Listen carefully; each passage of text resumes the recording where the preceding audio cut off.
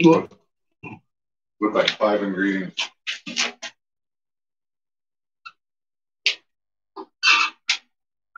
Oh, you kidding me? There we go. My thermocouple. Shit out on me. Actually, you know what? Can you turn on my tank? Yeah, right here, this propane. Yeah. How do I turn on this one? This crank on? This one only? Yep. That's it. Thank you. Does it feel like I got gas in it? Yeah. Okay. I can lift it. Yeah, give it a shake. It's probably like a third or less. Okay, good. You got enough for tonight. Yeah. It's probably enough to eat up my tank. Yeah. So, let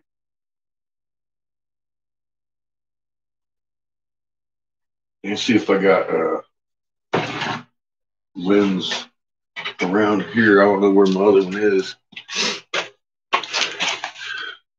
Well, Rebel, how you doing?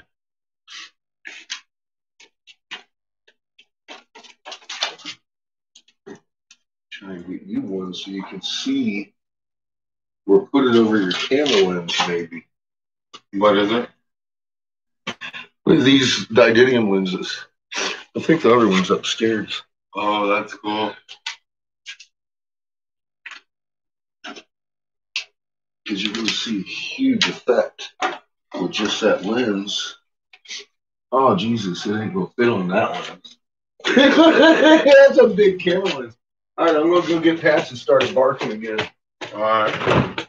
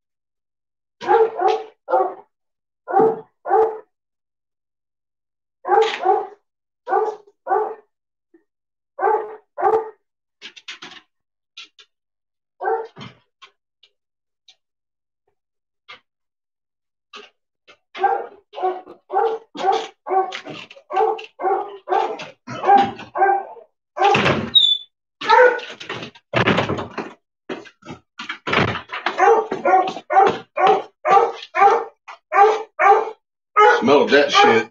What was it? My propane. Oh, it was on a little bit. You might not even smell down here. I have a sensitive nose for it. I usually do, but that's crazy. Well, you're actually also on the end of the outtake. Looking for my other lens. Yes, Patches is excited. We have a guest today. So she is convinced that he has come to visit only her. And I've locked him away from her, and she's very upset. I've got another lens like the one that's on my camera. I wanted you to have. I don't know where the hell it is, though. So you might not get to have it. I'll take it off the other camera so you can see the effect. Yeah. That's smart, dude. Because it's freaking amazing when you're looking through these things. Ain't it, Rebel?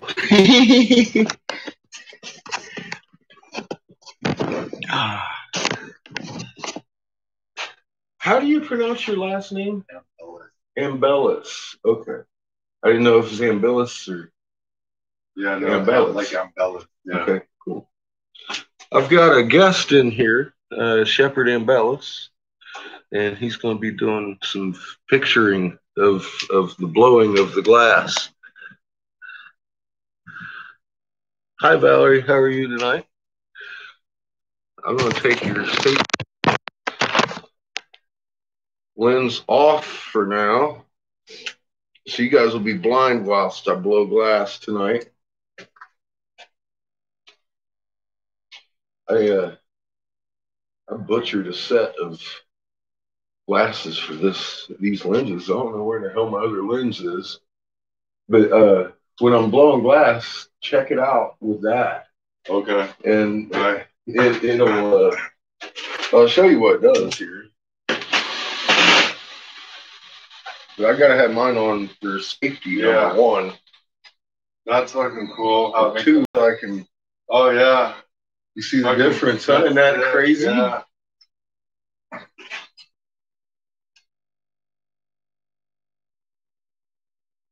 Wait, can I get you to turn it off and fire it back up again? Yeah, yeah. Like whenever. I mean, not now. But... Yeah. Well, I was gonna smoke a bowl over here first. Kiln still has about 250 to go before it's going to be safe to pull the glass out. All right, let me know when you're going to start that back up, and I'll film it like every chance I get because it looks cool, like firing up. Okay. You know, I'm going to get shots like that. And yeah, for effect and shit. Yeah. Different shot.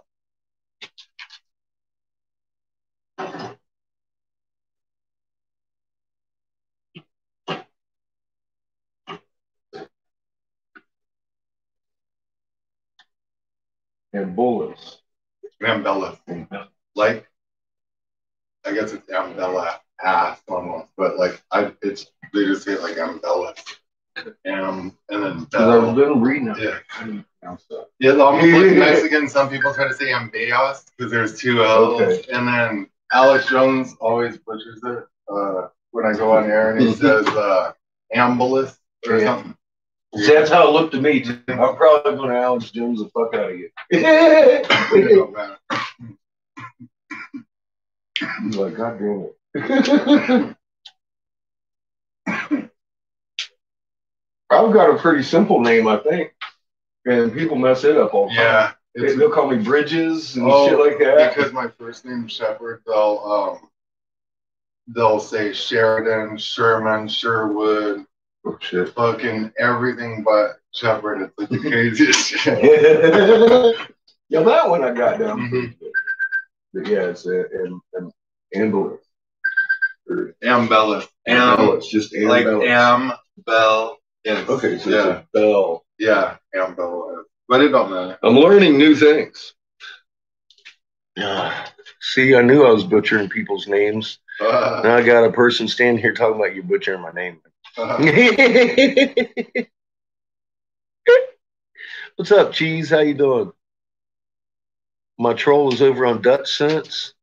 Trying to tell you he needs special telescope to see the moon. Oh my God. Doesn't he make you want to punch him? I can promise you it hasn't been me doing it. Hi, Pollyanna. How you doing, hon?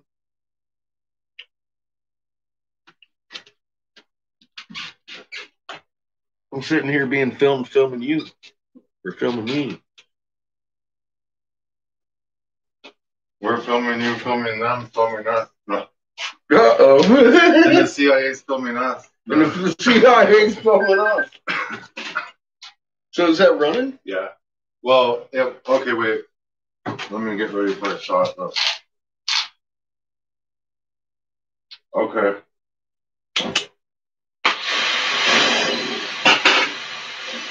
That gets exciting. The flame gets hot. It's called prep work. See, I get them already in tubes.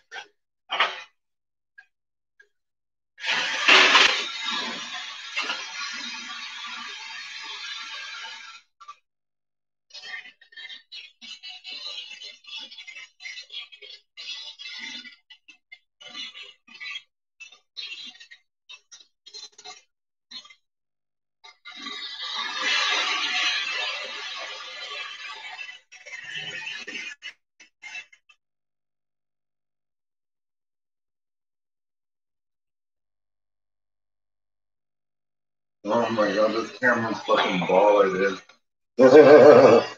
Nice. That's why you was in Dallas getting that. Yeah.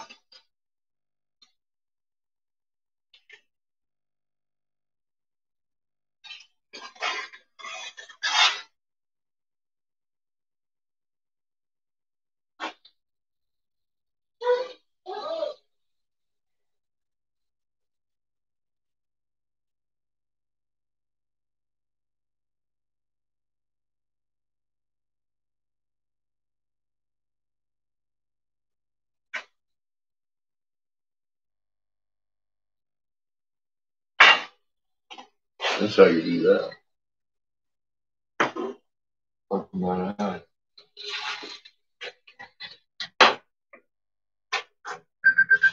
Yeah, that's how.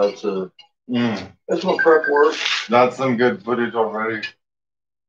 I mean, that's fucking gonna be. It's gonna look sick because that'll bring you into your segment. But I mean, I'll have a lot. We'll get a lot of different angles of footage. Nice. I'll get in close and do some shit like this. Nice. And then, you know how it'll kind of bring you in, and it might show like your town a little bit and stuff. And then it's pretty fucking iconic. And then you might pop in throughout the film as fillers to bring things together. If I think that whatever you're saying is like relating to something else, and then same with other people. Sorry, just your collar sticks. That was a good first shot. I'm looking to see if your peeps is coming in. Window and I guess one of your moderators is Nemesis 1122. Yeah. They come in often.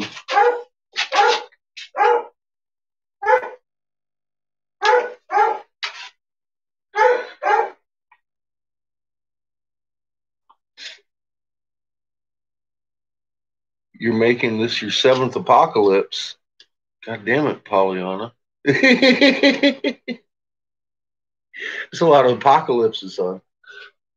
This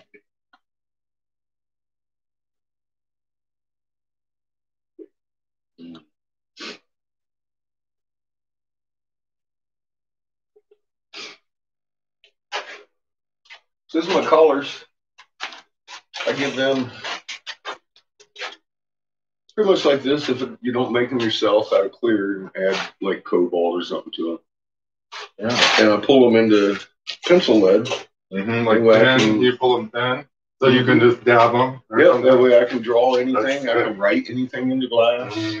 You know, put dates or names into it. I do that a lot. The pipe I just gave you has Colorado Made inside of it that I wrote inside, upside down and backwards. I'll probably be holding that and talking about the colors and shit or something like, you know, maybe like up here or something, or I'll figure it out. That's kind of interesting. Yeah, you get a chance to see me pulling some here in a little bit because I'm going to chew through them in this one. I'll eat them up. Look how that looks. It's fucking glowing. Is it glowing? Yeah. Oh, yeah. Don't touch it. Yep.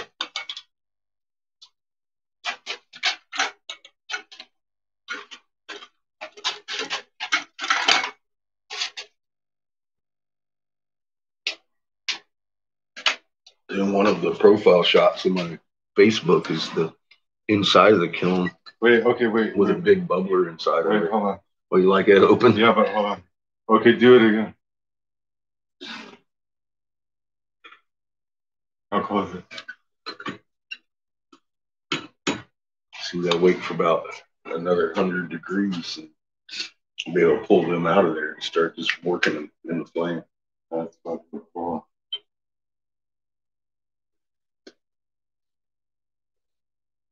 Well, hi, Handy. How you doing?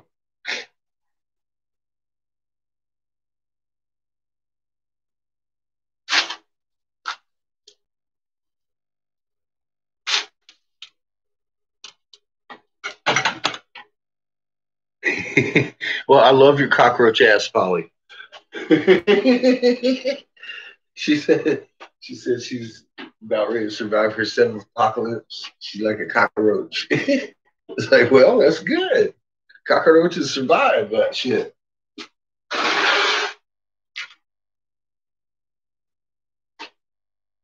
Let's open this motherfucker again. Hold on. Okay.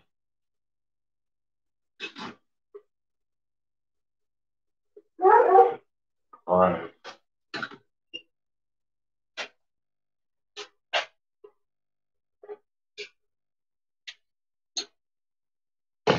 Yeah, it's gonna be interesting. It's a lot of fun. We'll put in another.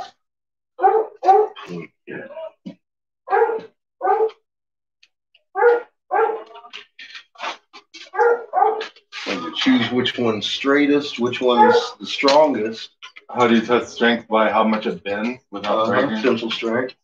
Yep. I just grabbed hold of it. This one feels a lot stiffer than that one. And I figure it's longer, but I might lose that much of it if I'm trying to use it long, and it'd be snap and break right there. It cut me. So you're gonna know from doing it so much you'll pick your best option. Yep. And it also has a really good straight edge because I like my axis rolling like that, so I can do the amazing stuff. Wait. Let me get that. Oh, okay. A little bit like you kind of rolling that fucking thing in your hand. Hold on. The Patches has made it to the inner door.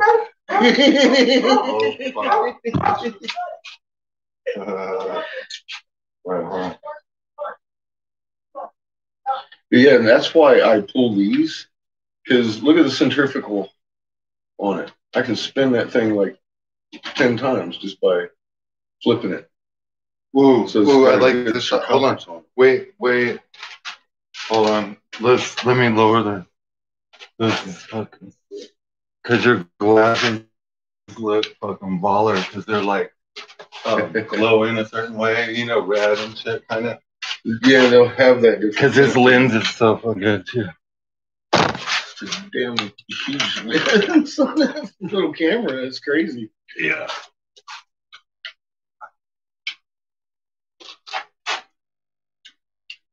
Oh, this.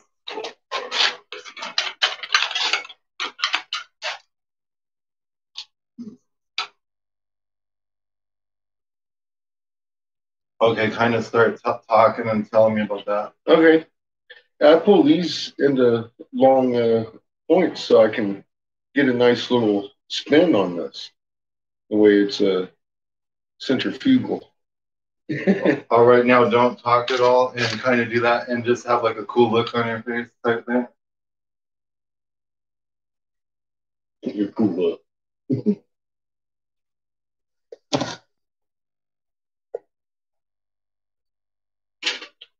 Yeah. You ready? Yeah, let's set up. This don't take long.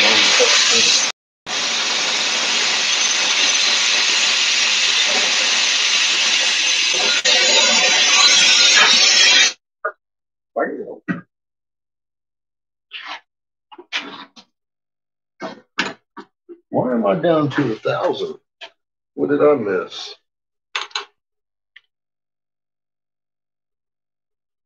I fell a couple hundred degrees. The thermocouple must have fell down. Oh. Okay, good. That's not me. I got the same ringtone on my messenger.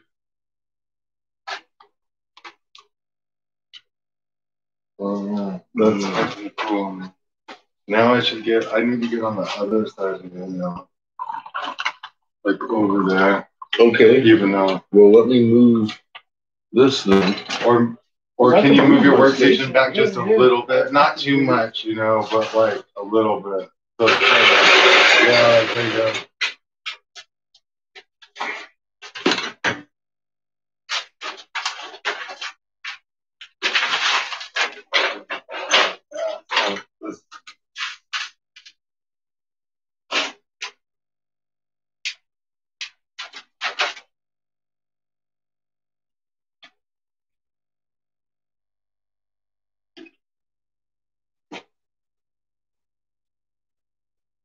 Hey there, Teddy. It's been a while. Welcome. Hey, Glenn. How you doing?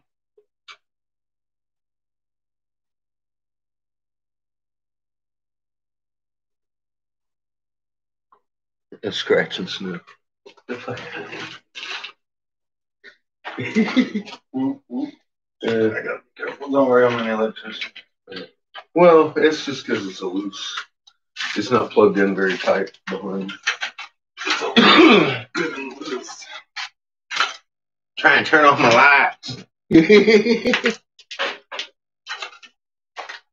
Looky, Rebel. I brought Mary with me. Blow you a hit, buddy.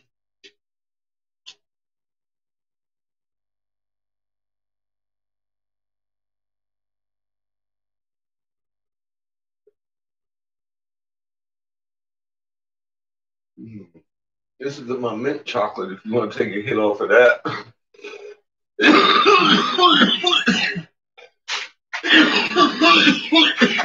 Yeah.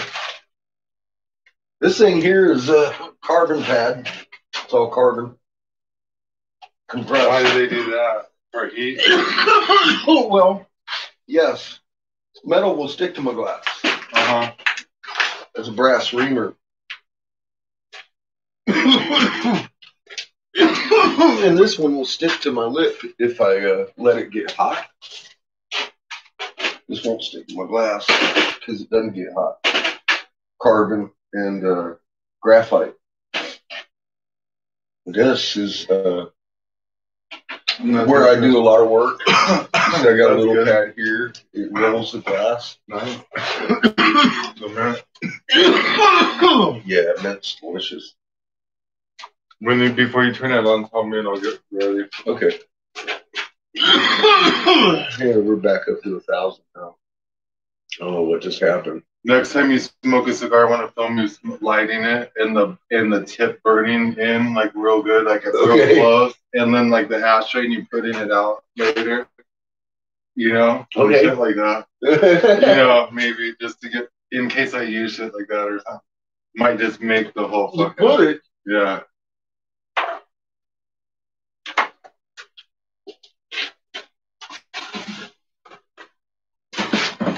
Yeah, because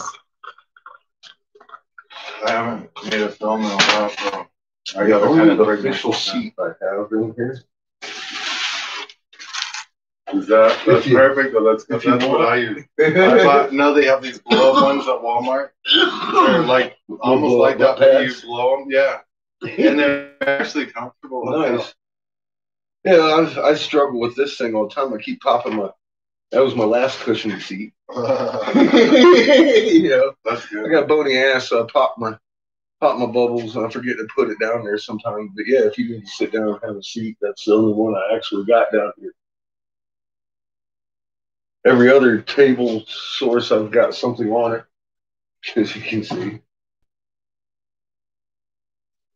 Yeah, no, I like it. I'm gonna film like the shelves and like, you know.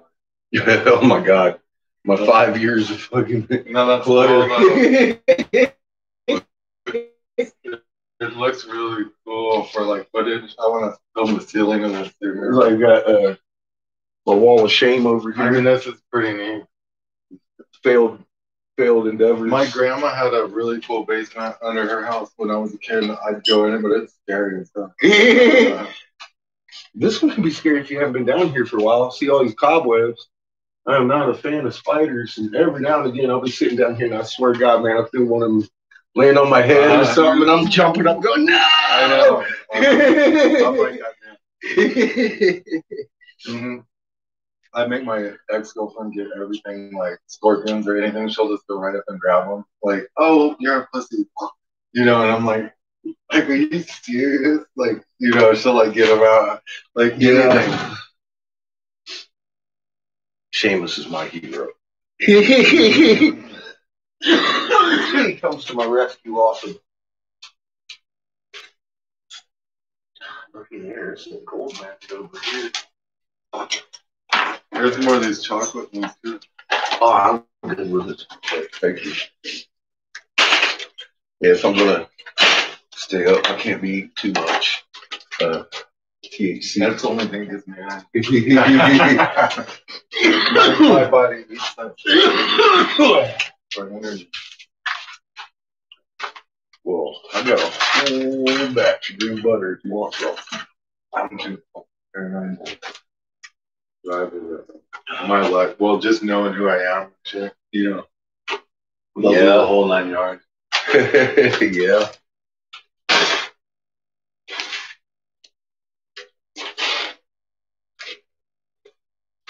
More than likely to get pulled over than the rest. Look at this shit. This is just fucking crazy.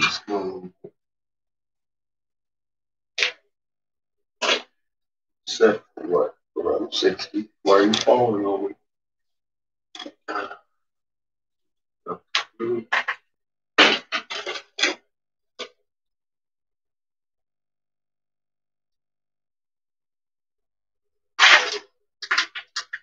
And then you're in the back here.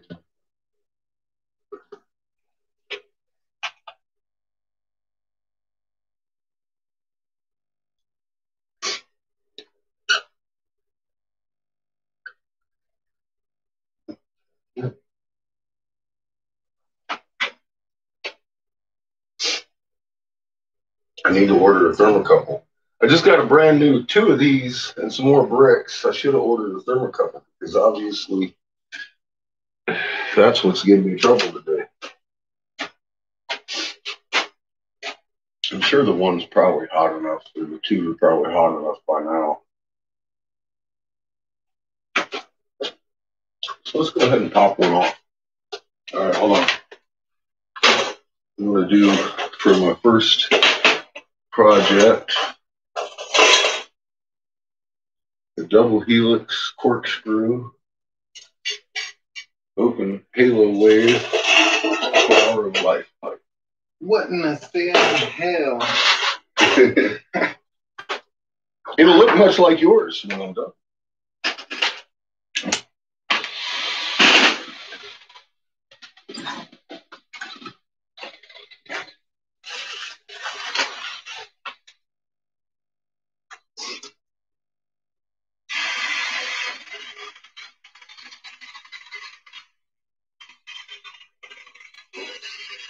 First thing I'm going to do is make it easy on myself. Pull off some of my cap. So I get even heat around this circumference. The flame wants to bounce around if you got a bunch of angles on it and you can't heat it evenly to do this with.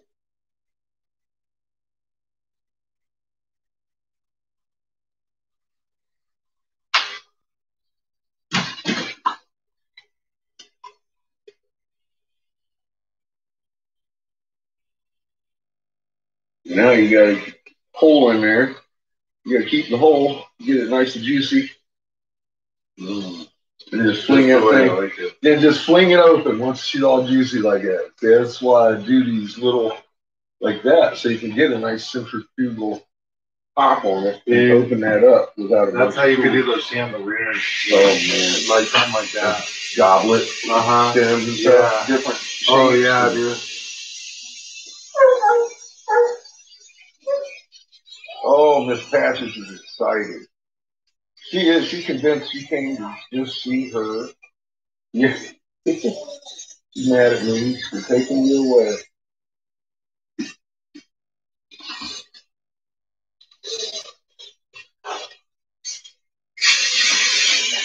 I want my dark color showing on the outside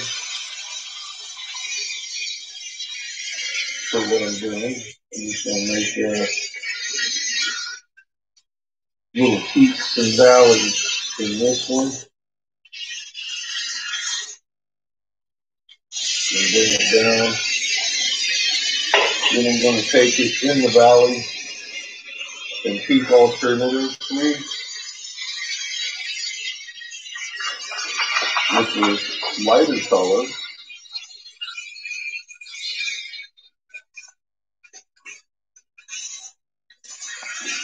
That way, I have interwoven diamonds when I'm done. Hold your breath shut. This is I lost my silver.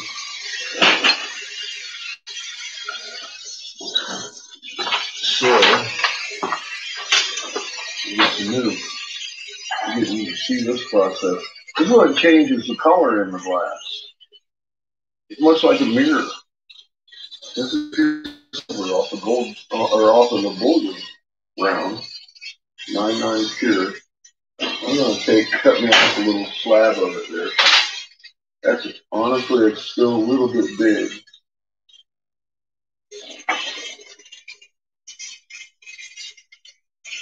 I'm trying to cut that in half.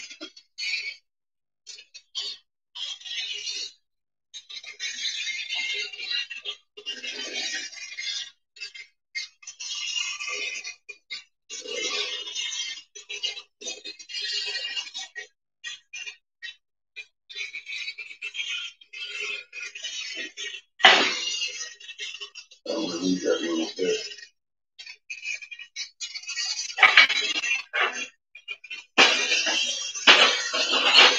I gotta get it on my palette.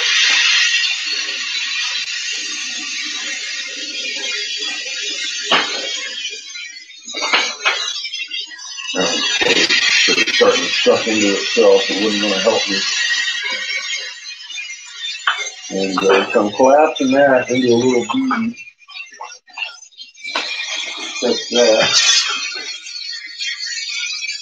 Sometimes it doesn't want to stick the first time because the silver's too cold.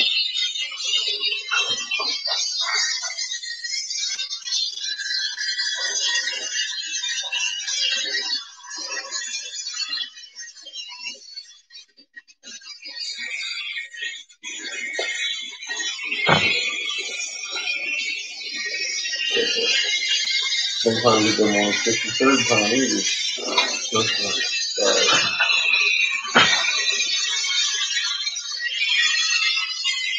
Got it.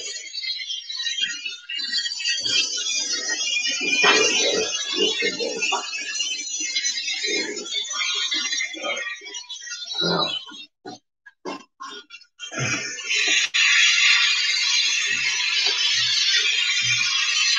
turn the flame down because I'm going to shoot the smoke right inside there.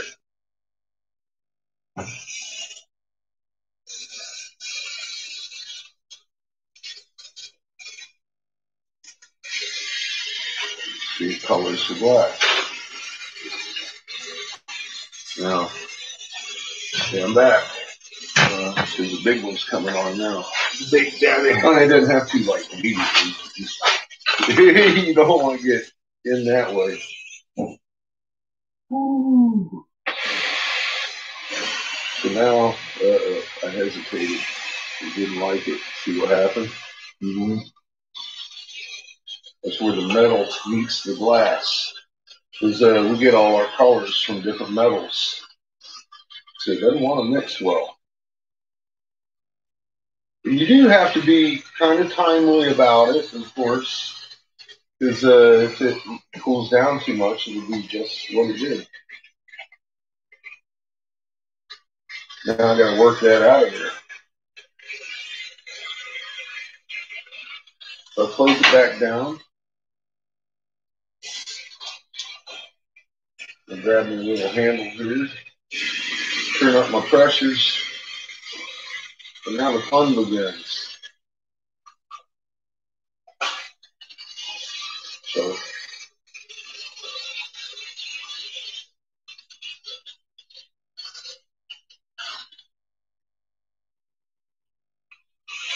I find it's a lot better because of what just happened.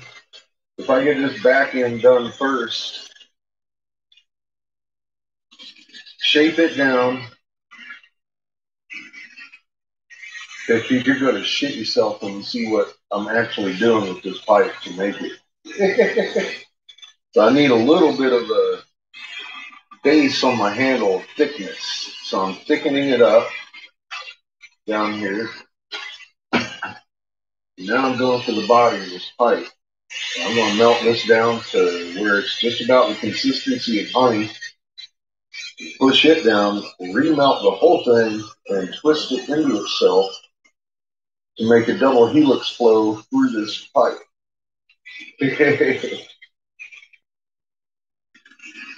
So I'm getting the walls thicker now, and I'm going to taper it.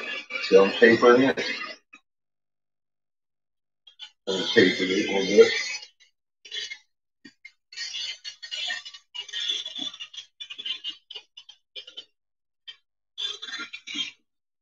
Properties of Pyrex is it doesn't conduct heat very well. So the faster you actually spin your product, the faster it heats. It's odd properties of it. Now, as you can see, I'm folding. There it goes. Twisting it into itself and keeping pressure on it so it doesn't collapse fully.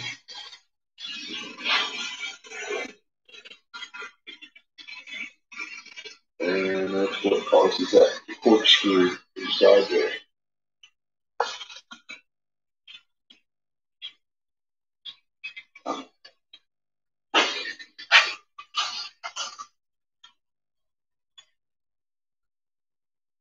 don't actually blow a whole lot. You just blow pretty much to keep the shapes.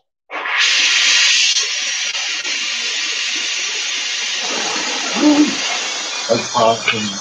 Yes, sir. It's about 3,200 degrees. It's actually magma at that point. The sand, of course, is the main ingredient. Liquid hot magma. Yes, sir. I manipulate magma for a freaking living. Like knitting. Yes. That's our pinpoint. Yeah, I'm for the flower of life. It takes a little bit. All right, now back it away.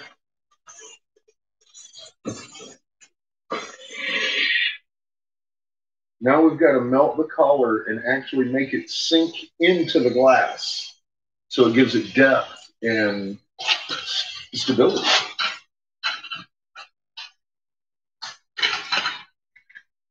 So that requires me to pretty much melt the head to honey, keeping the tube intact and letting it roll back and forth and swallow the color inside the clear glass. So it gives it nice full form depth. So it's already flowing back and forth a little bit now. And a little bit more. So I'll bring it out and you can see the depth in the glass before I blow it out too.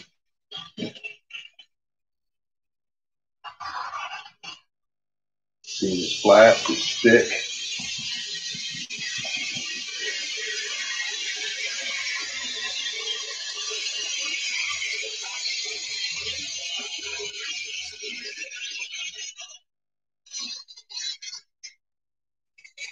You got to time your roll to keep this nice and even here. You don't want your piece all floppy. And then when it's done, you can really see that detail in it. So here's how you make 3 holes in it. This one takes a little bit of precision blowing.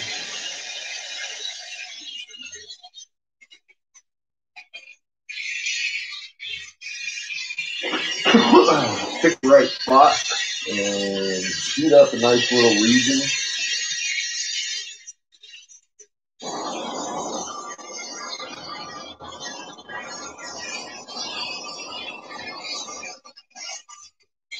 Look like that.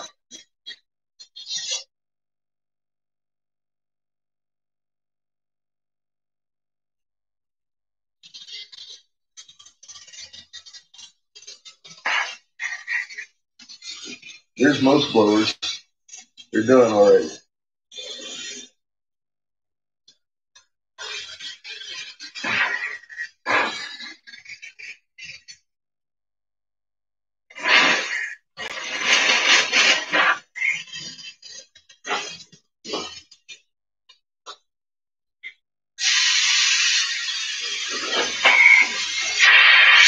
I'm going to grab my carbon rod. Shake to a point. Just point it.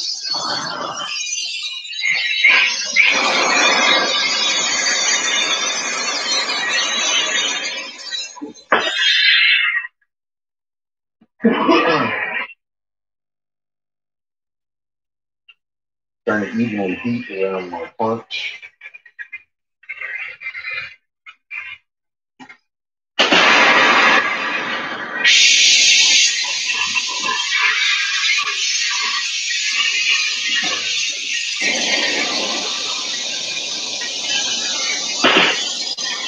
Can I take by you?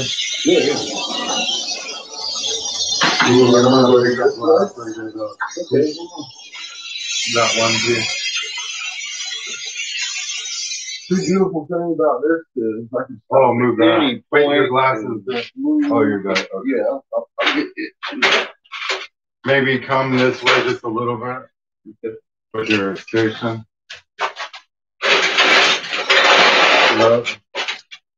Then I'll get this. There's something there.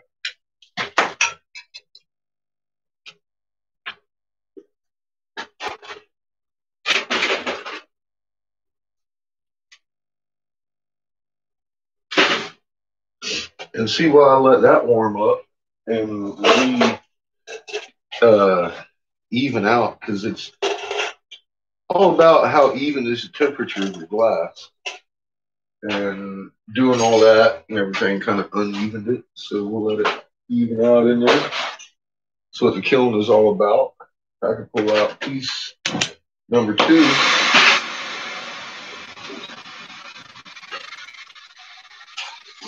And begin the process over again.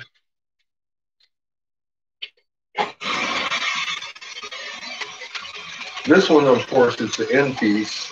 All I'm going to do is even out this. It's going to round it off. It doesn't want to make it blow up on me. And I'll lay in the color again. Starting with the opaque and going to clearer colors in my overlap.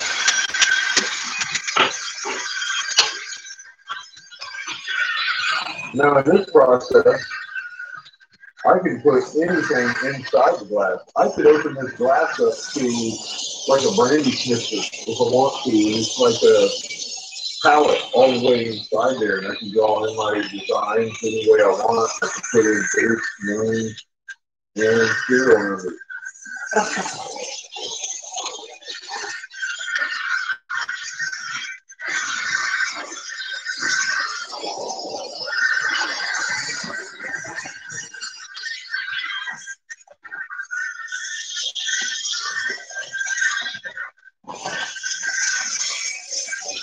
I love this medium because it allows for extreme details in anything I want to do. Goblets, and coffee mugs, and whatever. Because anything I do can handle the heat really well. It's Pyrex, the same stuff we've been cooking with for decades. I just make it look pretty. And it don't have to be a pipeline, but they found the cure to cancer. Now everybody in town's got a Chinese pipe. So I had to find something else to feed my kid with. You know what I mean? I branched out. Started doing all kinds of things with this.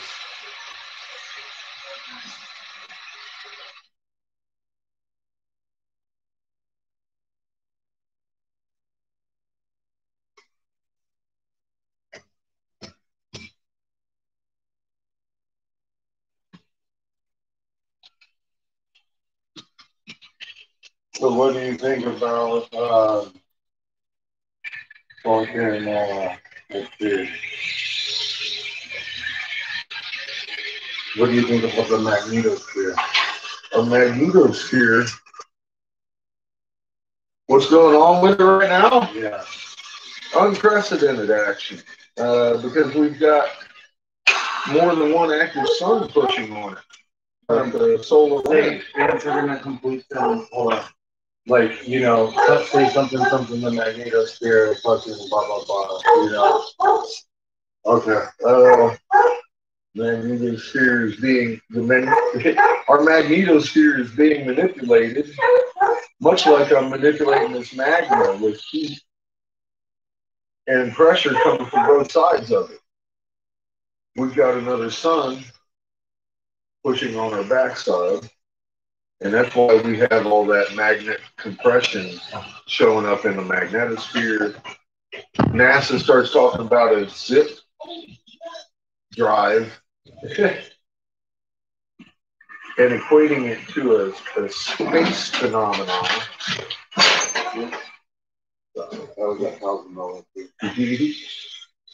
They're equating it to this space phenomenon. If you look at what's a zip drive, it's a man-made engine that's basically a capacitance discharger and blows this engine forward with the discharge. Well, if you look at our magnetosphere, that's what it's doing. it's blowing out discharges. And we've got planets and other magnetospheres interacting with it that usually don't. That's why it looks so odd. And it's so active. What comes through in the magnetosphere is going to come through in the ionosphere, affecting all the weather, the tectonics, any of that induction coming in. And there's such a thing called an induction furnace that is made for melting metals. Well, that's what we're watching happen as all that induction comes through that I was showing you today in the magnetosphere. That's coming through our atmosphere, through us, through the heat, everything up. Well, I'm going to get them.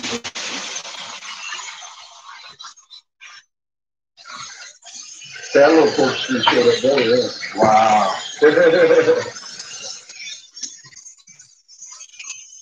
Well, it was the second one. I was ready there. I had my stall on.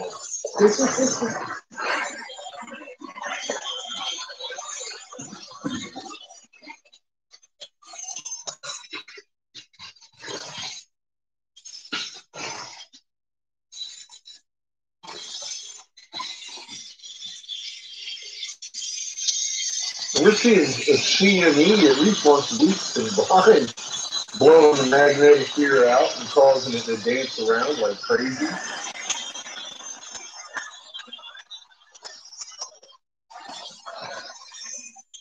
You say it's no longer your mother's magnetosphere. It sure isn't the one I was taught to read.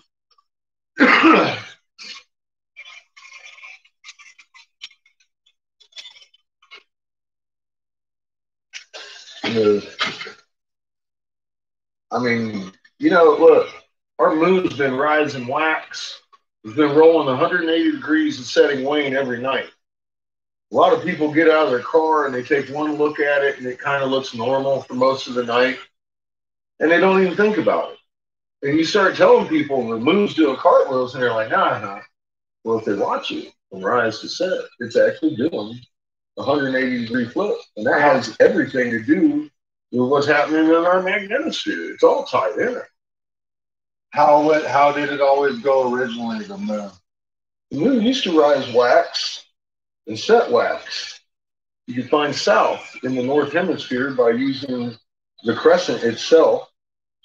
And it progressed to wane in a 30-day process due to the orbit around the planet. Well, now the planet's tilted on its side, and instead of seeing that motion as we roll around, we see this motion.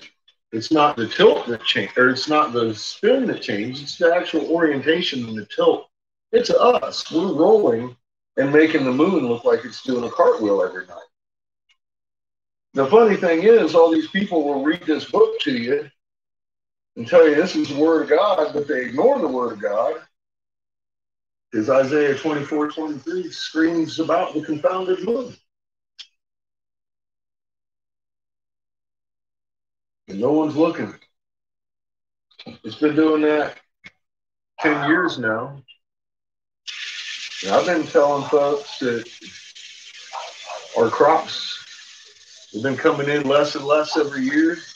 Last year was the worst ever in 40 years. Do the numbers. We got more population now than 40 years ago. And if they're having the worst harvest now, so I started doing the numbers and I was like, oh my God, we're out of food. The silage lots are running out of food. The cows over here, this lot over here used to handle about 10,000 head in the feed lot. And they pack them in really tight into those lots so they don't move around, but they give them this high energy grain. There's like maybe 200 cows over here. And they don't have the room for or the food for them anymore. You saw the silage barn right over here. It's empty. There's the grain for the cows to get into They take them from the field and put them in these lots to fatten them up. Well, those have been empty since almost Christmas now. And I knew they had to have us in martial law. If nothing else, but to take control of that food supply. So they could actually blame themselves if they needed to for the shortage of food. And I couldn't figure out how they were going to get the American public up off their couch and fighting each other in the street, because this is America we're talking about. Well, they didn't have to. I didn't see that one coming until all of a sudden Wuhan broke out, and I was like, oh, this is how we're going to do it. Repeat that. I was talking about Wuhan breaking out or something. Yeah, when Wuhan broke out, I was like, oh, maybe they don't have to get them in the streets. Looks like they're going to have us on voluntary lockdown. And not only this nation, for God's sake, there was 180 of them. The whole Crown Vatican DC Corporation went on lockdown. I was very impressed with that social experiment. And they said, now let me get around you over here real quick.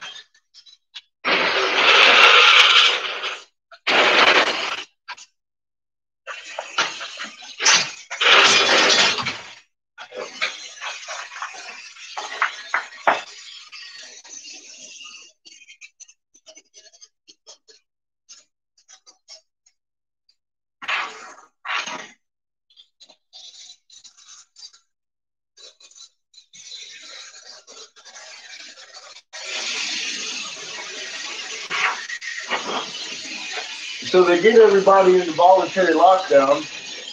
They tell them, "Oh no, the sky's falling," and everyone runs to the store for what? Toilet paper. I was like, they knew better than to try to get these lazy, ignorant people up off the couch and fight each other. They had something else in mind for them. So they went in and fighting over toilet paper. I was like, we're fighting over toilet paper, but we're out of food.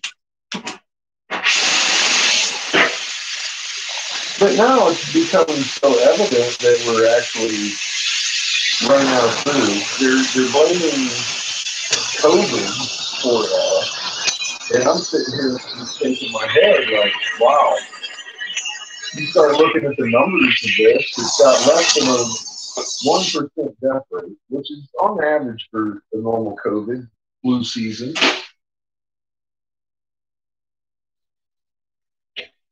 And there's actually more death rate from suicide than the damn virus. And I'm like, well, can't people see this? Repeat that. Something about there's more death rate. There's a bigger death rate from suicide than the virus that's going around that they've got us in quarantine for. The concerning thing to me is knowing we're on our side, knowing we're out of food, knowing that the mandatory treatment or the government mandated treatment for this is inclusive in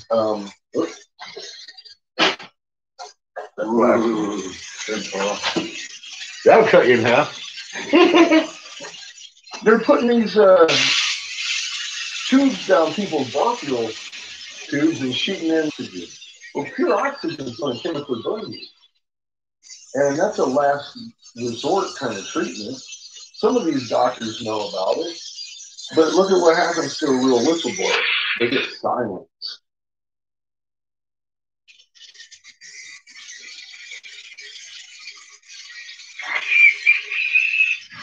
What bothers me is a lot of the medical communities just okay with it as long as they keep getting paid. To me, they're euthanizing our old people, and that isn't okay in any way, shape, or form. You think they're making Soylent Green? I don't think so. I think they're just getting people off the dinner table. And they're taking the old out first. They've done the same practice forever. They take out the old, the infirm, and the weak.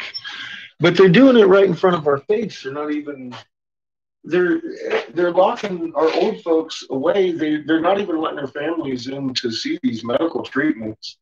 Some of the people that don't trust the system are having autopsies done, and they're showing embolisms in their lungs. Even the survivors, at some point, they're having permanent lung damage. And it's because they've been on these ventilators. It's insane. The president's over there talking about he got car manufacturers making these things. Under what circumstances would you need a last minute treatment like that to be putting on somebody with the flu? And of course they're getting pneumonia because that's one of the side effects from doing this. It's the treatment itself is killing the old. That's who gets sick with the flu. So I just hope people start looking around for themselves and seeing that things are a little bit bigger than what your government's letting on. Yeah, I mean, 180 of them. Just that. Who could have seen that coming? I was thinking, look, I worked for Davis as a senator's investigator. I told him that we're on our side, the moon's doing cartwheels. They stopped me halfway through my presentation and started telling me that this, well, we need to get everybody in lockdown. We're going to have control the population, keep them basically where they are and comfortable, and 3/4 of the population is going to be gone after this. From two different very avoidable subjects, being washed away and the lack of drinking water. And that bothered me. And I've been warning people since I stepped down in 2014. This is what's coming. And I've been called a crazy man. And now everything I've said has been coming true. And I just, like I said, I hope people start to wake up to the fact that our governments are lying to us and they're working together. The ultimate controlled opposition. It's a global thing. That was really good.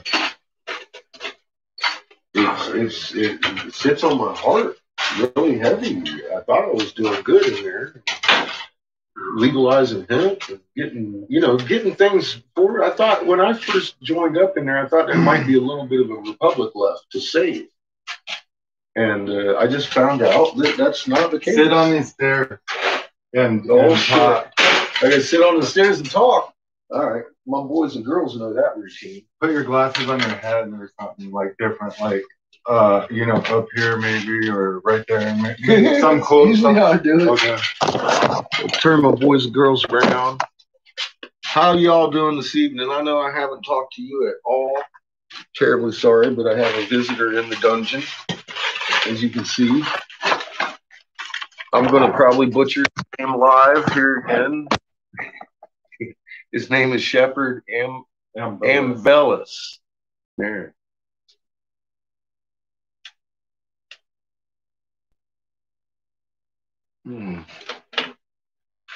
See, I started this last year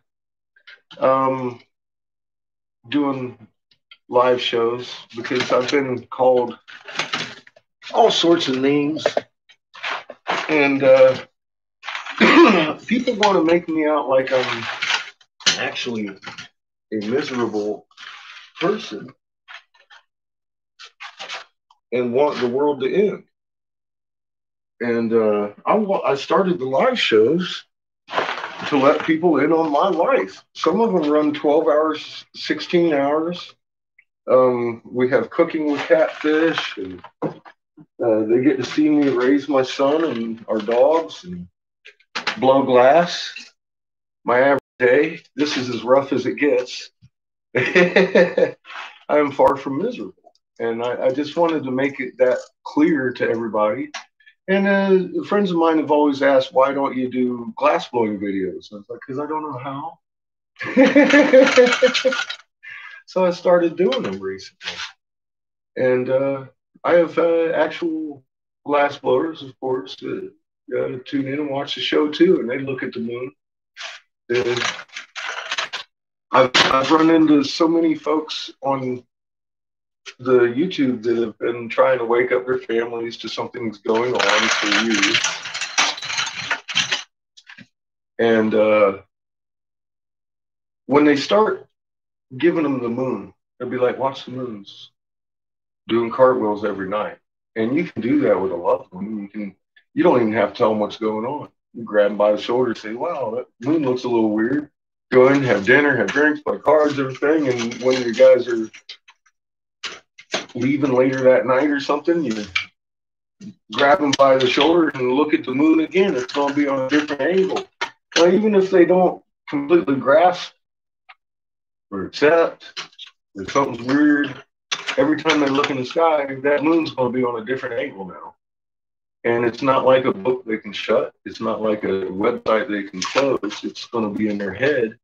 Yeah. Oh, you need this blocked? Yeah, well, a little less light or something. I put it away. Okay. Or we could just completely move it. Oh. I got connection instability. Hold on.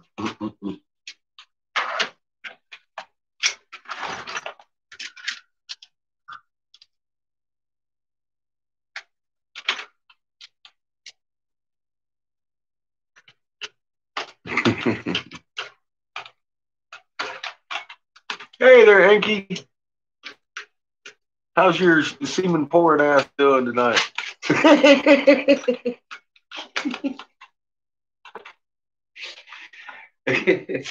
Oh, gosh. What's up, Brood? Poor quality video, but it's not buffering. I doubt if it ever buffers. This shit is on it.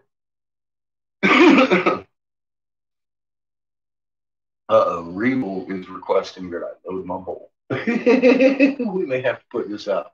That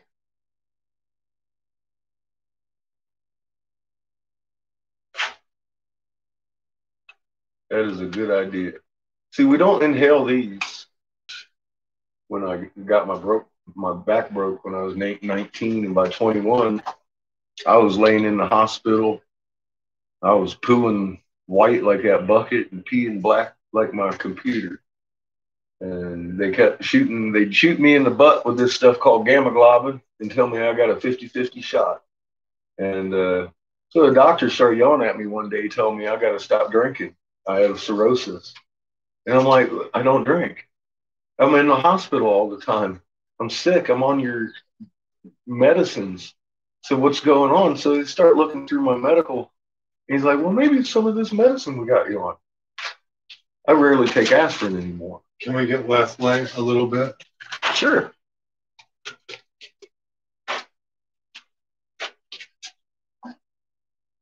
Oh, I can put it down here. Yeah. Maybe something like that. Let's see what happens. Yeah, you're not really though, because this camera's so good. Maybe even less. Yeah, feel free to move around.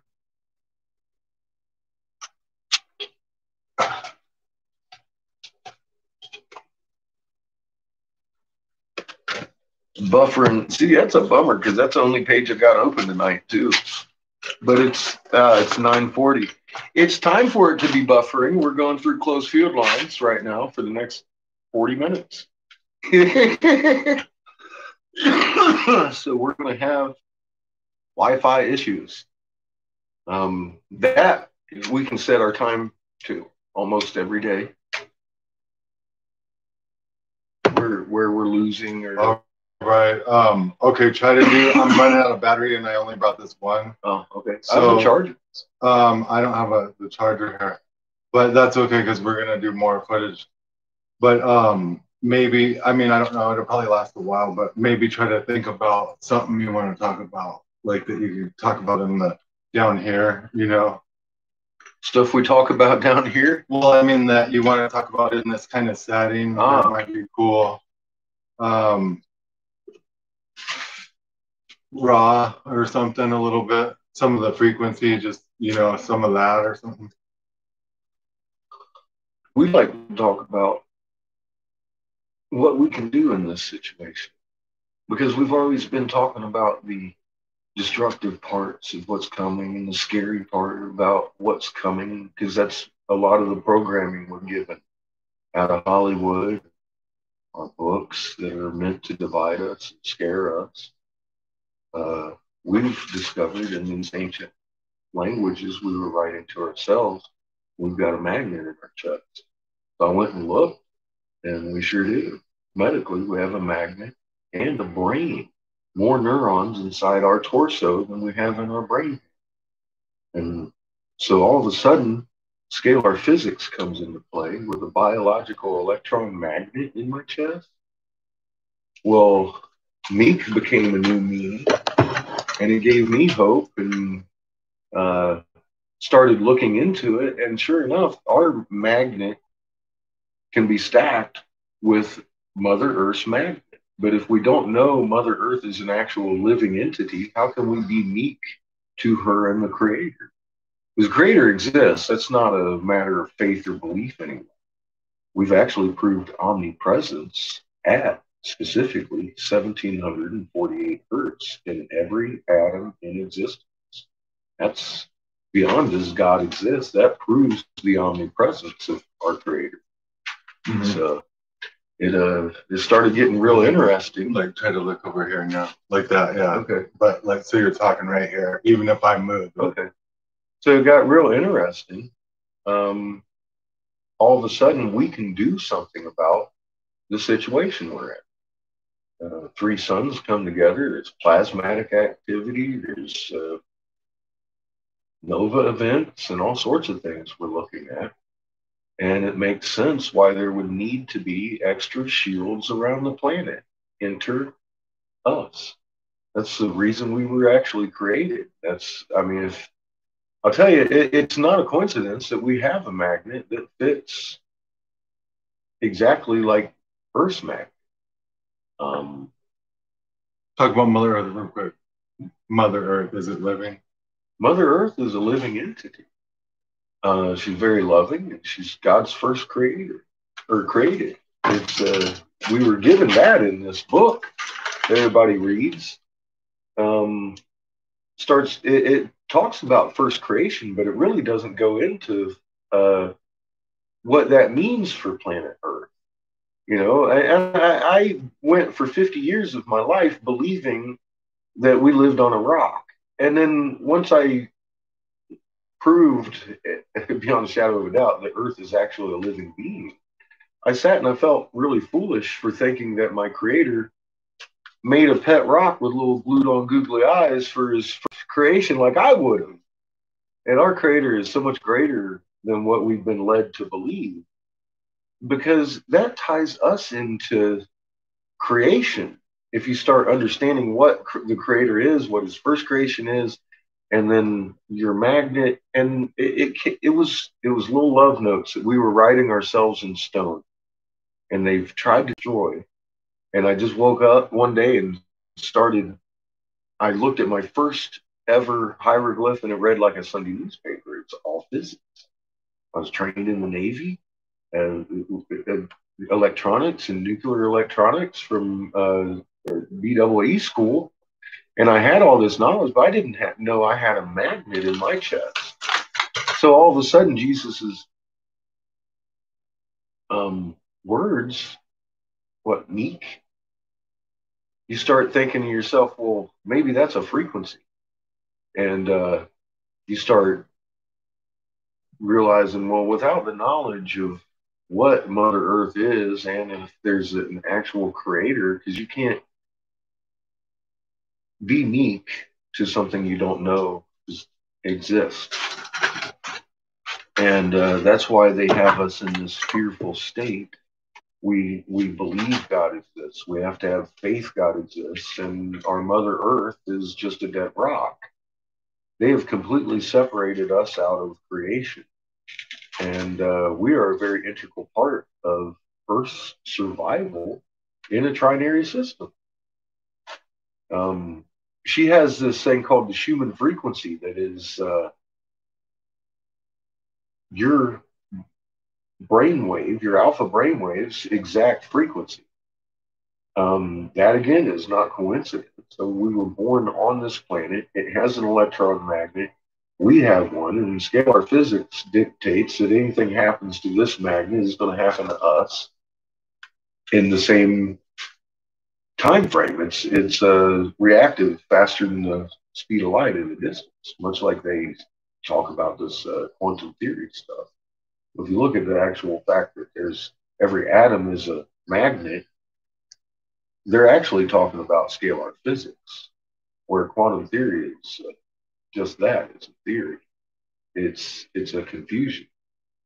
They want a set of technology. They want something done, but they don't want you to know what they're doing. So they start confusing about it. And the general public doesn't know what scalar physics is.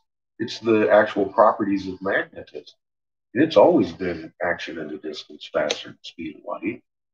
It's just they didn't tell us every atom is actually a magnet.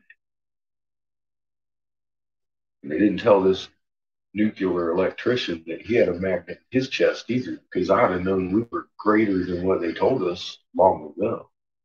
What happens when two submarines come together? Well, two submarines come together because they're very highly charged, basically capacitors in a nuclear submarine, because you're getting your electric generation from that nuclear. Okay, rephrase all that and use all those words like nuclear submarine. Okay, well, it's much like when you pull in a nuclear ship into dry dock. You've got highly charged capacitance engines running this vessel. You have to have one of them shut down before you pull the other one next to it, because if not, it's going to discharge and make an arc between engines, and it kills all the sailors on both ships, regardless of a submarine or a surface vessel. It's that engine, the nuclear reaction, that is arcing. Well, Earth in this kind of situation is going to start doing that kind of stuff. Basically, that's how the Grand Canyon was formed, a plasmatic reaction between planets. Mm-hmm. That's why we're provided with a magnet, so we can actually ground to the discharger. If you can ground and become resonant frequency with the discharging engine, which is the Earth in this case, then you're part of the discharging force. You're not subjected to the discharging force and caused to be pretty much smoke instantaneously. Your salvation is truly in creation, and he put it in your chest. And it depends, you can't fake that. That's all I got. Batteries going dead. That's good. That's a good place to end it. Yeah. And we got some super killer footage. Nice. So maybe I'll even think about coming tomorrow night, and we should maybe just think about doing the whole thing in this basement. Okay. Because it's a perfect setting. It's its own original setting. It's my dungeon. Yeah. And I like this because it plays into the whole dungeon theme. Yeah. But you can see the brickwork's brand new around me. Cool. So my structure is safe. That's why I said I made sure the structure's safe. But I better so we can bunker down. I better check this out and see how it is sound and yeah. The sound and the video quality. Do you need a plug-in for it? No, it's a special deal, but I got it at the hotel. Wow, so that's pretty cool, huh? I mean, I think I got some really good shots. Well, if anything, in the glass studio is fun. Yeah, that was cool. So maybe I'll come back tomorrow night and do the same thing. Okay. Well, I work every night, and I just got the oxygen this morning, so I will definitely. That'll give me a chance to do shit tomorrow and everything, and I'll get some footage. Man, I'm hot. I gotta get out. I'm not used to that. Yeah, hot in the basement. I did electrical and in industrial. Yeah, because you'll have to go through the gauntlet twice. Make sure you got your weed there. Yeah. All right, Pat's is going to be tripping. That was awesome.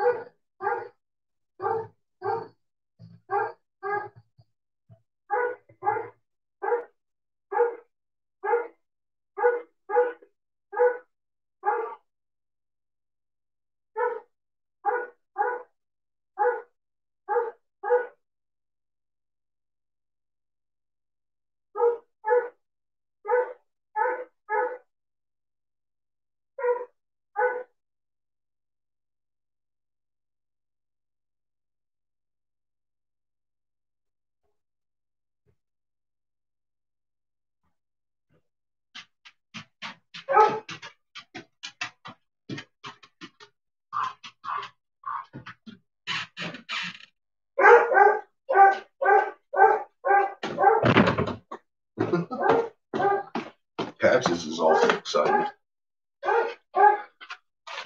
So how are we doing this evening?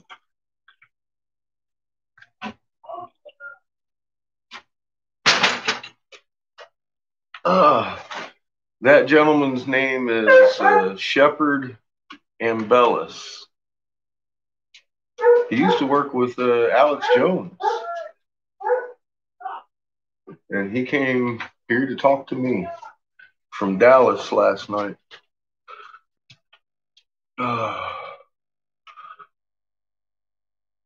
So we'll be doing more of that tomorrow too. He's making a movie. I'm a movie star, bitches. But so he came out here, and I didn't think he knew what I had, what we were sitting on here, and showed him who I was. So I verified who I am, and started out that way at his hotel room this morning. Called me early. He's like, I'm here. I got myself a ghetto room. I was like, and it's funny, he's at the end of my street. He's at the hotel that's at the end of my street. So I just moseyed on down there and talked to him for about 4 hours this morning. Maybe more, I don't remember. It was a while though. We sat there, got high and shit, and talked, and then he just came over here and shot footage till the fucking camera died. So we'll do that again.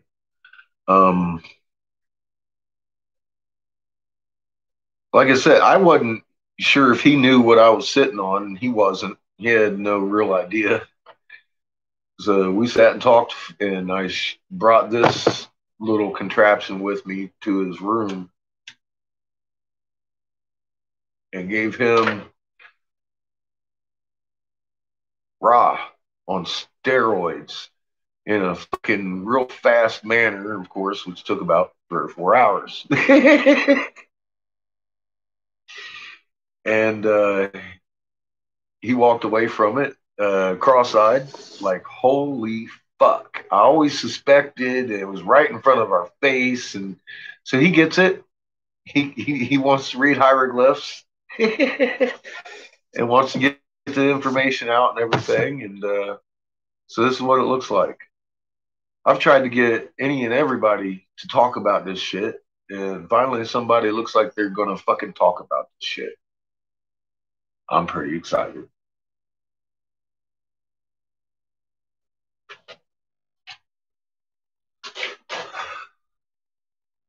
I just hope good form and safe. Finished product soon.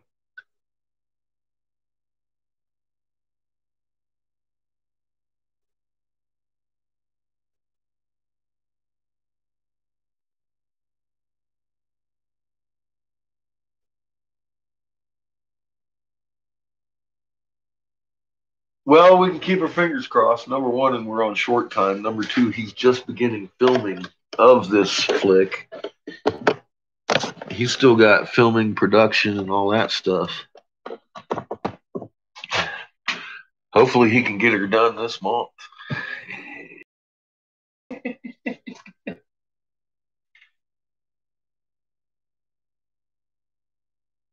Yeah, well, he's not with Alex Jonas anymore. He's doing this one independent. Yeah, that's the question, Homebrewed. How does it come through after editing? That's going to be the telltale about this, of course. Because I don't know the guy, and I've seen his work. It looks pretty good. He's definitely a pro. It kind of freaks me out because he came out of nowhere, and I've been trying to get people to talk about this for fucking a decade. And then all of a sudden, he's in Dallas yesterday coming my way. And I'm all like, okay. So I went and felt him out this morning. Like I said, gave him Ross, see what he's about. And he's got all excited, and here we are. So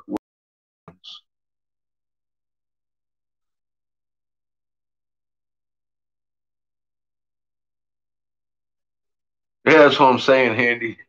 God knows what it looks like after editing. We'll see.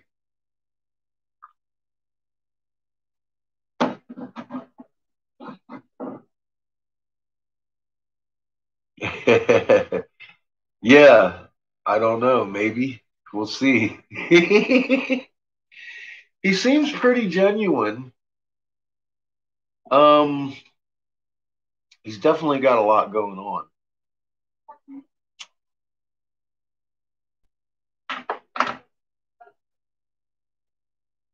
And he seems to be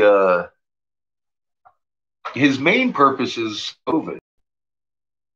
So I'm not exactly sure how he got my name or anything either. It might have been from some folks here. I'm not sure.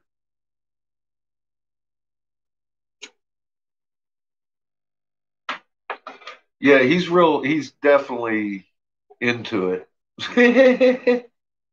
He's definitely into it. He's into my mess. You guys are into my mess too, so I guess that's not too much of a surprise. No, actually, I took a nap. I, I don't dress up for nobody. I don't dress my house up either. You walked right into my full on mess.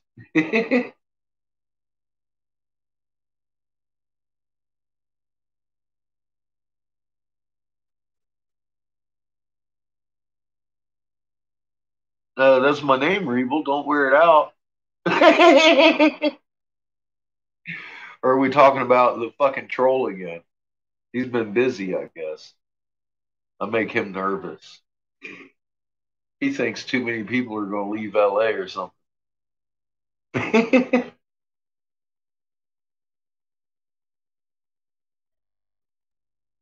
The other dude, I know, right? Well, see, that's the second step of this. I went on into my experience with the Dodge and the missing driver and owner, how they tried to kill me. That way he understands this could probably bring some heat to his ass for exposing me because they have worked really hard trying to keep me quiet. I said, you see, at one point, Snowden's picture came up on the line. I said, you see that guy? I said, that's not me. They're going to come after you for letting me talk, you know. He's like, I know. I understand this. So, like I said, we'll see what happens, man. I'm pretty excited right now because, of course, he seems very interested in this. But from now to the end of production, God knows what could happen. So, we'll just keep our fingers crossed and hope this guy gets through with the message. I told him, I said, you don't even have to use my name. I said, if you want, you can just take my fucking material, you know, and keep my face out of it. That way it might be less fucking dangerous for you. He's like, no, let's do it. I'm like, okay, falls out. Let's do this. Yeah, I think it might be a good thing. I hope so. He might be. Might be. That's cool. We can direct him to scientifically. I took him there too. I showed him the feral cell, of course. I said, look at he's like, wow.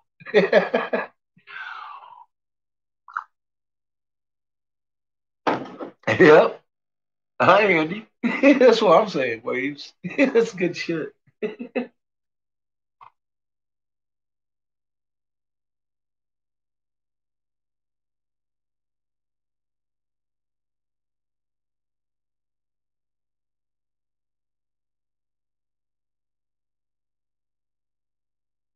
Nothing to see here. Move along. That's typical CH. Well, Big Cheese, I'm always open for a fucking interview at any time, man. If anybody wants to fucking get this information out, fucking face to face, dude, I ain't kidding. I've been begging people to fucking take it, take it and run with it. You don't even need me. Just take it, run with the information. But I'll put my face out there if you're willing to take the risk, because I'm trackable. I'm somebody you can track me right to a fucking sitting senator.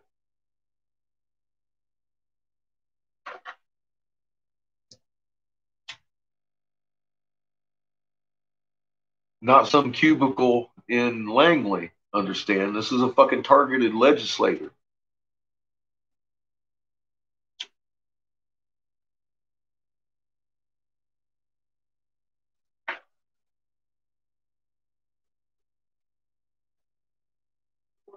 Cool. Well, I know you know who I am, Big Cheese. I'm just letting you know there is repercussions if you put my face on anything.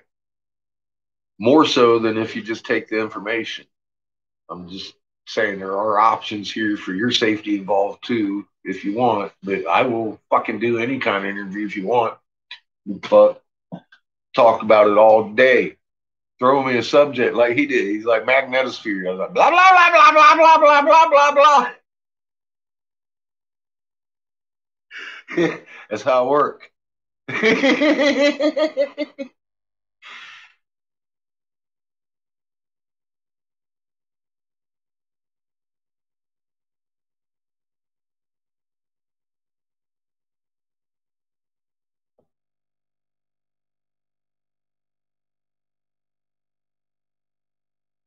Blow the lid off the Truman Show. Good. I have the same goal. The Truman Show needs to come to an end, and we need to get to the reality shows.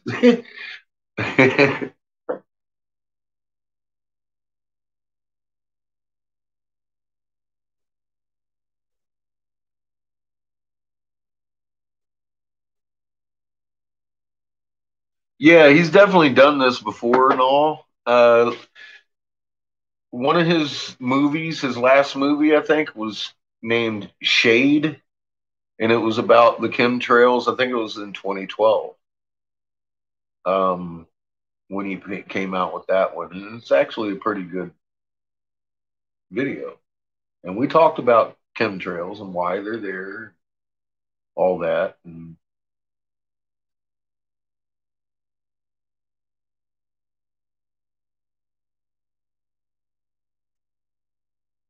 yes, they do, Dana, because tradition holds fact. Even if you lose the fact that the tradition holds, one day when we see it, we'll know what that tradition is telling us. That's the beauty about tradition. I'm finding out widely. Yes, they have magnet signatures in their powwows and on their clothing.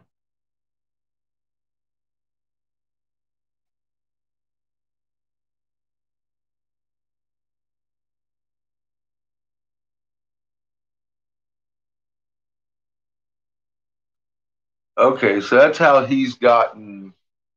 It's what I figured. Somebody from here was dropping stuff to him because he didn't seem very knowledgeable as to what content I actually had. But I think he might have heard I was some senators or something in the government at one point, and I'm out here trying to warn people about COVIDs. And pretty much that's basically what he knew when he got here. So I dumped everything on his ass.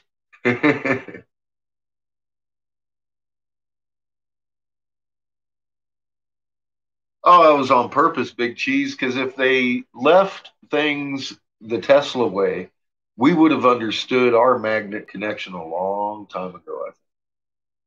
And that's the important part about this. That all this discovery, even though we can read hieroglyphs, the fact that, I mean, that's cool, but I mean, we got a magnet in our chest, and that. Of course, I read from a hieroglyph. That's what I'm saying. I mean, it's cool we read the hieroglyphs, but the information we're getting off of these hieroglyphs is fucking amazing. We're actually created just for this purpose. And I used to think it was hopeless. Ding ding, dumbass. Not hopeless.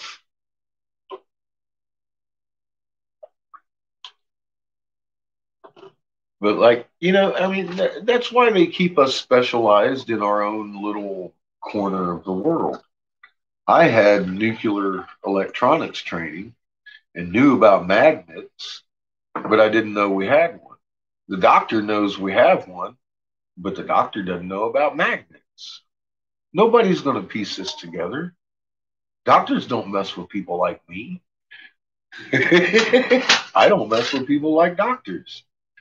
See how they do that? They did this on purpose. Oh, yeah, our medical. Well, look at not only that, like I was talking in front of his camera, the actual government mandated treatment is murder for what's going on right now. It's just going to cause lung problems on top of your fucking sickness and you're dead. There are some truthers in the doctor, in the medical profession that are coming out in the public and saying these words, nurses and doctors. No one's getting fucking CNN coverage, though, are they?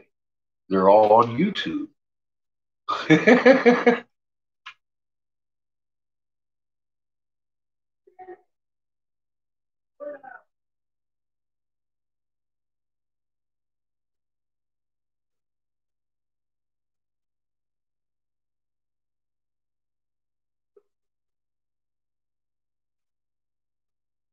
Fired and censored. Yes, Big Cheese, and they know they're going to do that when they stand out and do it. But see, on the other hand, you got to think of all the doctors that aren't because they're afraid they're going to get censored and disbarred and all that shit. Well, let me ask you a question as a human being.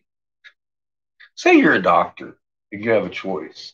You can be either a air breathing demon and know you're fucking harming fucking people and murdering fucking people with your fucking mouth shut and taking orders, or you can just do kind of like what I did and some of these other air breathing non demons decided to do too. As human beings, they decided to be a human being and be like, I can't go along with this shit. But we're actually seeing what, three quarters or more that are actually going along with this shit because of their fear, number one, of their fucking loss of their fucking job. And they're ready to put their loss of their fucking job over somebody's life. That's fucked up. And we got people out in the fucking streets out there every day in New York, hey, at a certain time, clapping for the fucking people going in there to murder their fucking family. It's nuts.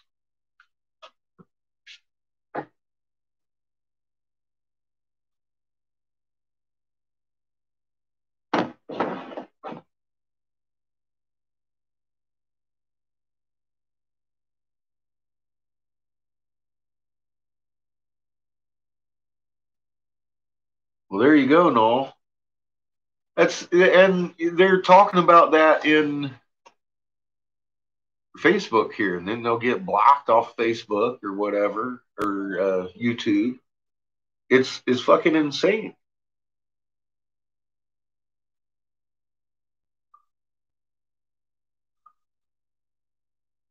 Yeah, that's what I'm saying. They're up there fucking clapping in the streets for their medical providers.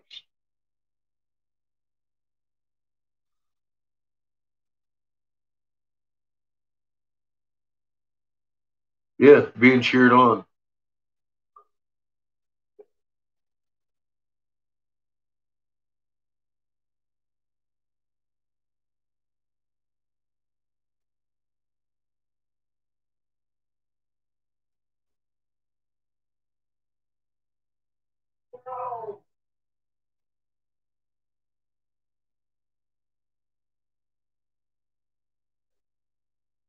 And who? Makes it fun for you, doesn't it, memory?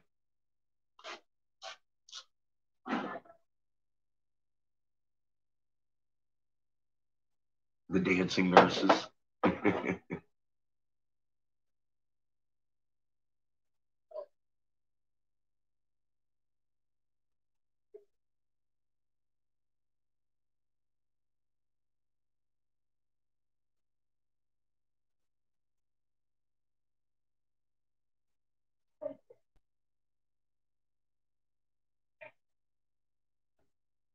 Hey, Eli.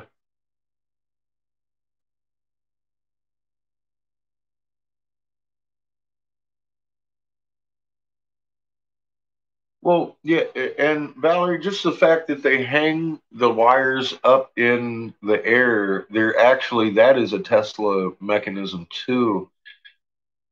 Power plants don't actually generate the electricity, they just move it through the lines pretty much. Because the lines, when they disassemble a line, they have to take and lock that line and ground it every few poles because it just hanging in the air is going to collect enough charge that it could fucking kill somebody if they touch the goddamn line that's been decommissioned, cut off from the power company.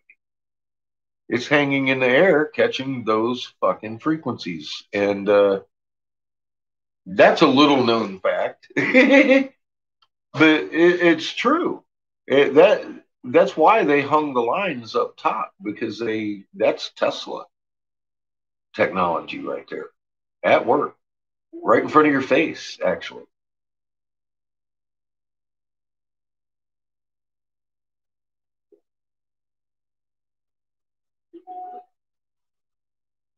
Yeah, they choose what conditions you see.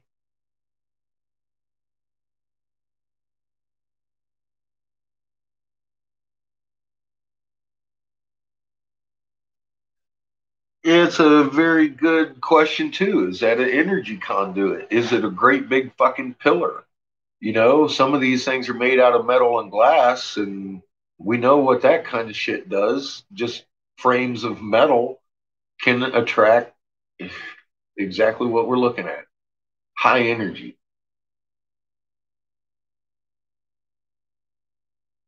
DC power implants. Yep. Legal pushers. Yeah, they are, Brenda.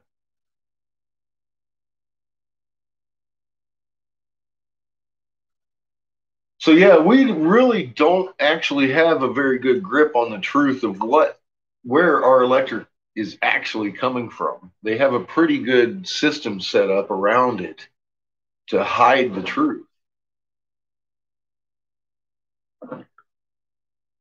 Now, are they generating electricity? Yeah, a little bit, I imagine, because they have to generate some to push that shit. But if you look at the numbers, there's extra energy coming from somewhere. And here's another thing, they have monitors on each one of these fucking transformer poles because some people also, understand Tesla technology and they'll take a copper wire, coil it, and bury it underneath the wire. And it takes enough electricity out of the wire to run your house without being on your box. Well, they have monitors on all these stations to actually find those dips in their fucking lines. They can tell if you're even tapping out of their fucking line. I've seen people get busted doing that, and they'll dig it up, and there's your fucking coil laying there, and they'll bust you for fucking stealing power. That's no shit.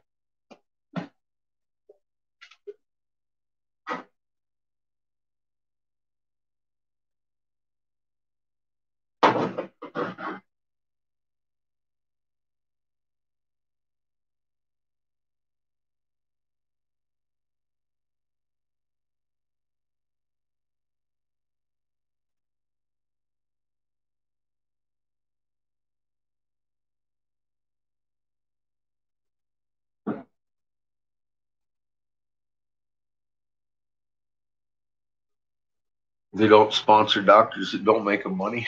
That sounds like a familiar tactic.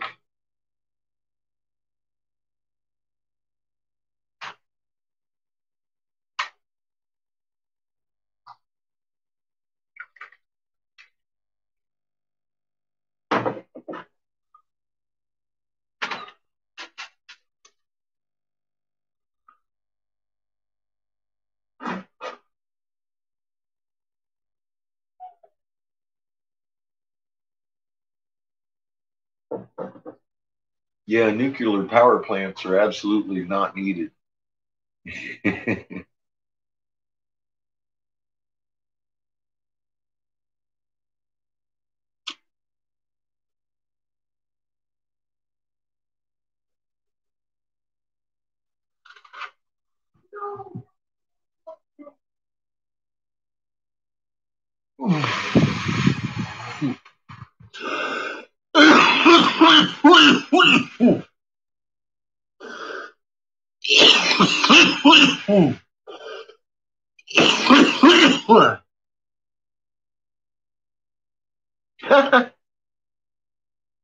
Oh.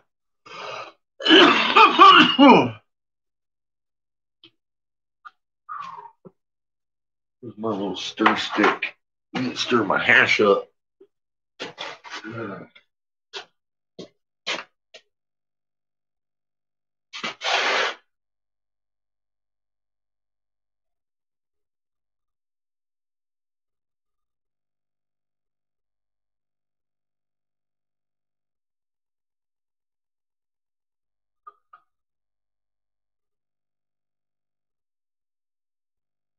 Then another thing, just, thinking about it, really encouraging to me is the guy came out looking for answers for COVID.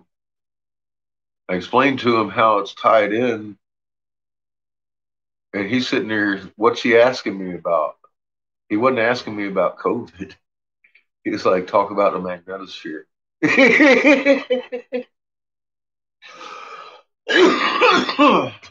He paid attention today. And I could see that in his eyes when I was connecting dots for him. I really think this guy's going to try and get the real information out there. I just have that feeling. I'm excited about this. The more I think about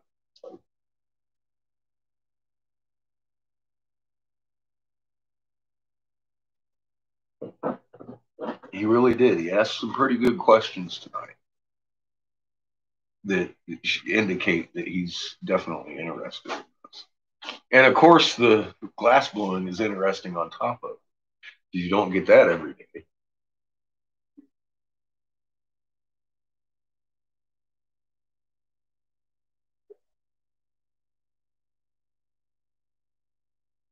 The rest is pretty simple, isn't it, Big Cheese?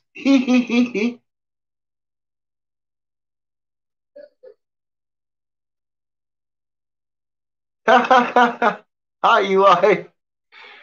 Yeah, you're hitting a nerve when all of a sudden you wake up and there's another you running around telling people it's a goddamn illusion the moon's doing cartwheels. Well, yeah, you have to shut down the one submarine before bringing in another one next door to dry dock in it, or they'll discharge and kill all the sailors on board. Everybody on the dock, all that shit. Yeah. Plasmatic interaction, electron magnets. Whop! That's what they do.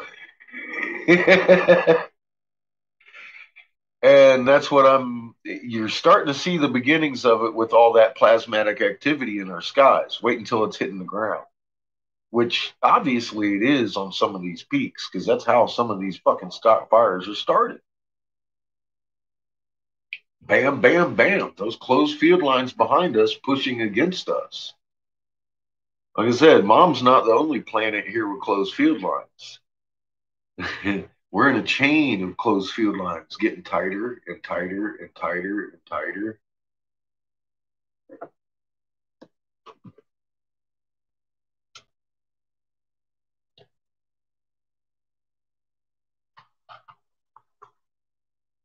Well, like I say, I may be nuts, but I'm not wrong.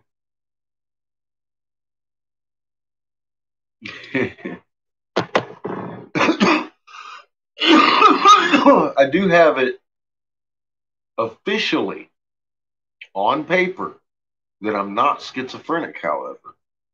I do have that proof that I have been evaluated for a 6-month period of time and been determined one of the most mentally healthy people the fucking doctor's ever spoken to. So there is that. How many people do you know in the world that literally have a piece of paper that says they're not schizophrenic? My mother kidnapped my daughter and told the state of South Carolina when I finally caught up to her almost 18 years later, because my daughter was 17 as a minor. She had found me and was trying to talk to me, and the state of South Carolina put a halt to it because I'm schizophrenic. And I was like, wait a minute, what the fuck? She's like, well, your mother told this doctor, and apparently my mother, while my daughter was 12 years old, she was playing with herself in the back of the car a lot, and my mom didn't like it. So she lied to a fucking doctor in Idaho somewhere and said that I was schizophrenic for the purpose of getting my daughter on fucking lithium at the age of 12. We're talking about Briggs and Stratton family here. Really, really fucking rich motherfuckers running around hiding with a kidnapped little girl for 18 fucking years. Lying to doctors, literally getting it registered that I'm a fucking schizophrenic. So I had to literally go into the fucking Madera County mental health clinic, make myself a fucking appointment 3 times a week, go in for 6 fucking months, get evaluated, and with a clear bill of health, then the state of South Carolina finally allowed me to speak with my daughter.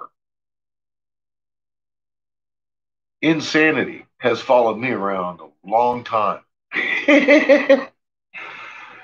But I've got a note in my pocket that says, I'm not.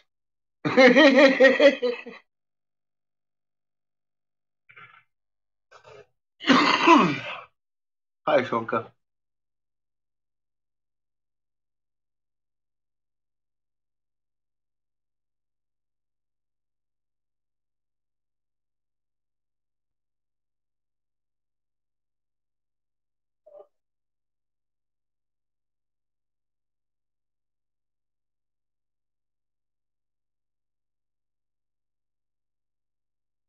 What, did the person go into surgery? Yep. Back surgery, right? Back surgery. Don't do that unless you're in a wheelchair. Yes, I have a daughter. She's 22 and she's serving 12 years of prison time at this point in time because she kidnapped her daughter from my adopted mother and father, who kidnapped her in the first fucking place, molested her. That's why she kidnapped her own daughter from my dad, adopted dad, who molested her all of her life, stole my mother's car, drove to my house in North Carolina with my granddaughter. Now, here's the thing about my daughter. Being as how my mother had had her on lithium since she was age 12, the girl somehow got, I don't know, it wasn't in her life. She got to smoking these fucking bath salts on top of it. When she showed up at my house with my granddaughter, and I can say this with some certainty because I have met quite a few mentally unstable people. My daughter to this very day is probably one of the most insane people I've ever met in my life. And I didn't have much of a choice but to take her to the hospital. And that resulted in her being in fucking prison. Of course, because I just told you what she did. That's the only time I've ever met my granddaughter. She's back with my adopted father, who I believe has deceased. My brother is down there now taking care of her.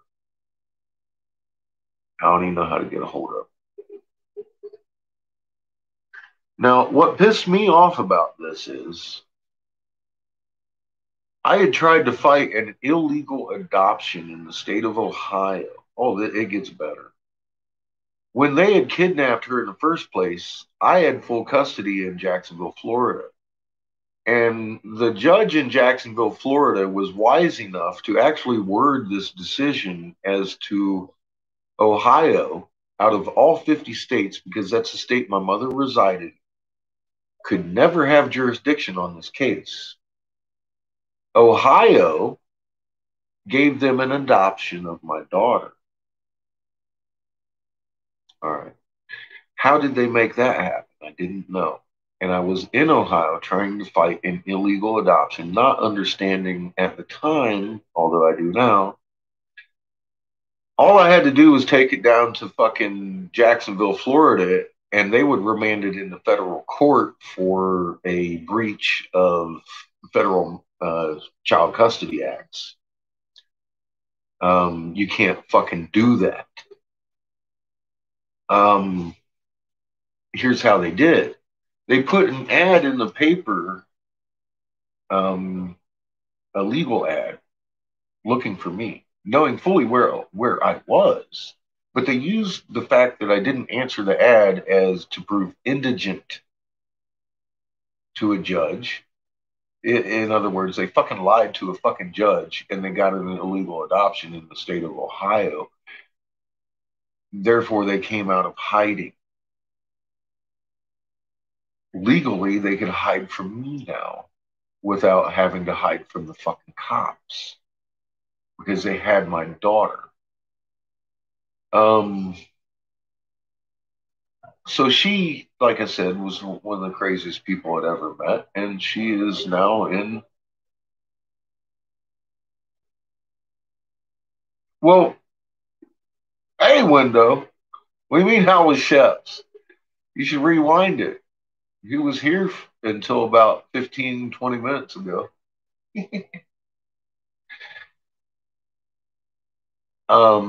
He's going to be here doing more interviews and more stuff here tomorrow. So.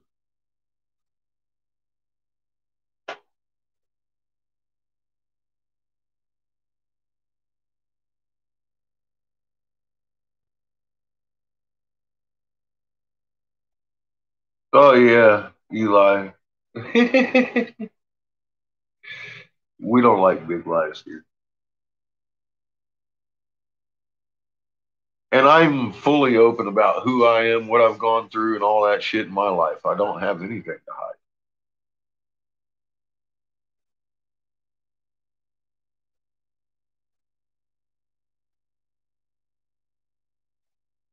Yeah, people ask me a hard question and I'll give them that answer. I'll walk you right through my fucking sad stories. I don't care, man. Life isn't perfect.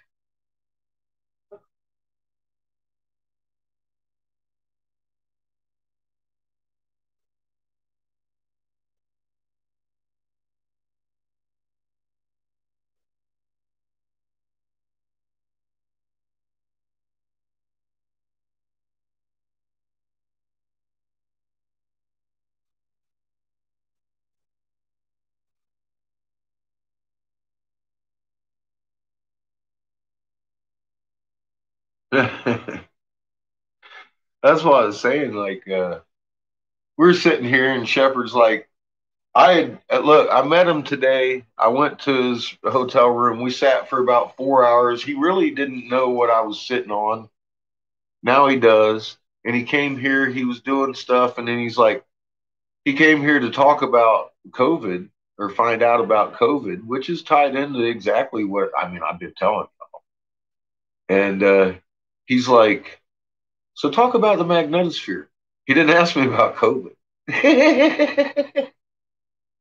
See, he gets it. He fully gets it. And uh, he, I laid out who I am for him and everything, proved who I am, and informed him. I said, you do understand. I said, they actually did try to murder me. So it might bring some heat that you're not used to. Because the moon is a real touchy fucking subject. And it just is because, like I said, it's not a fucking computer page that they can close. It's not a book they can close. It's something they actually have to look at. If they're outside, they'll see the moon. Every time they look at it now that you planted that seed, it's on a different angle. There's no escaping it. One day your loved one will wake up because of that object. And they do everything they possibly can to keep everybody from looking at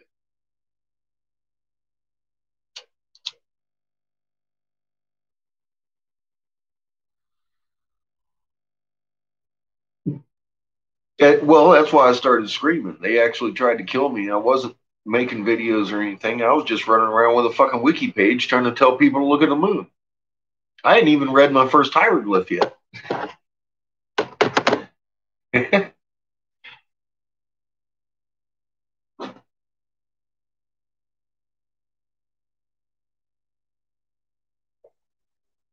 I know, that's fucking crazy. Why do you need a special telescope to see the moon? You can look at it and you can see the crazy. His eyeballs must suck. Maybe that's why he thinks it's normal for the moon to roll.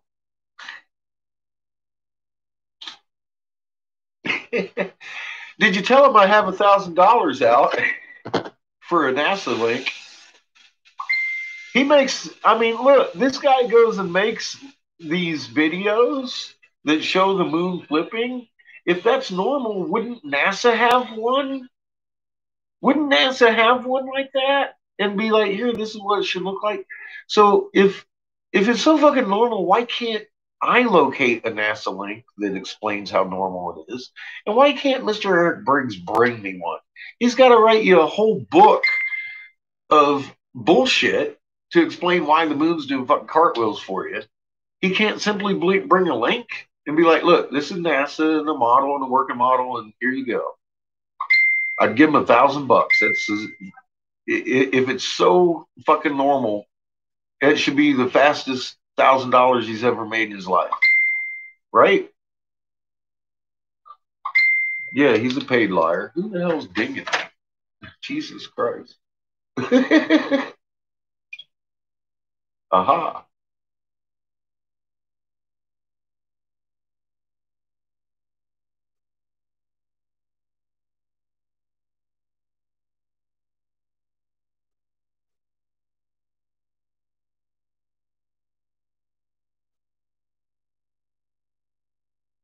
Awesome! I'm glad to hear it. Thank you for the update. That's good news. Sitting here talking to window seat and very disappointed they missed you.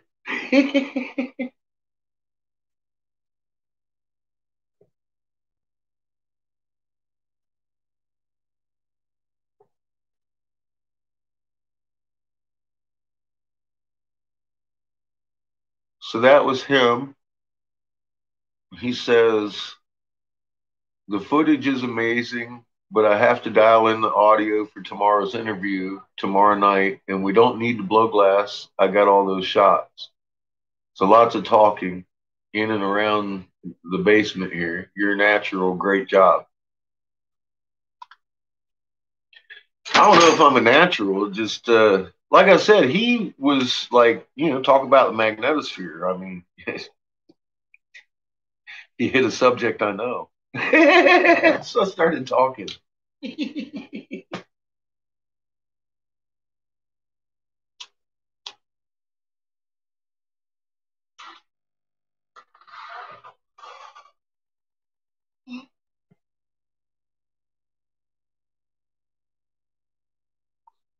See, well, you know what is awesome about telling the truth?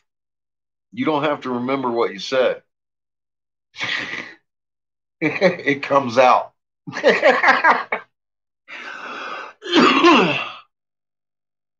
Well, we sat around, we got along really good for about 3 or 4 hours today. I sat until we were both relaxed and interacting.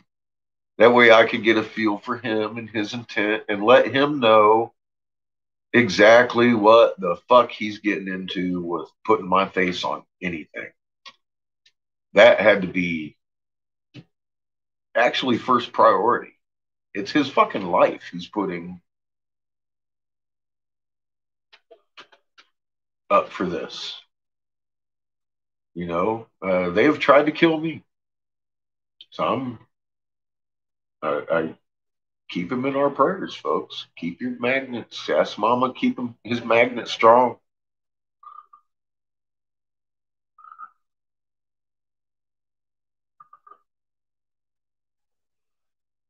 You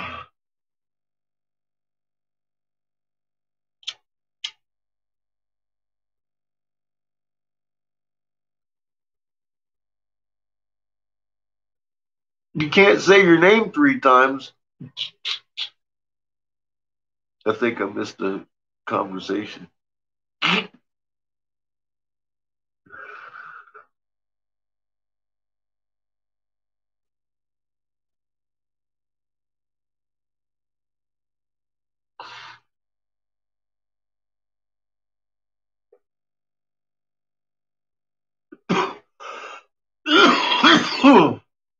Well, geez, we've been extremely programmed. It took me fucking 6 months to realize Mom's actually a living being after I talked to her the first time.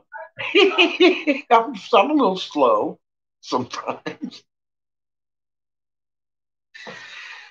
I was just scared, man. I'd never felt anything like that. I'd never imagined anything like that.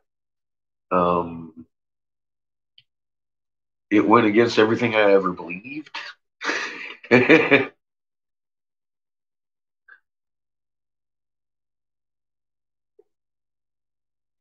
So, yeah, that's another thing I explained to him today. You know, I said, look at the Dingley Cobra. How can you put that on a radio show? When I talk, I sound absolutely insane. So you actually have to lay eyes on this shit before you can even start to fathom the possibility of believing anything I say. So it wouldn't have worked on your show. And he agreed. Once he saw what I've got, he's like, I agree. We can't. It wouldn't work that well in that format. Oh, you know, if you closed your eyes and you didn't look at Raw or any of the Feral Cell or anything I've brought into this, I do sound insane to me myself. I sound fucking absolutely butt shit nuts. I mean, like just shitting my pants and happy about it, insane.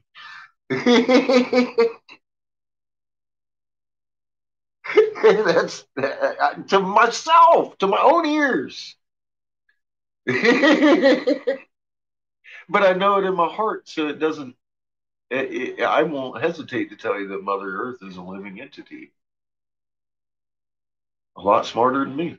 I won't fucking hesitate to say that anymore because it's true. Period. And that used to hurt me to even think about. It really did. So, but at this point in time, I actually kind of have to laugh at my old self for believing what I believed. Like I said, I actually believed for 50 years God made a little googly eyed on glued fucking kindergarten rock for his first creation, and I lived on it. Isn't that funny? That's funny. Once you understand the truth, that's actually fucking insanely funny that I would believe some shit like that.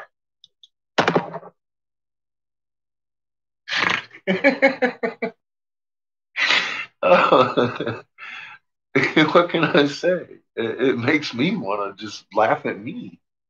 I keep saying I'm a fucktard too, man. I'm learning every day.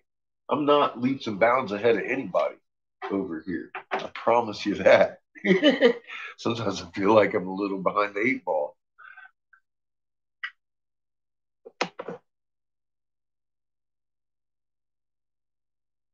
The invisible man in the sky. Well, he's not in the sky. He's in every atom. It's 1748 hertz.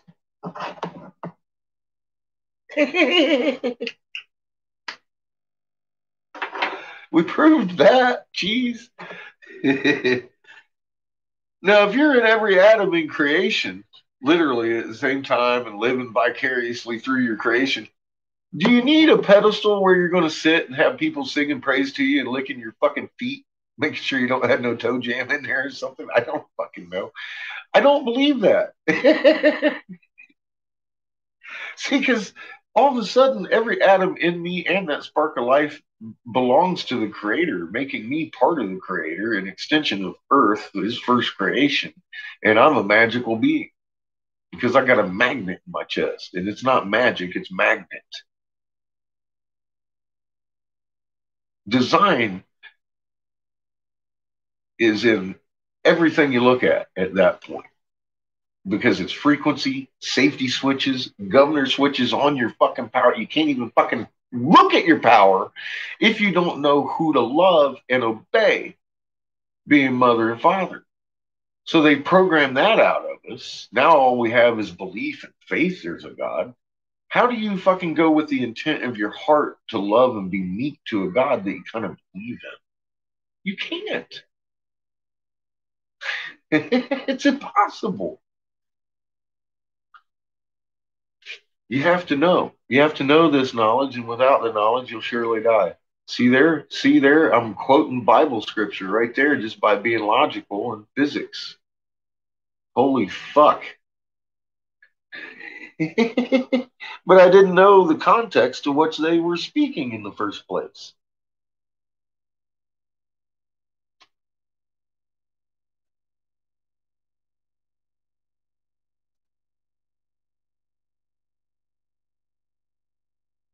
What, sharing this, Eli, gets aggravating? Yeah, it does. Don't let it get aggravating. Your main job in life at this moment would be collectively relaxing your magnet, letting mom and dad have control over that. Just stay relaxed, because you're going to get aggravated to begin with. All this shit's exciting. Energies, new energies that you have never felt in your life, or me either, for God's sake. We're all magnets, and we're getting filled up with raw energy mom hasn't felt thousands of years. You know, this is some energetic stuff, and we're more energetic and prone to being affected by all of this if we don't affect it ourselves than I had ever imagined. Like I said, it's that magnet in your chest, the same magnet mother has in her chest. And this, again, not by coincidence, but by design. An insanely brilliant designer. That only in hindsight, looking at it, it makes perfect sense. It has safety switches in here where you can't use this kind of power, an amazing fucking kind of power, no matter how much you wanted to, without the right frequency in your biology. Because it's a 3-tone event. And the only one of the tones is meek, coming from your magnet. It's a whole chorus of things with your body going on there that like we said, we've gone over this, and it's just amazing that we're here. And then you look at design, and then it's like, well, maybe it's not really so amazing, because our designer is really fucking intelligent, and he knew that biological attachment and symbiotic relationship goes from micro to macro. And it's not just the breathing of plant parts we got to hang out with. It's the breathing of the plant knits energy we got to deal with, or all of us die. And it's like, holy shit, that's like a really just, I mean, all the way down. Magnet.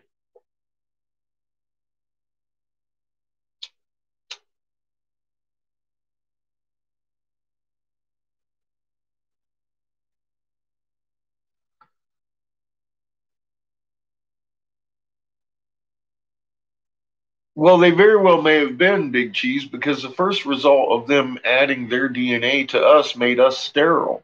That's the whole knowing thing. They had to let us know each other so we could procreate. Now, apparently, they had crystal vessels to do their shit on Nebaru, and it didn't work, so they had to make them out of clay, and they worked for us. So it brings you to that exact question. Did these motherfuckers lose their ability or some shit? at some point? Did they inbred themselves to the point that they actually had to fucking combine DNA into a goddamn jar to make kids? It makes you wonder what the hell was going on with that picture. Because with the frame of mind, this is the victor that we're reading these writings of. Would they tell us all of their weaknesses? No.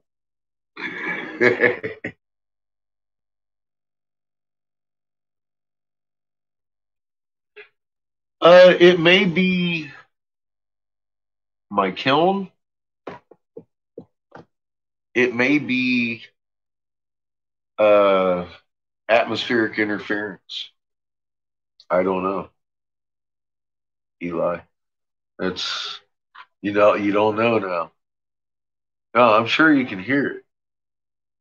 I've been hearing some weird buzzy noise myself on and on. Now, every once in a while, I'm looking because I'm trying to figure out where it's coming from. I'm with you, Eli. I'm like, what the fuck is buzzing in my?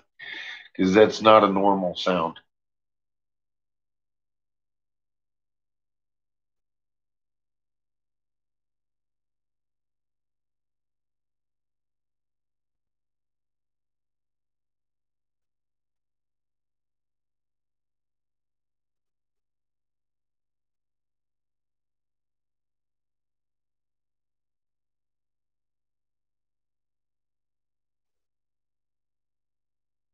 Yeah, Glenn, I've been pointing that out. The rotation of storms has changed in the hemispheres.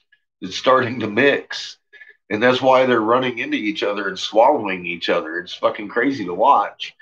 And I'm glad you picked up on that shit. Because not a lot of people are. That's a good eye right there.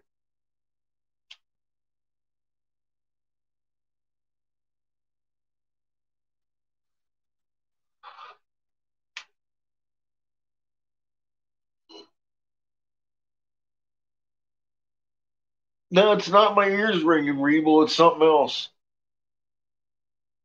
I'm hearing an actual physical buzz from my equipment periodically here tonight. And I'm not sure where it's coming from. It's kind of bugging me. Seriously, I'm with Eli on that. I'm like, the fuck is that?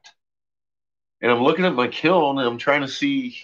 I even touched my just to make sure it's not grounded and making some weird connections and shit. Um, but it's not. So I don't know. Oh yeah, it's a real sound over here. I don't know what the fuck is going on. Kind of like that, yeah. But it's a lower tone than the regular buzzing in your ear, Rebel. It's something physical over here is rattling at a very high frequency, but it's a. I mean, if it's just I don't know what the hell's making the noise, man. It's not in my head this time. Something physical over here in this region. Every once in a while, when I'm not watching, starts making noise, and I'm like, by the time I'm looking around, it's gone. And I'm like, what the fuck? I don't see anything. It's weird. Really fucking weird. I don't know.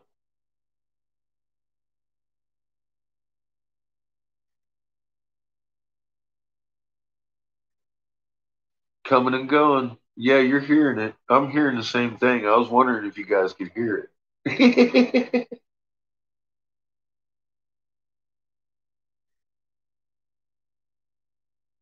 Yeah, no, the noise in your ear is the squelch of the Schumann frequency. That's your high pitch because the Schumann frequency is literally a trapped frequency between the ionosphere and the magnetosphere pole lines when we have a resting state of magnetism. Well, mom working magnets, just like anybody else, when you're going from brain to brawn, you hunker down and you fist up. Well, that's what the fucking magnet field does. The closer it gets to that ionosphere, the higher the pitch of the frequency, And once it goes below, voila, there is no Schumann frequency.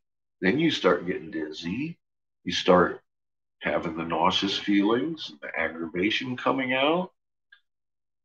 And that's Schumann's research showing up globally on every human being in existence. And that's why it's important that you learn how to relax your magnet field so you're protecting your Schumann frequency yourself. That's going to keep you from going into a state of madness. So that is Mother Earth taking you off the tent and making you crawl. So do it.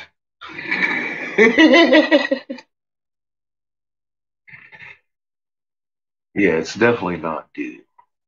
That's what kills me about these. Look, there are directed energy weapons. There are several types of directed energy weapons. I am not denying that. But that's not what's starting the fires. They want you to think that. They want you to think they're manipulating the weather from space and or ground. And the physics of it screams you can't do that anymore. Because like they used to roll those stratospheric aerosol injections out and they would roll out smoothly like a little scroll in the sky. And they would take a long wave and bounce it off of that scroll. And originally what they were doing was sending extra long wave frequencies up there at very low frequencies and bouncing because you can't talk to a submarine out of the line of sight. It goes past your horizon. Well, they had to bounce that signal around so we didn't go through satellites and so they couldn't hack the signal. They were using the ionosphere to do it and realized, I don't know if they realized, they probably knew on hindsight what it would do anyways. And then they started acting like, oh, look, this can do the weather. Russia was actually charging some islands at some point to turn hurricanes away from them and shit because you can steer the weather and you can slightly agitate the weather a little bit with this technology. But a couple years ago, uh, you Homebrew does a good one with the rippled waves, and they're starting to pull them out, and they no longer roll out smooth; they come out in waves like that, and the whole sky looks wavy. Well, guess what? A long wave is going to go right through that. There's no bounce, no heat. It's totally useless. The reason they were hyping that, though, kind of like 9/11, they work on a long term plan. They want you to see this shit and think they're doing everything you're looking at. While the actual purpose of the stratospheric aerosol injections are exactly what they named them, the purpose of is to reject solar radiation. They don't tell you why. They say it's for global cooling or whatever. Honestly, think about it. When did they actually come out into public and say we're going to do this? And when they actually came out in public and NASA said, or not NASA, but NATO said we're going to do this a couple years ago now, they doubled up on it. Why did they have to double up on the stratospheric aerosol injections for solar radiation management? Because what was happening about that time? Entire streets of transformers were blowing in Washington, in fucking Texas. We lost 3 states worth of fucking shit while fucking Argentina or Uruguay, one of those fucking South American countries was like, we just got an EMP attack. That isn't what happened. We lost fucking electricity up here too.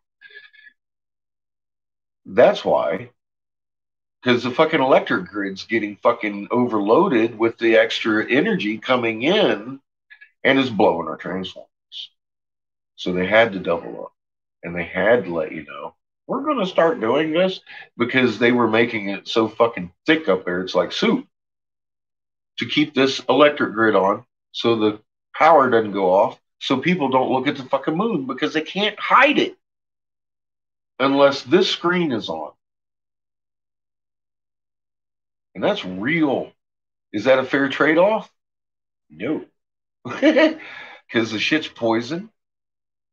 And I couldn't give a fuck about the electric grid. I'm ready. Let's bring this shit on. Let people start fucking understanding what's going on. I'm cool with it. But that's why they started doing these things on a timeline.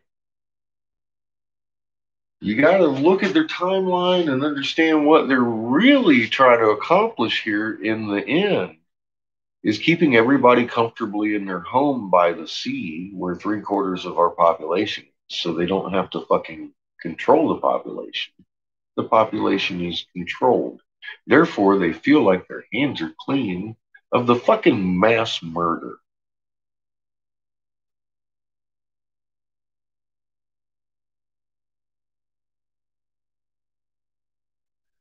Because it was purposely done to us, Big Cheese, your generation. Look, we started with fucking rap. I said rap is crap, and it's going to be that, and political correctness is going to be the end of truth and freedom. Here we are.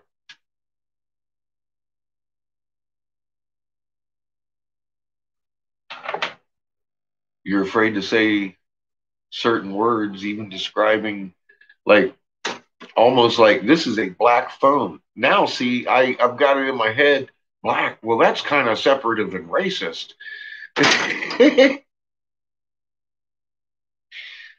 It's a conditioning over time in society that has been purposely perpetuated upon us because they knew what was coming and they needed us more divided now than ever. Why? Because it's absolutely natural human nature to come together in times of calamity. Guess what? We are coming into some amazing times of calamity. They need us fighting each other, hating our neighbor. Oh, you're going to bed, Brood? Good night, John. No typing while you're on your pillow. Well, Big Cheese, me too. Me too. I am too. That comes through, I think, in some of my videos. And it's not even necessarily the fucktards that I'm pissed off with. It's the ones that program us and have made this happen time after time after time.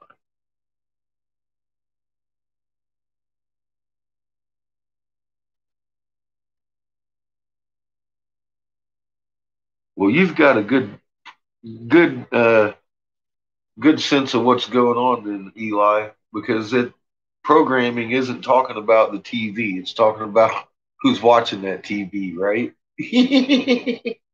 And that's fucked up. It's registered as a mind control device in the patent office. It's like, well, then.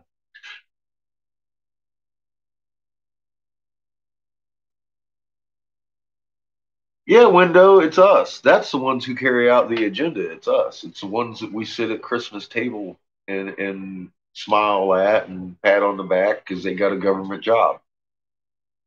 But the benefits are great. That's about all you can talk about because you can't talk about the reality of them oppressing people and following orders blindly.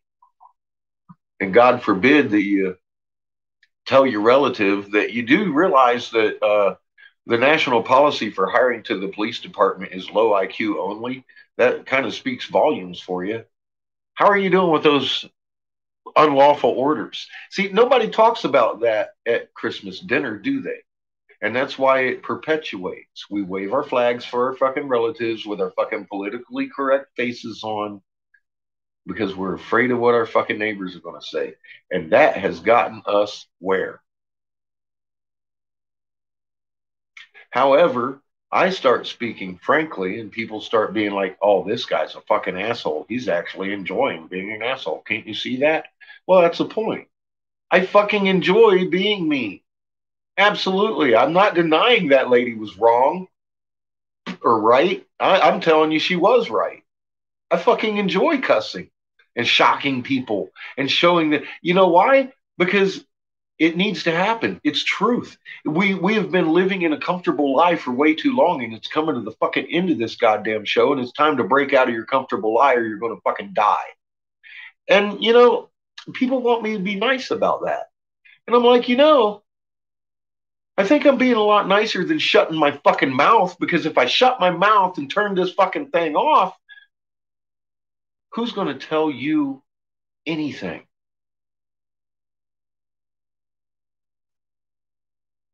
That's how I look at it. You can take it or leave it. And you guys, of course, have chosen to take it.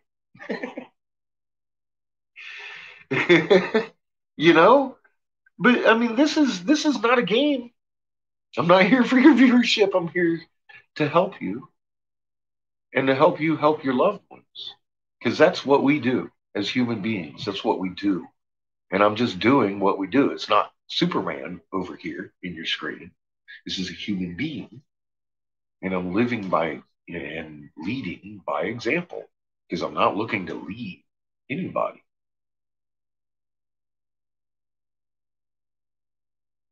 Simple as that.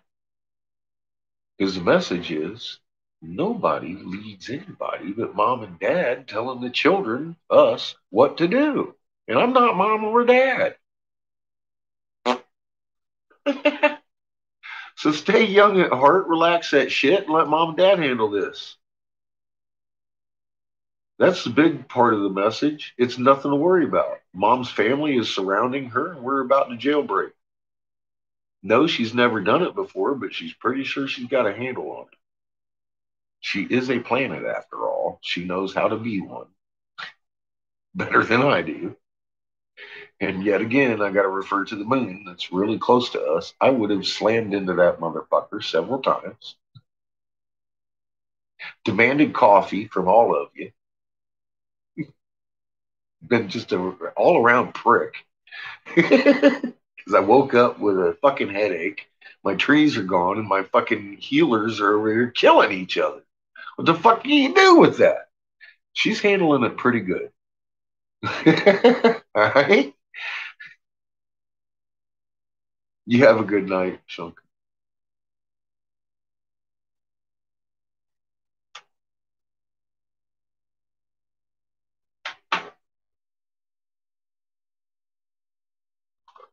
Mm. Well, Rebel, when I was armed in truth about cannabis, I was balls out. This is even more intensely useful information. This is what that looks like. Well, you tried to kill me. Rawr. Now I'm foamy lit, fucking up here screaming, Magnetosphere, goddammit!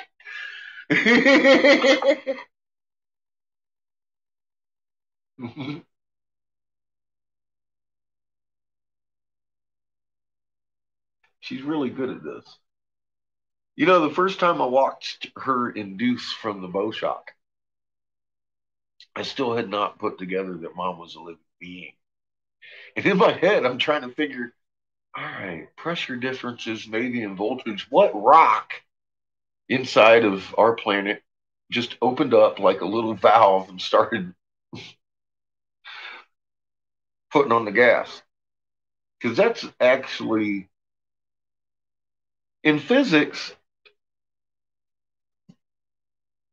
this electron magnet, of course, has its power source, and it has a steady flow of power that it's accepting into the system. Now, when the field closes like that, it takes a lot more power than this normal resting magnet. So she should only be able to close so many field lines before the pole lines disappear and become all field clotheslines like this. But all of a sudden, she's drawing in more power over here. And I'm seeing pole lines and fucking the whole backside lit. And then she'll double induce. And I'm all like, what in the fuck mechanism is telling a planet it needs to power up the magnet behind it to give it a bigger? That doesn't even make sense. Because at the junkyard, you got a magnet interacting with a car, but it doesn't pick up the car until someone actually manually adds energy to the magnet, and then it picks up the car.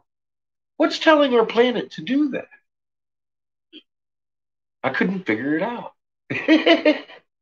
And I started investigating.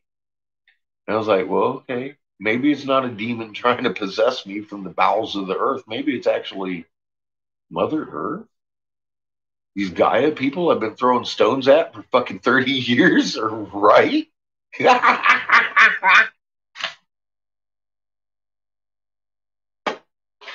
Mind blown.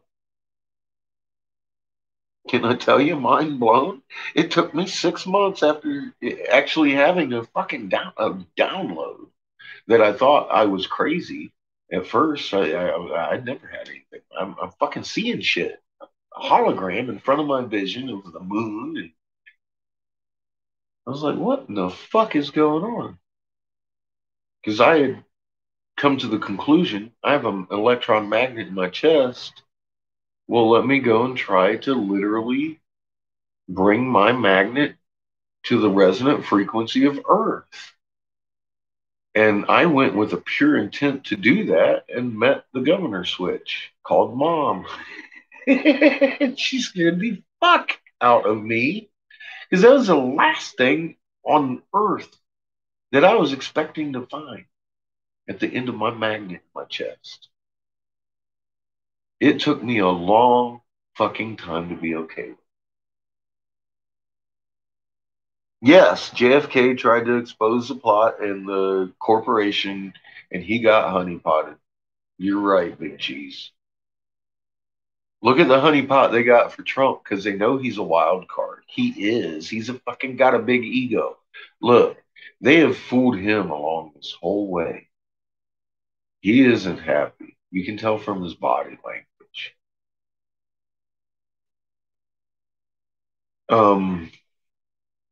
Look at before he signed that emergency act, how he would act on stage, and then watch him sign the emergency act, and then look at him the next morning. Somebody that night had explained to him that he was no longer, by law, the president of the United States of America. And you could tell that the next morning when he was on the podium again. Somebody had not only stolen his dog, somebody ass raped his dog in front of him and beat it to death with a club. That motherfucker's body language tells everything. His attitude and all. Somebody sat him down and explained to him what his signature did to his presidency. Now, it's been 6 months. The date has passed. Let me back up a second and explain why that's important. Because from the moment that he signed that act, it was 6 months the clock started. Congress couldn't even revisit the signing of that act for 6 months. Now, the time's come and gone. Where is Congress? Are they rescinding this? Because by law, we don't have a president. Every presidential power ever given is in the hands of who? The director of FEMA. You call the fucking White House hotline that used to give you an option. You can wait for an operator or leave a message for the president.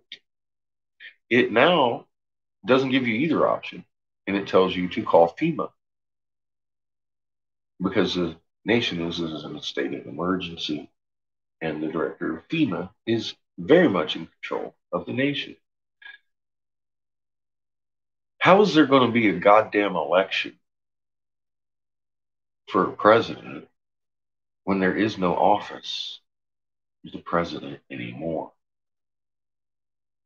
Comes to mind.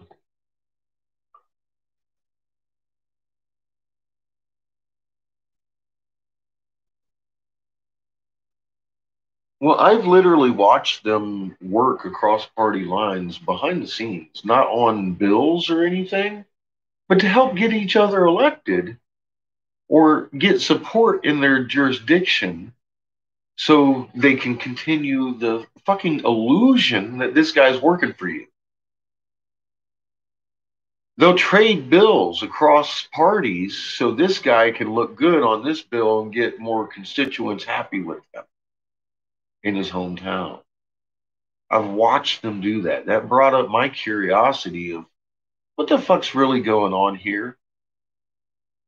And I started looking and I found the fucking contracts. They don't even fucking hide them. But it's real. A lot of people, like I said, I've been told, look, your magnet's great, but keep your politics in your pocket. Donnie Trump, 2020. And I'm like,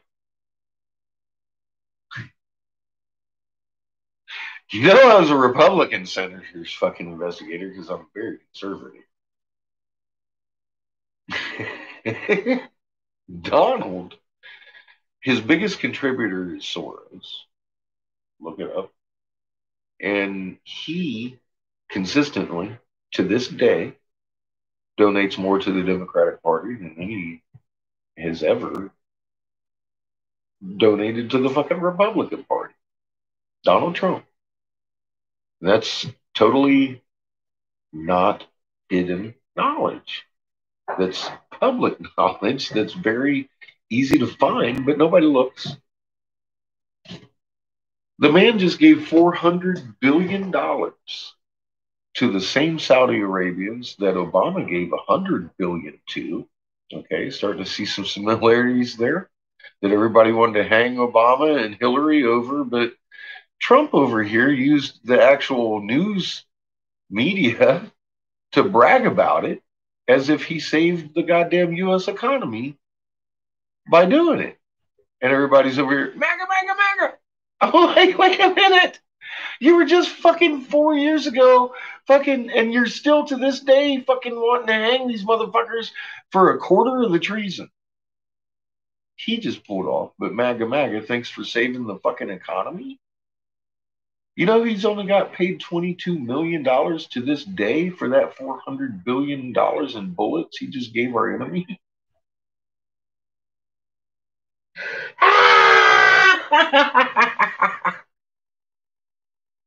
I'm all like, oh my God.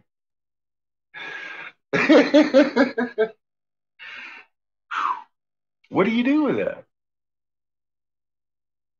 And you see on the news where this mother of a dead soldier is sitting there thanking the president,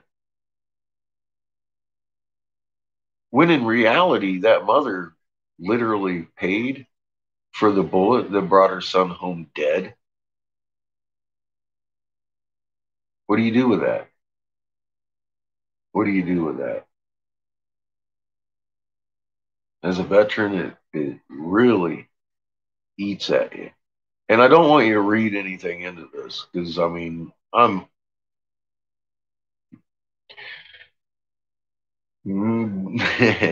hasn't crossed my mind, but it does explain or go a long way to explain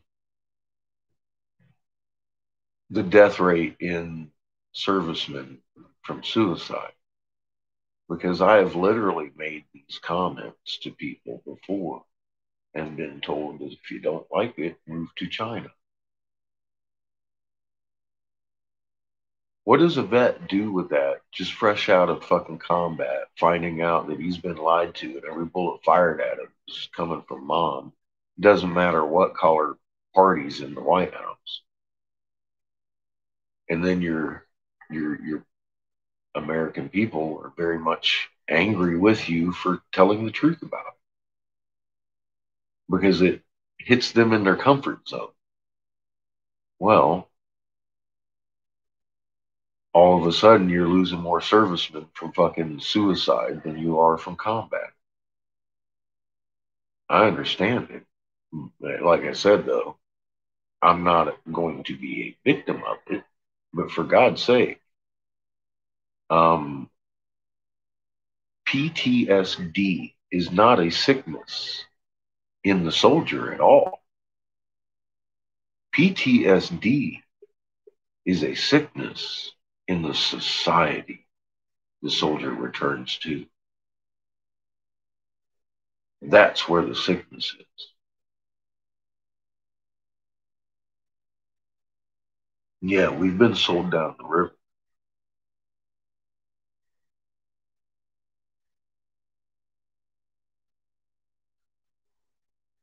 Well, Handy, your vote would be duly noted, but it wouldn't be counted.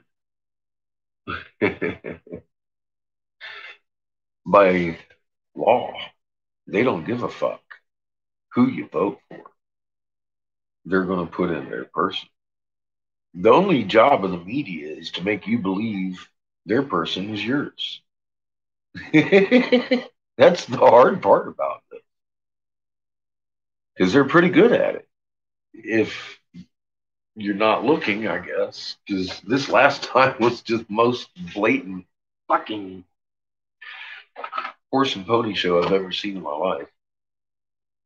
George Soros gives this motherfucker millions of dollars, he changes affiliation overnight, goes Republican, fills his entire cabinet with CEOs of George Soros. George is using his media to pump up Hillary over here, right? And then all of a sudden, Trump's numbers are doubling. So you see George over here using his media to pump up Hillary again, and Trump's numbers are doubling. And then he does it again, and Trump's numbers are doubling. And then he does it again, and Trump's numbers are doubling. And it's like, this billionaire is beating a dead horse. No, he's fooling fools, and that's how they do it. And it was amazing to watch.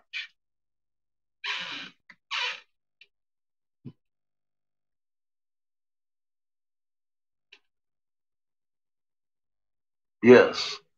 Thank you, Eli. That's exactly the thing that they don't want us to do, to be left to our own fruition, because we naturally want to raise our children in a peaceful environment and love each other and get along, have a full belly, stay dry from the rain. It's pretty much what we need and desire in our hearts. And be left alone, we traverse borders and get along with each other and start talking to each other in one language and loving each other and cooperating. There would be nobody for us. But they can't let that happen. They've worked hard to make that not happen. All we got to do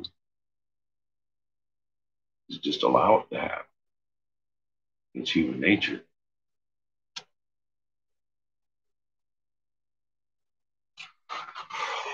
And with the information we got now, I think our chances are pretty good.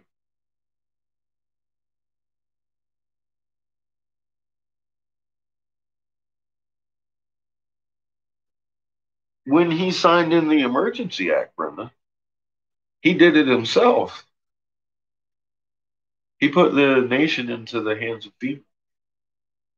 And like I said, you call the president's hotline, call the White House, Google White House, your White House note. If you want it, I'll do it. You call the thing, and it used to give you an option. Do you want to talk to an operator, or do you want to leave a voicemail? And it will now not do either of those. It directs you to FEMA.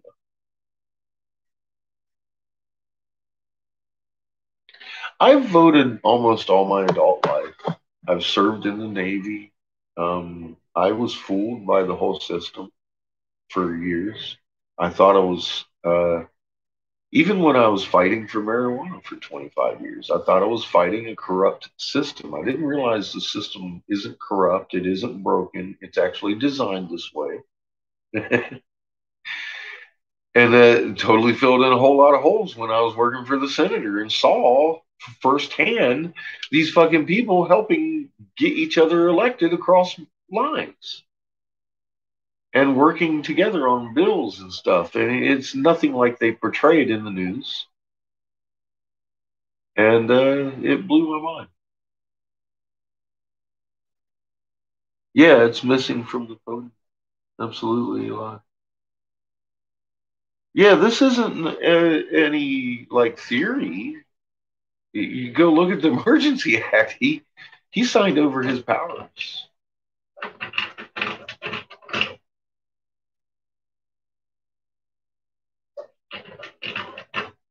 Listen to Patches. She wants to.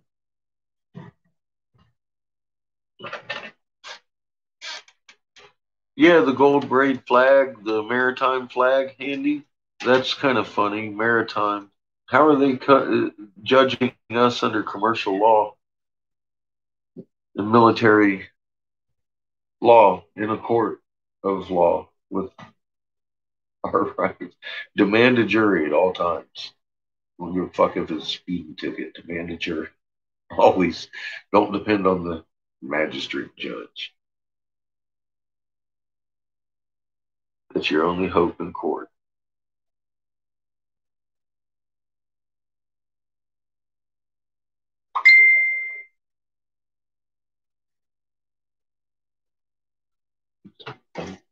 Buzzing you.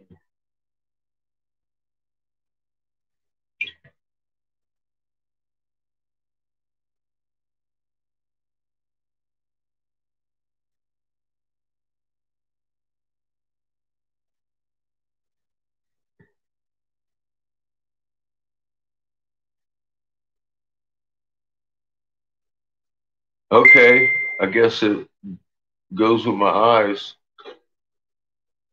I'll set it aside, but I'm still taking a shower tonight. This is my work clothes, anyways. He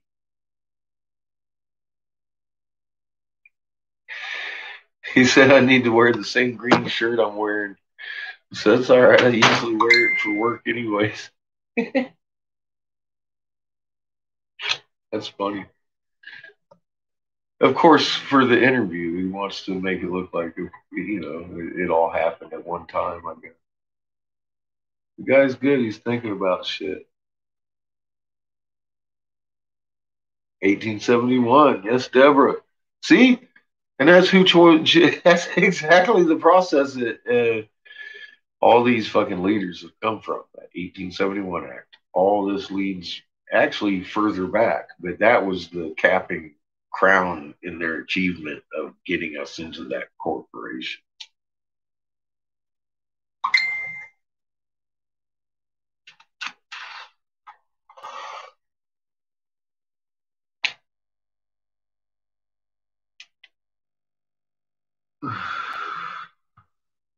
Well, they just made it legal against us too, because they were going to get so open about it. Look at COVID. Look at the death rates and shit. God damn, I got to piss. Tell you what, I ain't even got anything lined up. Talk amongst yourselves. I'll be right back.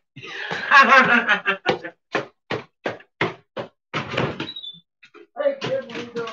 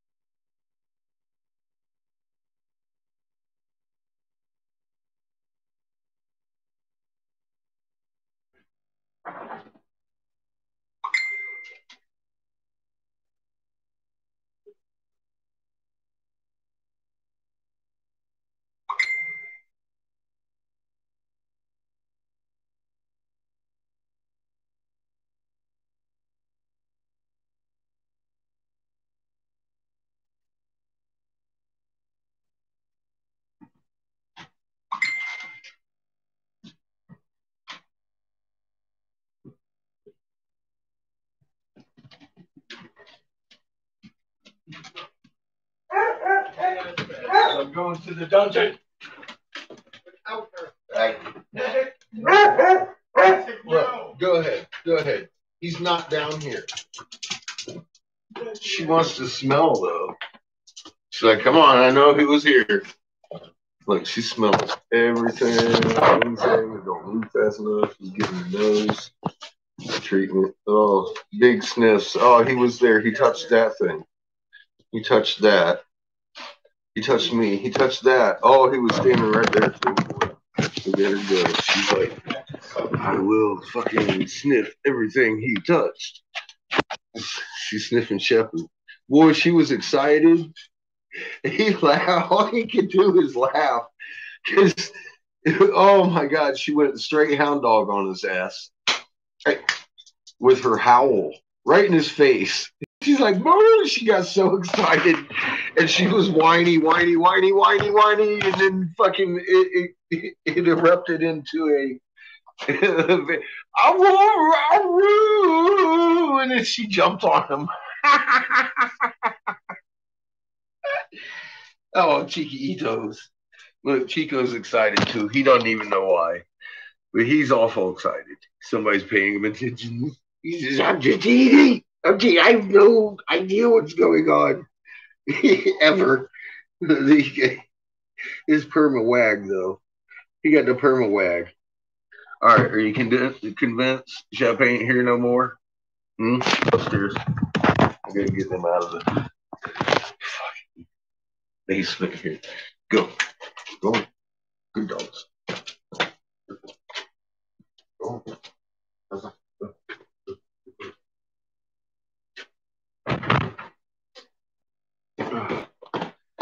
So yeah, she wasn't going to give it a rest until she sniffed everything he touched. Oh, she was so excited and so happy because, of course, he came just to visit her. That's the only reason he was here today.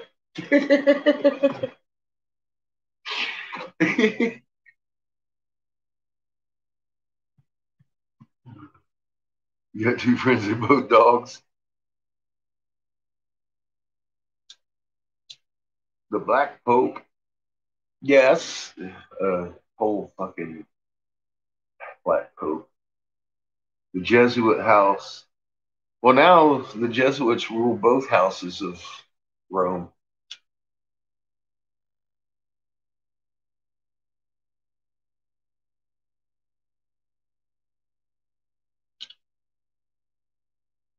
Nice, Brenda. Yeah, it's amazing when these fucking vicious animals can get along together, right? With a little tiny baby dog. Oh, Patches was very happy Shepherd came to see her. She was really pissed when I stole him from her and locked her out of the basement, though. She was not happy about that.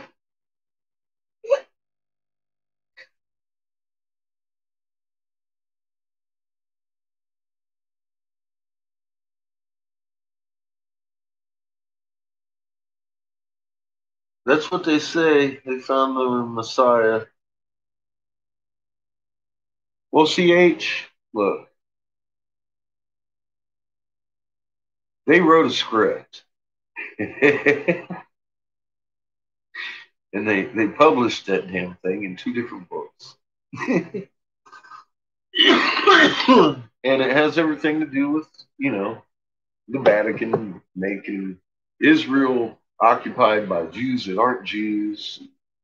These guys are going to bring about this whole with Trump. They're going to destroy Damascus, Syria. And then tanks are going to roll into here with a limited nuclear exchange. So that's another part of this. I'm pretty sure I covered it in several previous videos, but I don't talk about it a whole lot lately because we're in the middle of the plagues of Armageddon or whatever, Revelations, whatever.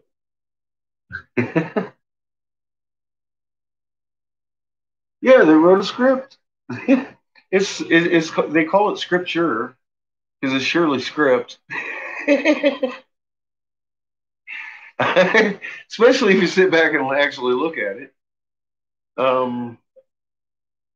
Absolutely. Because we found canon. We know that's not what canon was saying. But if you look at the Bible in a real reality um, format and have the context of what it was written in, all of a sudden it starts making a whole lot of sense.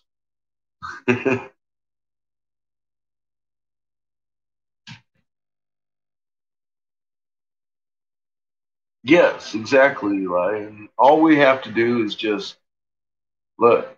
You got to, number one, realize who your mother and your father are. Our Father is a lot bigger than what we've been led to believe.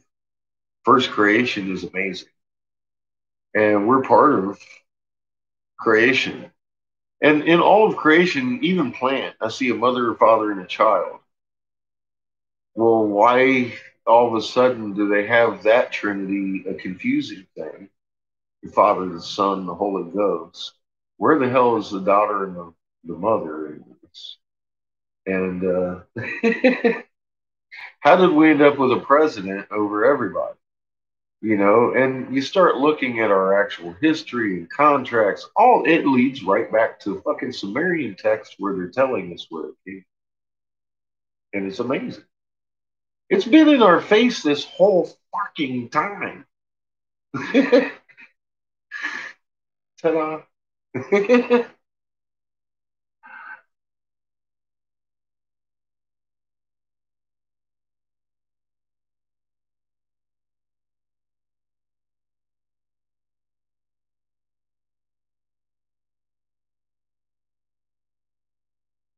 Yeah, God, the creator.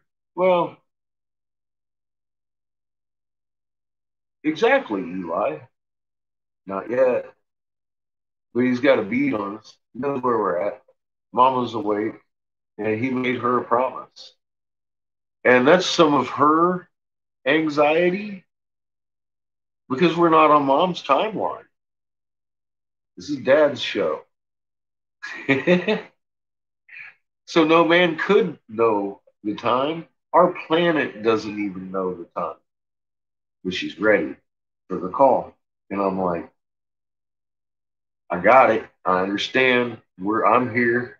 I hope you understand. Our creator's pretty good at this. He created every atom of the opposing magnets in this system. As in the people who have been doing this to us. And he's warned them in very direct manner, according to their own texts.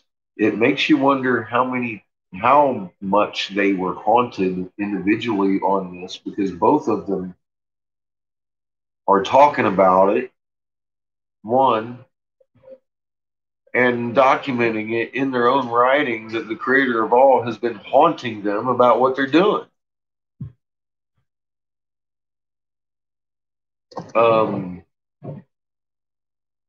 And they've never stopped. But what is the pattern that you see in them? Like when they kill us off. Number one, the sinners. Okay, we're being misled by one of their family to follow them, and that's a sin because we should be following this one because they're in charge of the planet because the zodiac says so. They're trying to be fair with each other.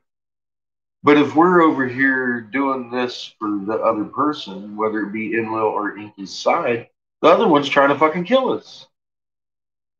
And it's like, so then they start fighting amongst each other, and who do they use for they give us swords and shields and say, go kill them. And it's like, well, this is fucking absolutely insane that we're still doing this. It began with Cain and Abel, or what's his name? Cain and Abel, the two that were born of the first intelligent man that was a result of Inky pouring semen in one of his creations. I'm like, wait a minute. And all of a sudden, Enlil wants us all to die because of our iniquities. This motherfucker's coming along and fucking he sees a couple chicks out there fucking taking and washing themselves down in the fucking river. He goes up and ass rapes them, and it's our iniquity.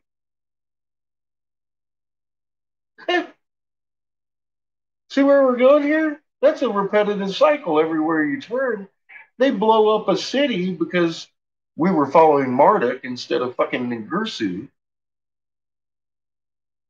And it resulted in a we didn't know that Black Cloud of Death was going to kill all of Sumir. So it must have been destiny. We were destined to do this, and it wasn't us making it happen. They excused themselves out of fucking mass murder again because we were sinners. You know, and this we make great pets for these motherfuckers, man, because we just keep taking it. We're easily distracted by pretty, fucking shiny things. And they've got us looking at pretty, shiny things instead of the reality that's not so shiny. And it puts the responsibility of changing things in whose lap? Mine and yours. And who's comfortable with that? I guess only people that want things right would be comfortable with that and actually have the knowledge and understanding and a direction to travel in. So I figured, well, how did we get marijuana legal when there wasn't marijuana legal at all? We were passing out flyers on Venice Beach. That's how, educating the public. So what's going to grab their attention the best? The moon. Once they see the moon, then they'll go to Scientific League, the motion of everything, and they'll start reading hieroglyphs, then hand them their heart and say, it's okay. You don't have to fucking be afraid because you were made for this in a fucking beautiful design. And here's not only proof God exists, he exists in every atom at all times at 1748 fucking hertz. And it's okay to say fuck. You're not going to burn in a pit of hell just because you fucking said fuck. But if you go around hating your neighbor because of the color or religion or how much money they got, you might. I don't know how that works. It's not going to end up good for you because we're all one family. We love each other. We were created to be that way and work together. That's how we have our power.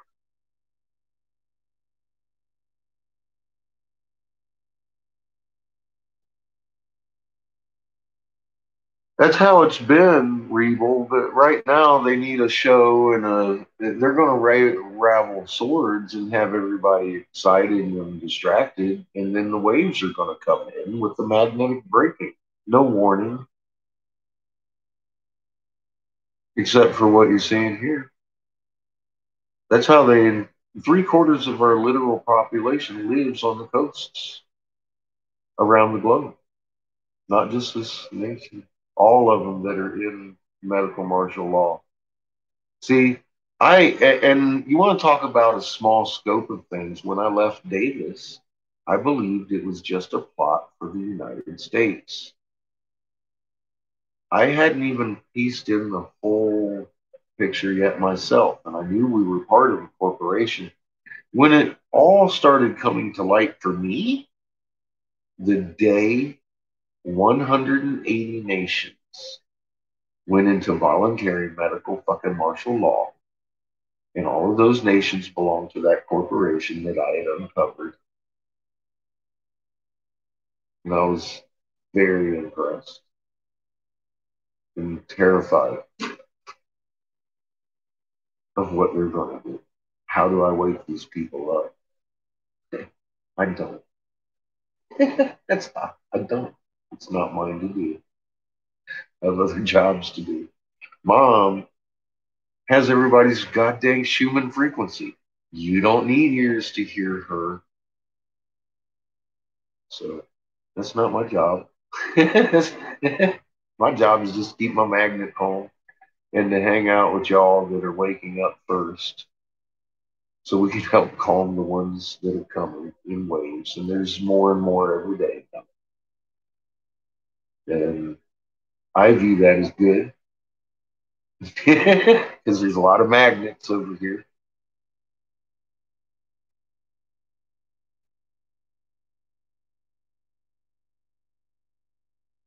Well, mom can wake up the planet when she wants to. She can talk to you if she wanted to have something to say to you.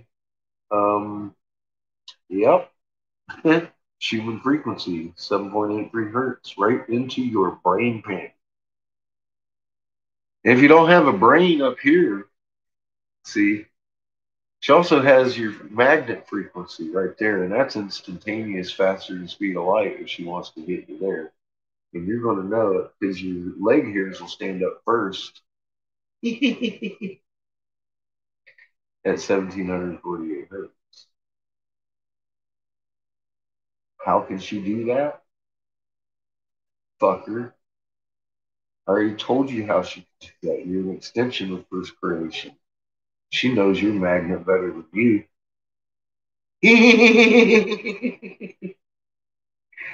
You don't need ears to hear this lady. That's the cool thing. I'm like, oh my God. And usually we should converse with her and love her, everything. We should. That's our job. And I'm all like, wow, that's our job. Okay. And, it makes sense. So I'm cool with it. And we have plenty of room for 7 billion magnets. It's just we've been living it wrong. And we need to get back to our original design. Everything will be real good. It's physics. It's not magic. It's not esotericism. It's actual physics, laws of physics. I mean, we've got 3 suns. We can literally choose which one we want to hang out at. That's fucking real. We can help her flip magnetism, flip suns, and do this. That's our job and shit. I'm like, man, that's fucking amazing. And it is amazing. I'm reading it on a wall that I found out that I had a goddamn magnet in my chest with. I didn't know. They told me. They told me in a manner that I wouldn't be able to not understand what they were drawing on those fucking walls. And people that have gone to scientific lead, emotion, everything, be able to understand what I'm saying. Because you can't help. Now, every time you look at a magnet or a fucking rock, it don't look the same. Fuck. That's crazy. Because it's always been in front of our face and nobody saw it before. That's crazy. That's crazy to me. It took an idiot like myself to fucking stumble into some stupid shit like this. I'm like, you gotta be kidding me. Me. Why me? And we always ask the why me's. Well, because it wasn't anybody else. That's why.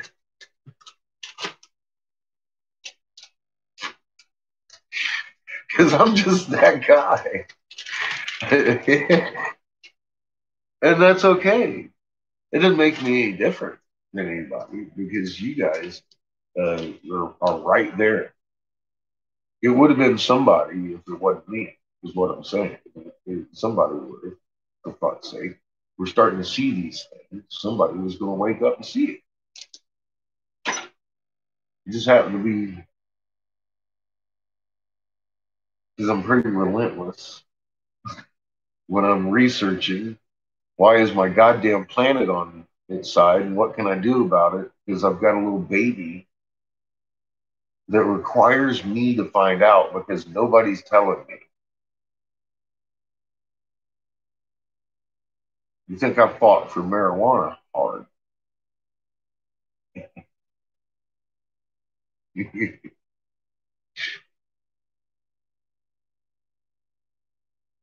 Oh, I wanted to find out what the fuck was going on. Now I know what the fuck was going on. I can spell it for you. It's 1748. Fucking hurt. Damn it.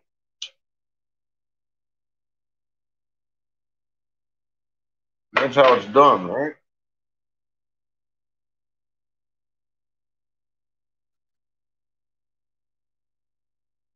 You had to be someone. Why not me? Because you see, I've been asking why me, and then well, it had to be somebody. Why not me? What the fuck? Why not? Because I'm why not about it anyways. I mean, how could you not be? All of a sudden, we know why we're here.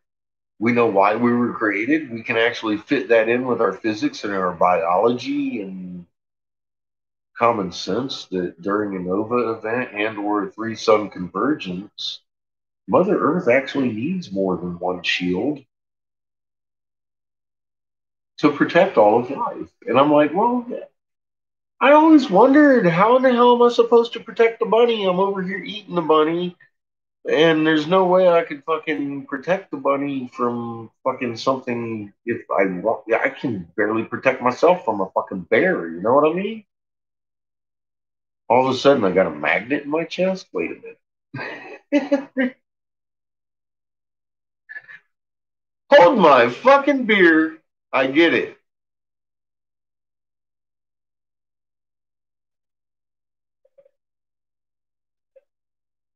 You're going to be told what to do by the only one that should be over us at all, ever, Big Cheese, Mother and Father, our Creator in His first creation.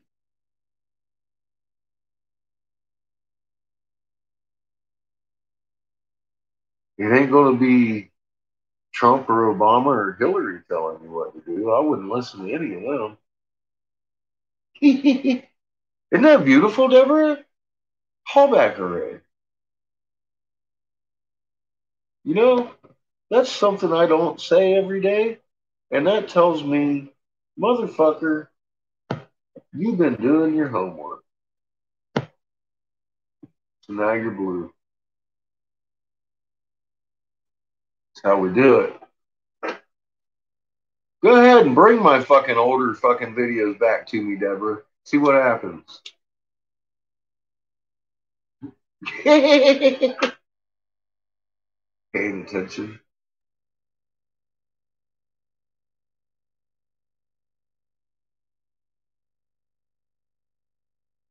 God put the T-Man in office.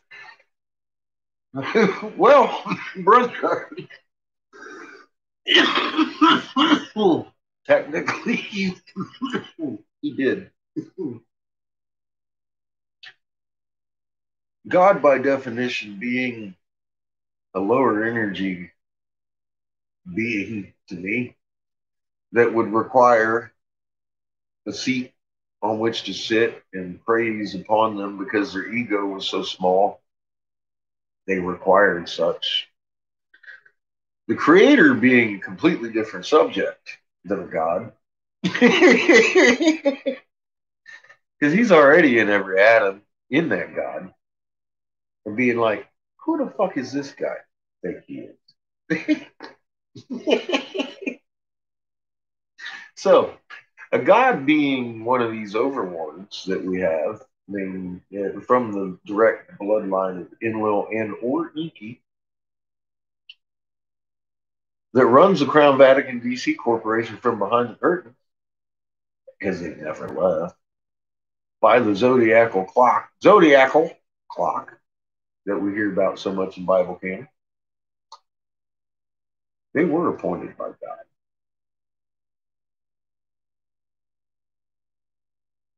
It's not a lie.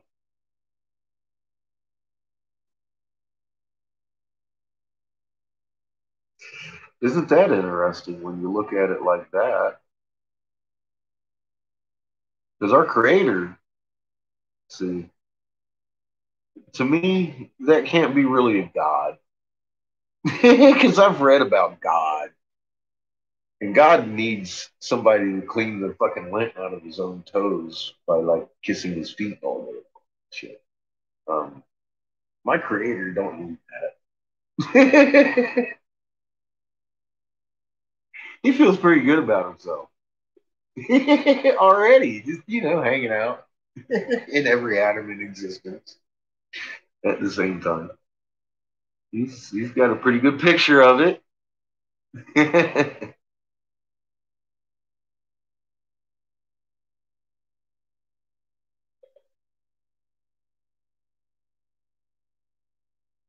Thank you. I have often called myself Captain Obvious. It's not prediction. It's not prophetic. I am not a prophet at all. I am not psychic. I am Captain Obvious on steroids. I just see things coming down the pike because I can see that bus is no longer on the road. It is on the fucking sidewalk. That fucking sign that it just hit is going to be me if I don't get the fuck out of its way. And I'm going to warn everybody at the bus stop. You want to look at the fucking moon because it's rising wax, rolling 180 degrees and setting wane. And it's going to run you the fuck over if you don't back up a couple steps away from the shore and bother yourself a little bit of fucking water.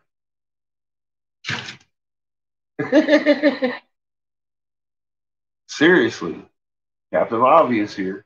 I see a bus coming for you. I'm going to back out the way with my water and rice.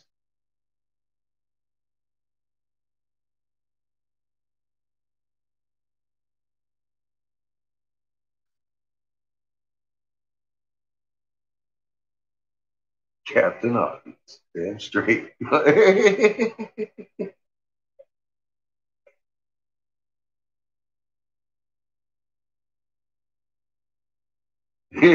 Otto from The Simpsons. No shit. Thank you, Big Cheese. That's a good one.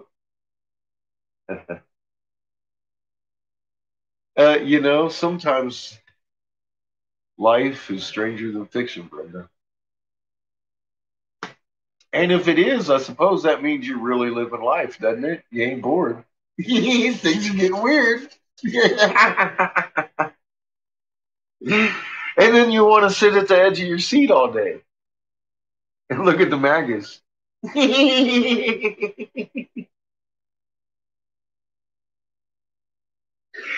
they're fixing to do something fucking stupid.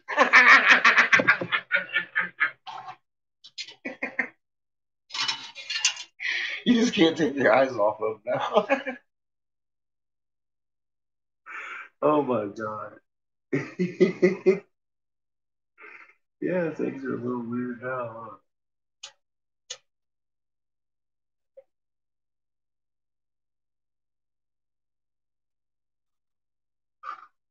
Yeah, you gotta stop looking at them grassy knolls. Anything they point at, you want to look at where they're pointing away from. Usually, I've found that is a good practice to have when you're dealing with these motherfuckers. So, I'll let that be a lesson to you. Let's see how much coffee I got left. That's what I thought. Right. I have drank enough coffee to keep a horse awake all night. So I just love coffee.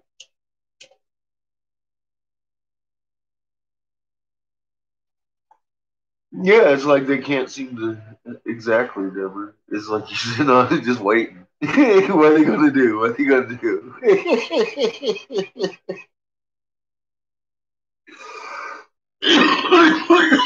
And you just wait. Speaking of which, while we're sitting here not lagging, because I'm either gonna lose net now or not. We'll see within the next couple of minutes. Let me look at our quick map. PR a little active. Everything is staying minor. Good news there. We're 7 hours quakes. Mom must be juicy. Ooh. Yeah, she is.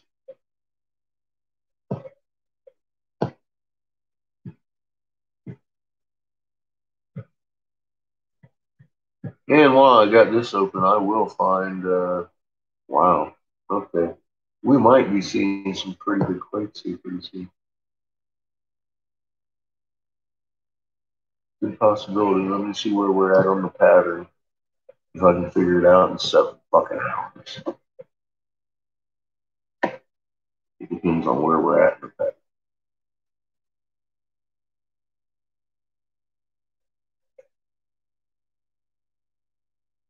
That's all the same. Jesus Christ. No, I can't see it. There's too much in those 2 hours. It kills the pattern. I can't see it. So I don't know where we're at in the pattern. Let me look at where we're at in real time, though. How long has it been? Since the last 5, because I saw a 5, so it's been a while. We're due. All right. Which region? Oh, fucking Indonesia. And? Oh, man. All right. I'm seeing somewhere that's due. A couple of spots on the West Coast, Alaska, California. Don't think we're going to get a 5 out of that. I'm looking at PNG is void of activity. Right there by Malaysia. To the right, just under the Philippines. To the right of Indonesia. A little bit above Papua New Guinea.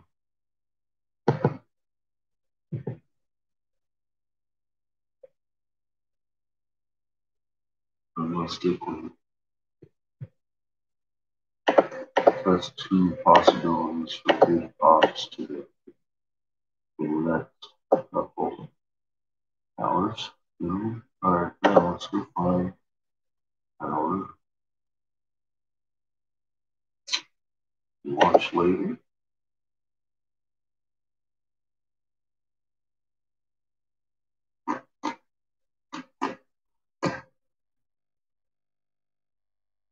Hey, where's my baby?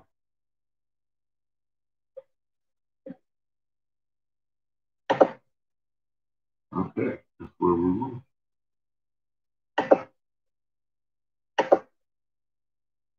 Oh. That would help, wouldn't it? Course of events, and therefore, as the Hebrew prophets had recognized, okay.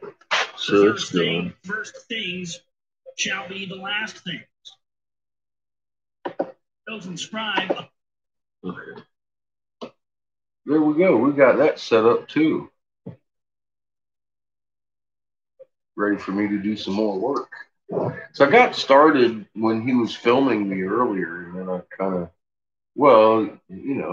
I was doing that for his movie, so I didn't get actually finished with any fucking thing. I got a few of them started. Motherfucking donut. Oh man, I like donuts in the morning.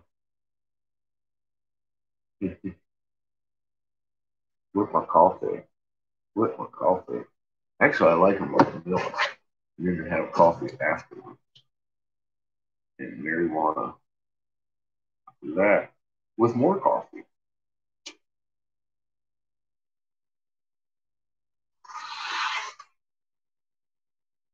Honey fucking rocks, man.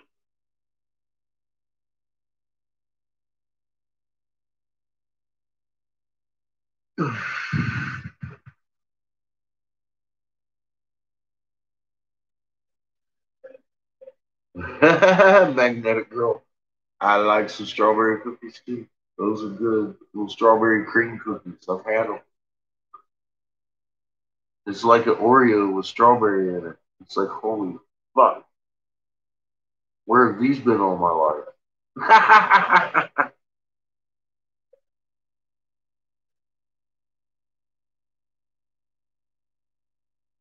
Yeah, well, salt helps your electric conductivity. Can't have that. Water, too. Water and salt. I mean, go figure you're an electrical being. They want you dry and saltless.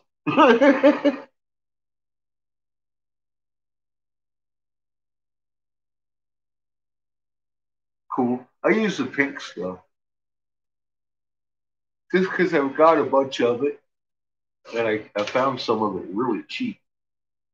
So I was like, oh, it's good. It tastes like those Himalayan rocks that you lick. Wow. I was like, oh. Doesn't taste like iodized salt. Doesn't look like it. So I crushed it up, and it's actually pink for $1. Big old fucking bag of it. I was like, all right, I want. Yeah, I went back and got like 4 of them because those motherfuckers cost about $8 a piece.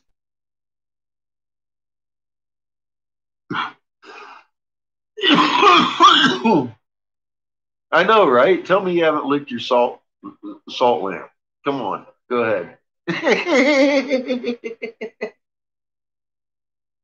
That's what they're for, right? It's your own personal salt lick.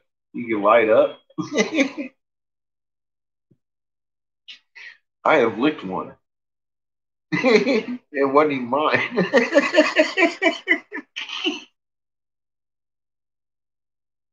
So there you go. I always got to try something, dude.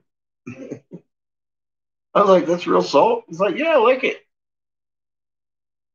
I was like, fucking hey.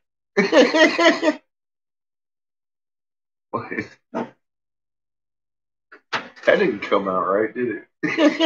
Yeah, he said, no, lick it. Okay. Wait a minute. He's talking about the salt.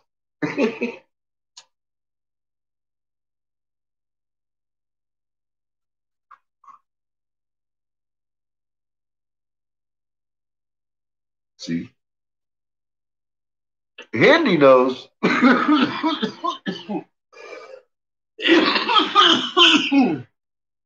Well, see, our creator knew that.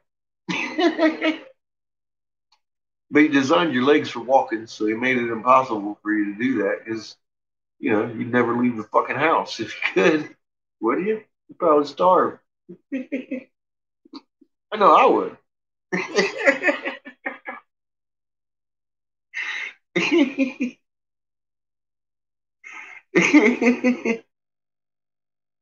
Oh my god.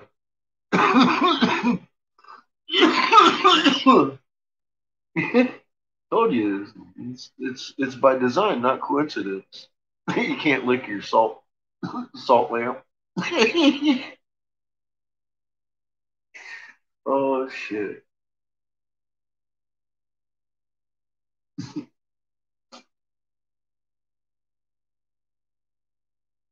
Bio salt? What, like lick somebody's armpit? I've done it.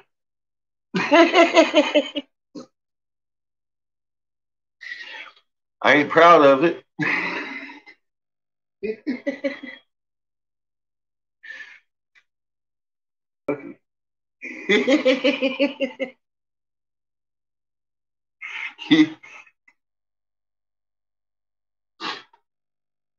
You'd be surprised how differently the same body salt tastes in different various parts of the body. As a matter of fact. And I did it all for the nookie. For the nookie. I did it for the nookie. Oh, Jesus.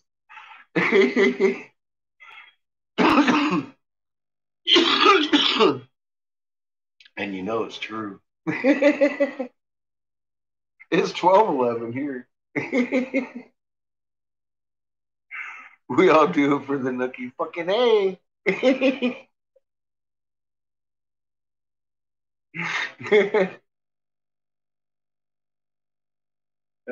Shit. We'll see. Yeah, that's gonna be in everybody's mind now for at least 3 days. For the nookie. The nookies. God damn it. Fucking fish, get out of my head. Uh-huh.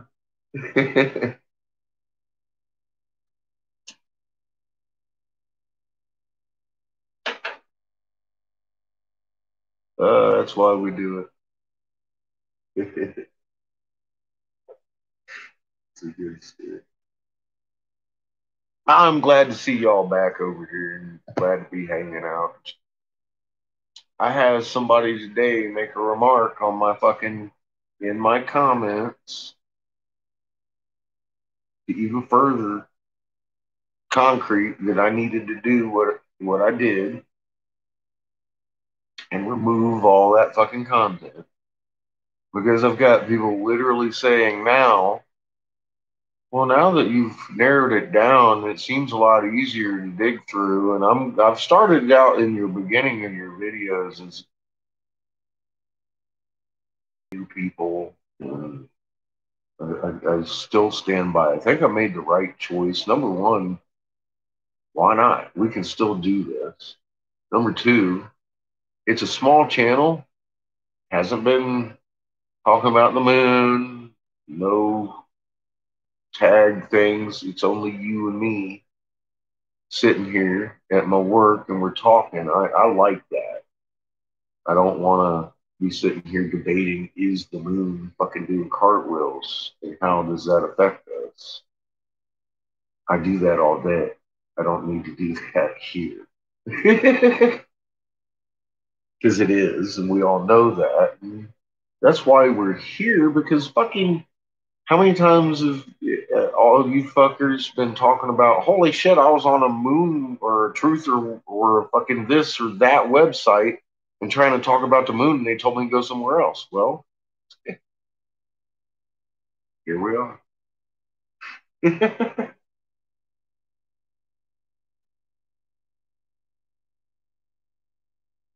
Yeah, see, there you go, Rebel. You're just trying to help someone out, right? Get their salt intake.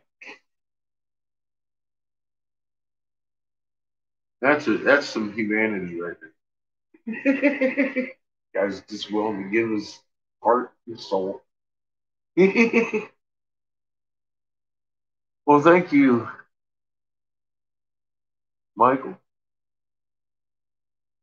Or yeah, Michael. And welcome to chat.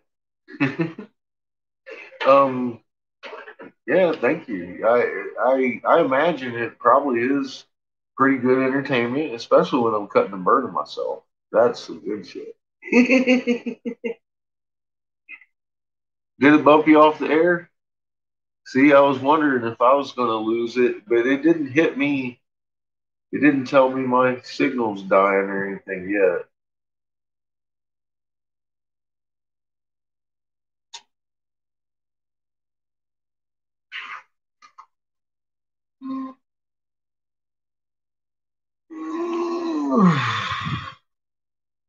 I saw the number dropped. I was waiting to see my fucking, because it'll give me a banner if it's my signal, and I'll see it down here if anything's happening that shouldn't be to my signal. So I'm always watching those two things when I'm online because sometimes this one will light up and kill me, which is telling me YouTube's fucking with it.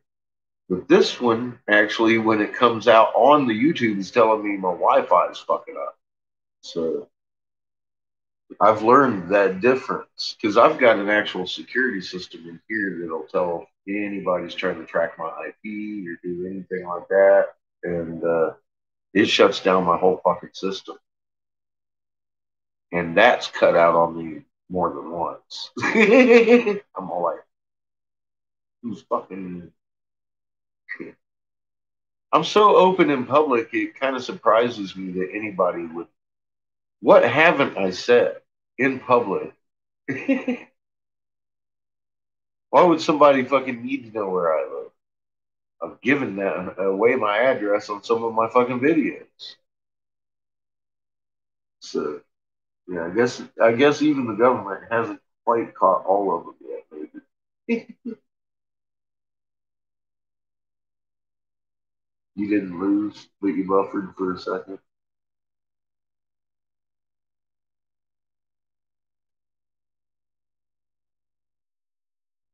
Well, once they'll regain it, if they want to come back.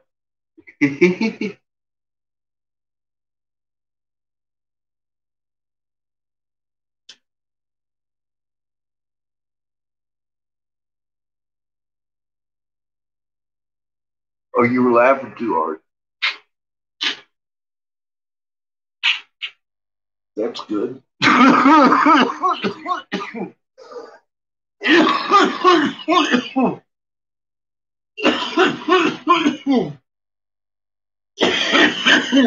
Our friend Hermetic went out and was researching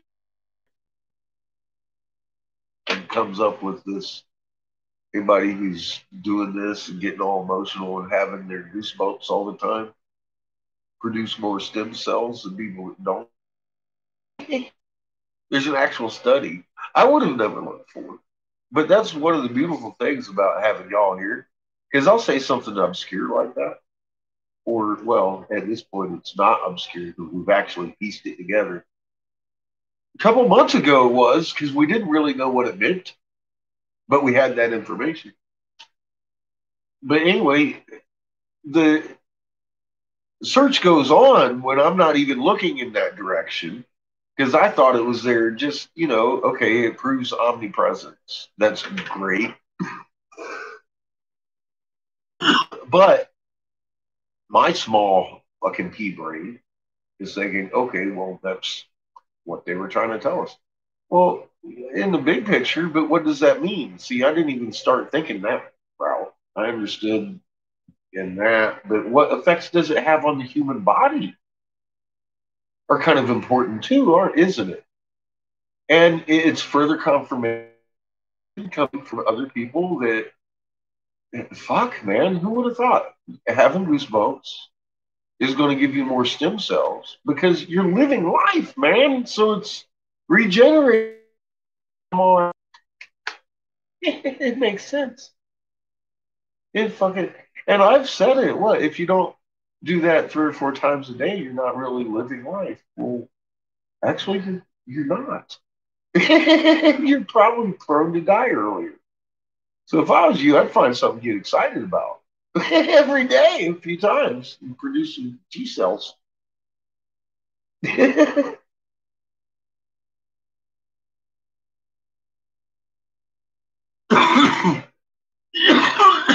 Yeah, it's fucking amazing the design that went in the creation. They really didn't want us knowing the big picture. They were like, these guys are too powerful. They didn't even know what we were drawing on the fucking rocks and fucking languages and said, we don't know what the fuck they're drawing. Here, let's give them speech and separate them. Fuck.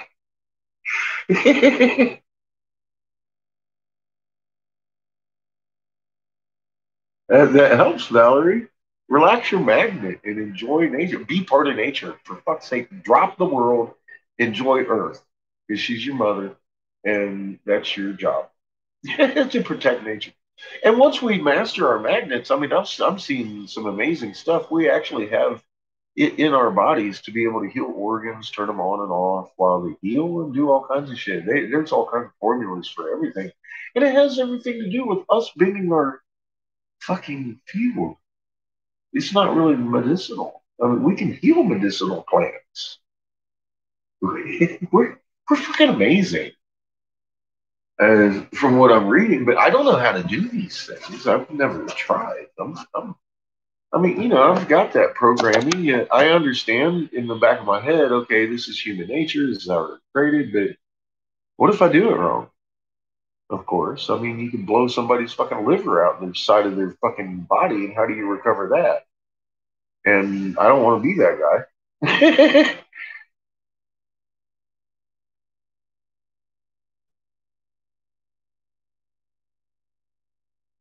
Just lay there and tune in. That's a good practice.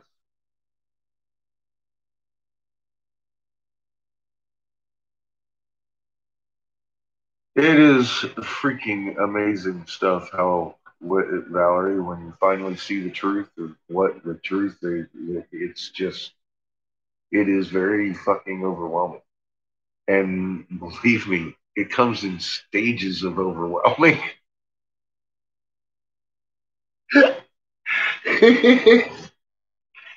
It's like, woo, then you get over that one wave, and then here comes a bigger one. It's like, holy motherfuck.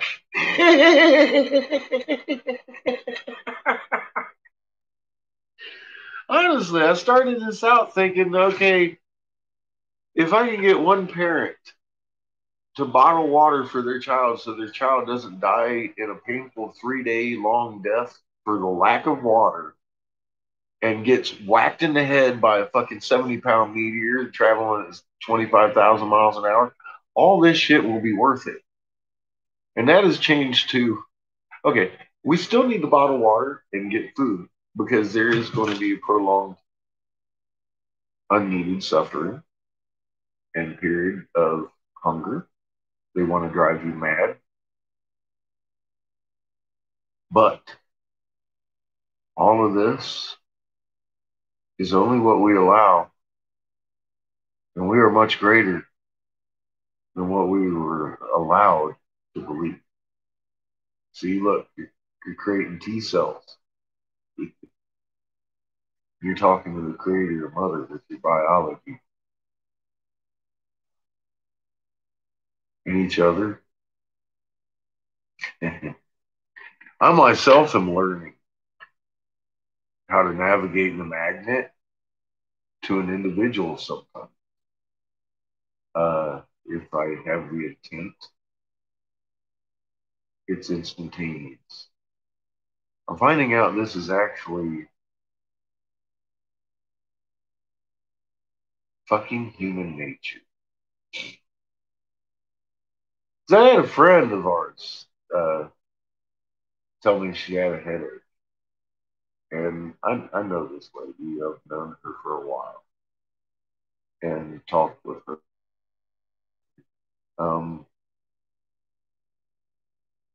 She actually invited me in like a vampire, right?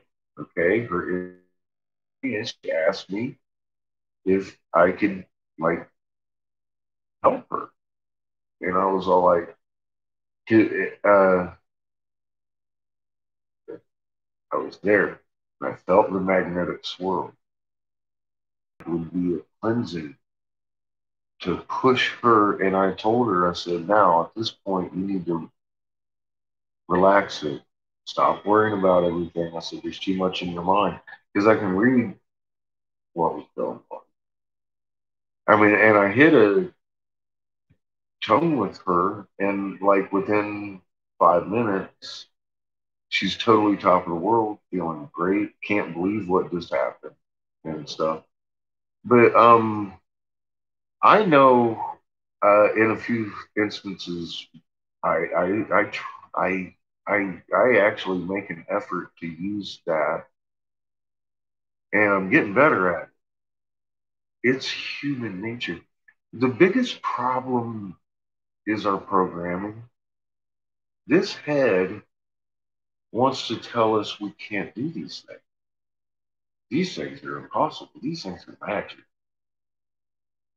But the pragmatic side of me, because that's my esoteric side, it doesn't exist.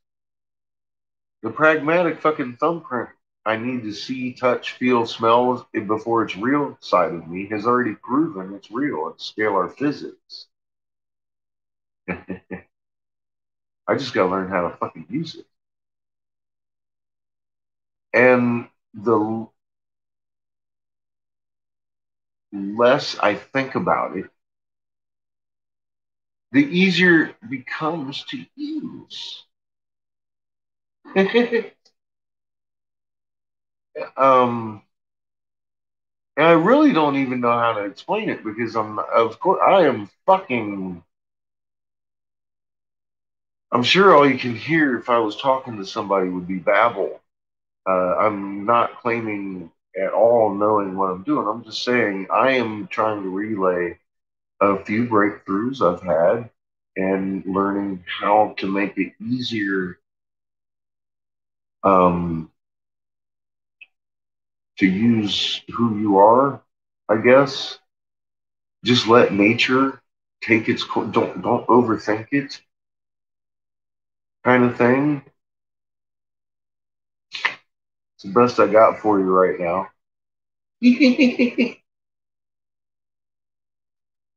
uh,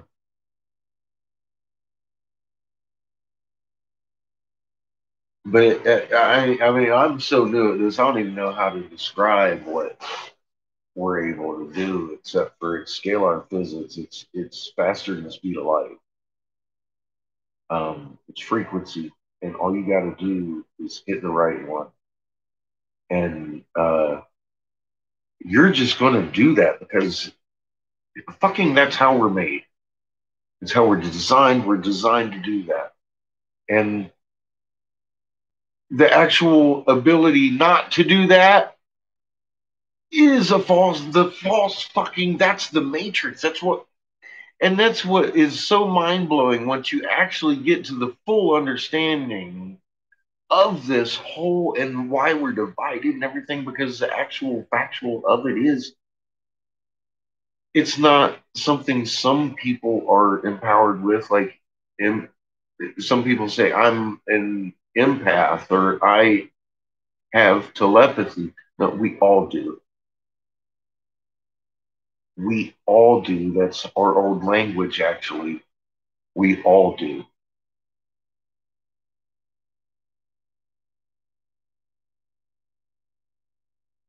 Healing with energies, magnetic girl. It's with the intent of our heart, and it happens as yep, comes right through your fingerprints. That's your electromagnetic energy. That's why it's unique because your magnet's unique, just like every magnet in our existence is unique. Someone going to good night. Oh, good night, Dana. Sleep well. Relax your magnet before you go to sleep. You'll sleep better.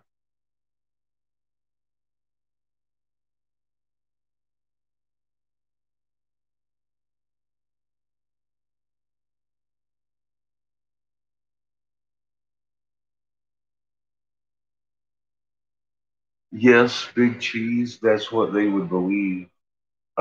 See, and once we find out the truth, actually, we realize it's not us taking them over. It's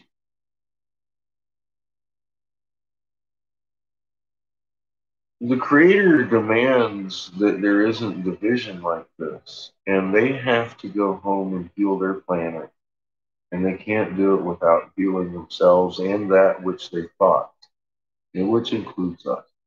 So it's not us really taking them over, it's just them relinquishing our planet back to us and our us back to our planet and them back to theirs and becoming brothers in creation again and loving each other. We have to forgive them if they do this. It's not a retribution thing, and any retribution would be through the creator anyways. We're healers. They just didn't have this knowledge. And by their own admission, because they didn't know what we were drawing. I didn't either. None of us did until recently. Um, and in reality, they can't be blamed for what they've done. They were misled too. It's not their bloodline that the creator of all values at all. It's that spark of life in their chest that he gave them to grow and learn from too. And need to do some growing because they have destroyed a lot of creation and stifled creation and damaged creation to the point that creation is actually having to step in now and take control of creation again. And doing that by an amazing design. This is a deciding factor. We're going to have, see, the legend of Horus. He of all gods was born as a baby and is destined to become bright like his father, Blue Sun. He's a red sun. So how do you do that? Well, you draw energy from another sun and grow. Well, how do you grow? You crack your shell and you have a micronova. And then you go off and you sizzle a little bit. And you come back and you suck that motherfucker black like sackcloth again. Starting to get the picture. He's getting the energy off of Set. Set, his uncle, is our son. It's going to suck him black like sackcloth. Our son's going to lose a lot of its magnet grip on us when it loses its powerhouse.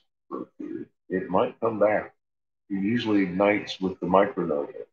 But see, for him to grow into a brilliant sun, it requires a different classification of nova. That would be called a nova star explosion, which until 2013, August 14th, was a theory. And by coincidence, me and my neighbors were outside at 6:30 in the morning pointing at the constellation of Poop, which is about that big in the sky and it looks like a Big Dipper. About big as your thumb. It's in the constellation of Delphi. And I said, look, I'm closing the chapter of the search because I was searching for why are we on our side. And I'm opening another chapter called Poop Hits the Fan because there it is. Boom! All of a sudden, it looked like something had hit our fucking atmosphere and boiled the air in a circle because it was a circle of light almost. And it, all that. Had no idea what we were looking at, but at the very center point of this, all of a sudden, there's a light, and it's getting brighter in the sky. It's now the second brightest star in our sky, out of Delphi. It was a nova star explosion. God closed the chapter and opened a new one for me. Simultaneously. I had no idea what the fuck was going on until 3 days later. My computer sitting there was space.com on it with a picture of Delphi on it and Poop right there. And I'm like, oh, I gotta look at Delphi because that's where that we saw that. And all of a sudden, I'm looking at this and they're talking about a fucking nova sun explosion that happened in Delphi. And fucking exactly what it was. And I was like, holy fuck. Number one, I wasn't even looking for it. It was just there open on my fucking computer to the constellation I love and love, and I was looking at it tonight. And describing to me what I saw. And their graphics of it look totally not like what it looked like. Something I'll never forget. It looked like the sky was melting. And it didn't have anything to do with us. It happened billions of miles away. But that's the kind of thing that's fixing to happen next door soon. Horus is destined to do this. Well, if we're in that kind of a powerful explosion, literally, within solar distance, how much of Mother Earth do you think would be left? One shield. Right. Okay. Getting the picture? She requires us for life. She'll be calling you. Your magnets require material. This is an ultimate test between symbiotic relationships. Getting the picture? Planet Heaven over here has one shield. And only one shield. Anu, they've been divided so long that their symbiotic relationship has caused their planet to go poisonous atmosphere on them in death throes. And Mother Earth is sitting here looking at her aunt with a gun to her head. Into me. That's what all this prophecy stuff is about with these Hebrew folks that are hanging out in the desert. I'm supposed to make a peace meeting between the coin givers, the evil commanders, and Mother Earth, and they've closed down their borders. Mama says if the politics don't get out of the way, the fire tornadoes will take them out, and she'll march me right the fuck in. The peace meeting and the peace offering is on the table, and I'll tell you what, it's been a while. They've been bothered by these visions of the creator of all. I've gotten one shot at this, and I get it. I know these guys ain't dumbasses, but I feel a big part of this is ego because we're poodles to them.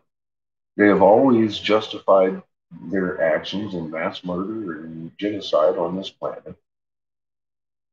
And they're having issues with it in their own hearts. And if you can put yourself in their shoes, of course they are. But that has to be set aside to save their entire fucking planet. It ain't even about just their race, it's their planet at this point. It doesn't have more than one shield. I'm sure, Mama, every one of you would give your crusty soul for planet Earth, and she understands that. And don't worry, you won't have 1,000 miles trek through fucking a dark cave to get to her heart. Our old ways will be shown to us. So her minions are actually in their bunkers. That's what's going on with this whole tunnel scenario shit. Tunnel warfare.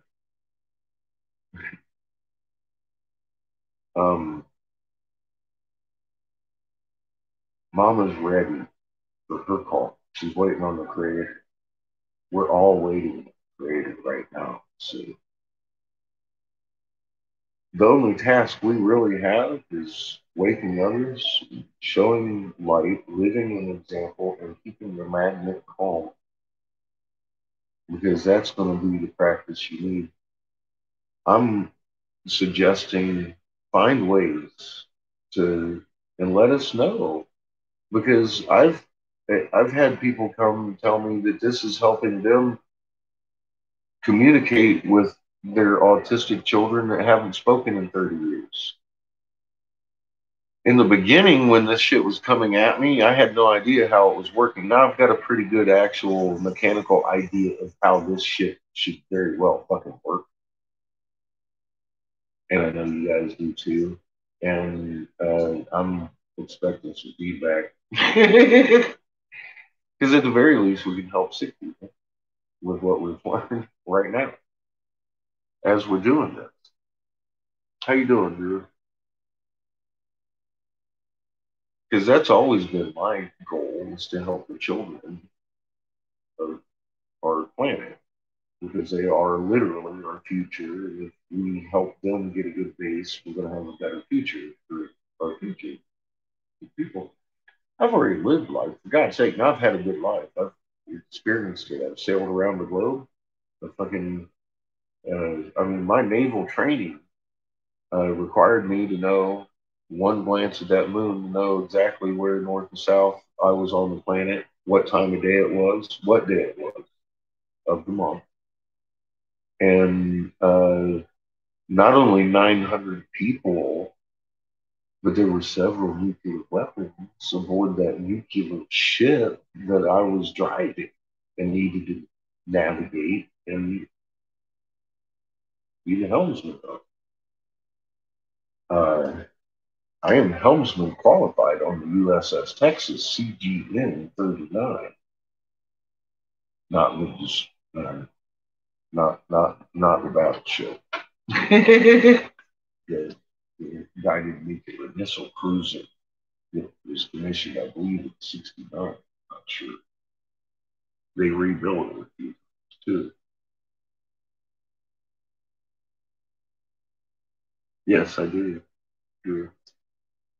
And isn't it funny that that 3.5 in Jersey is right between New York and Philadelphia, where there's a bunch of ammunition dumps down in there, not dumps, but storage spots, and 2 miles deep is about their dumb depth. I think it was an explosion rather than a quake, because it looked really suspicious on the USGS Gillipots. Didn't look like a nuke, but it didn't really look like a quake either. It looked like an odd one. And it was only 2 or less miles deep, about, and that's dirt deep. That's not fucking plate deep. We all know that. I think. The plate deep is at least 10 kilometer, about 5 miles down.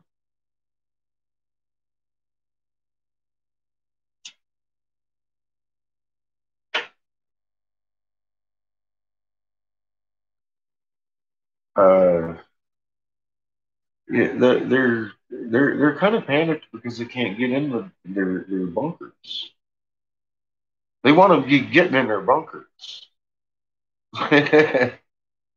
they're I think that's one reason that not everybody's starting to drop dead yet with wave two. Because I expected wave two to hit a little bit sooner. I might be wrong on my timing because I didn't give that date. I wasn't sure on. I was sure on date one, which I gave, and we were in martial law. I'll be damned by that date. And they had control of the fucking food supply openly and publicly. That was the first thing they did. Like, we are taking control of the fucking supply chain of everything. And I had just been telling you about, like I said, they really impressed me. 180 nations, taking supply chain of everything. Military is in charge of fucking food supply and everything. And they were shipping out our troops to go help in Europe because they're fighting over food out there in France, if you remember, in Italy. And our troops went over there to disperse food. And as I say that, I'm sure you guys remember, it was mainstream news on fucking reporting. All these things started laying in line like, oh my God. They didn't they?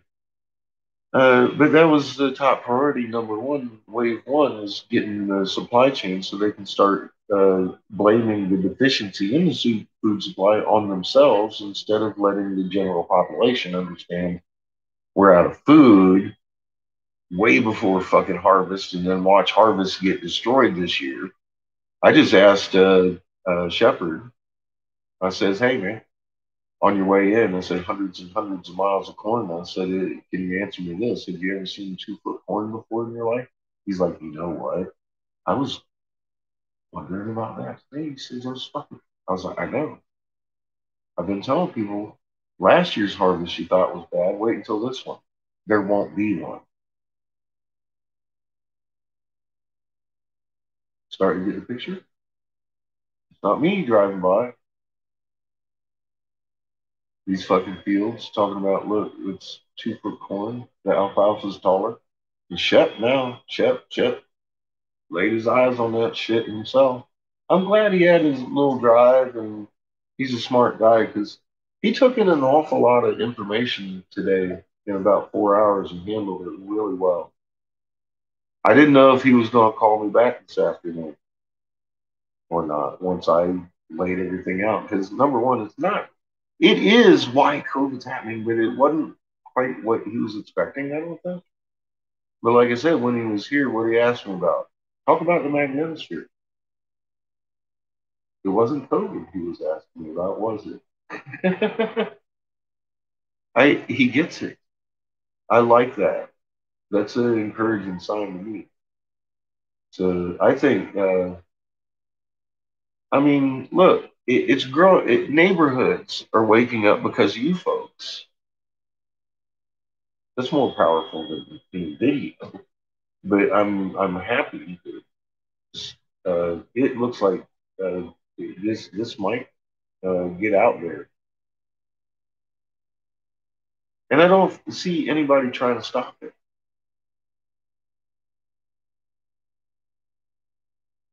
Maybe persistence has reached the right people. I mean, we're starting to see some things that look like they could be a pullback as some things are advancing. So I just don't know. I know this much. No one's trying to kill me. My electric's still on. I'm not experiencing the problems I was. And if anybody saw my previous videos, you understand because I've walked you through some of the things they've done to me in regular. Just next thing I know, my license is suspended for no reason. That happened like fucking 4 or 5 fucking times, like intermittent months. And I'm like, what the fuck is going on? And I pieced together because my electric's turned off after I paid the bill. They're sending me fucking huge fines and shit. I'm like, I went down to the city planner for that because my city's the ones that generate the electric, so they know me. And they were like, yeah, actually, look, there he is on the camera. So they've got safety switches in place, and nothing has hit it since well, it's been about since the last year. The last year's gone pretty smooth for me, finally. Um, since I read my first hieroglyph, they stopped fucking me. So I'm going to take that as a good sign that they are. I mean, look at my third video on my channel over there, the moon video. This is why that one I was showing it with the Steve, the WSO, talking about me doing the model on my last video, I think.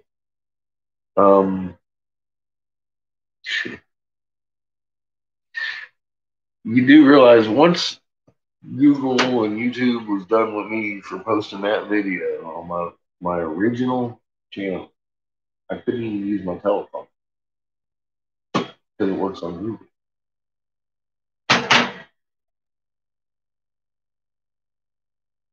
That's the third video on my channel with how many hundreds of fucking more insane improved shit than that. Me cussing and fussing and naming my videos, what is it? Fucktards and can't understand normal thinking. Fucktards and cunts. And I don't even have one violation on that fucking channel.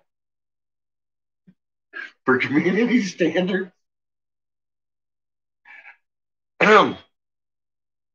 I think they're actually learning more than my average viewer off of my channel now at this point, and they ain't gonna let it go down.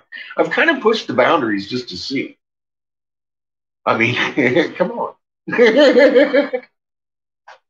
I have pushed the boundaries pretty hard, testing the waters over here, because it's confounded me.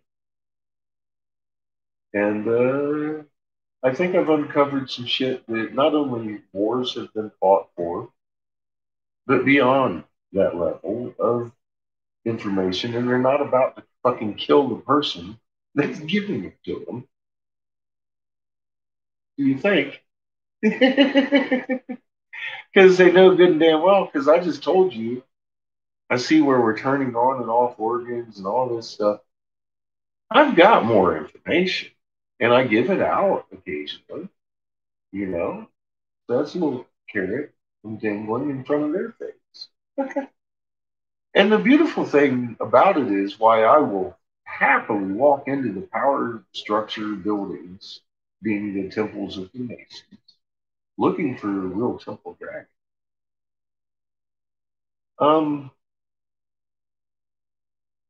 I'm not afraid because I know, number one, they, of course, I just laid it out for you. They've wanted this information. They're not going to harm me. Two, once they have this information, it's something they've never had. And the full picture can only lead them to a meek decision, don't you think? Killing the dragon. One way or a fucking another, I am going to see this turn the fuck around to a good end for everybody. And that's why this whole, look, the prophecy, the Mayan prophecy started with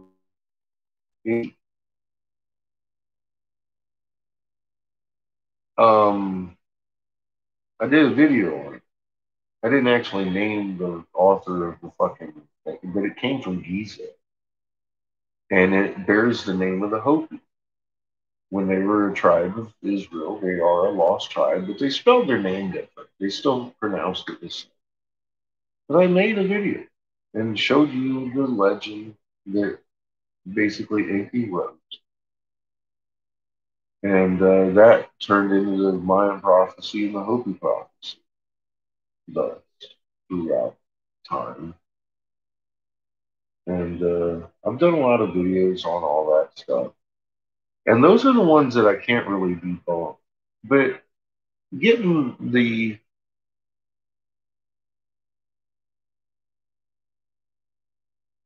origin of it kind of gives us the context of it and who it came from, stuff. You know. Well, it totally makes sense what the assistant that's marked with my fucking tattoo is doing.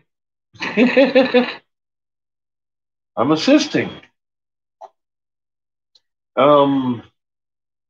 With a peace meeting that is required for the perpetuation of life on another planet, which is kind of fucking insane, which is actually pertaining to the Eagle Commanders themselves. Not necessarily the Hopi or the One Family, because we're already that. We've already won. Mom's worried about planet Heaven. Because it's not just you and me and 3,000 people on my channel. I'm getting this from Egypt, from people that are gathering with folks from Turkey and India and places that traditionally love to kill each other in love as one family. That's who I'm getting this from. It's not just us, this is global. We're just a little piece of it. And I'm getting a lot of the pieces because all of a sudden, all these people over there that had all this temple knowledge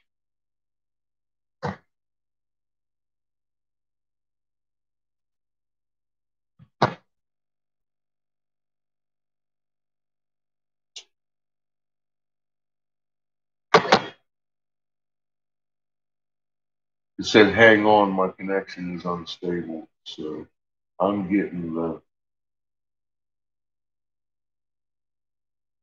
no, yeah, it's 1 o'clock. Between 1 and 2, I'll be getting close field lines. I'm getting Wi-Fi interrupted. Oh man, totally forgot what I was gonna say anyway.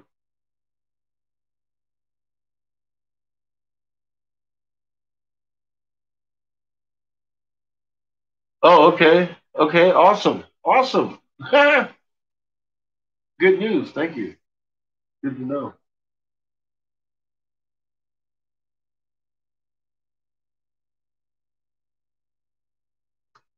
So everybody liked their glass,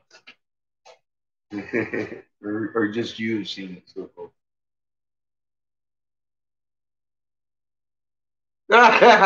Everybody wants to know.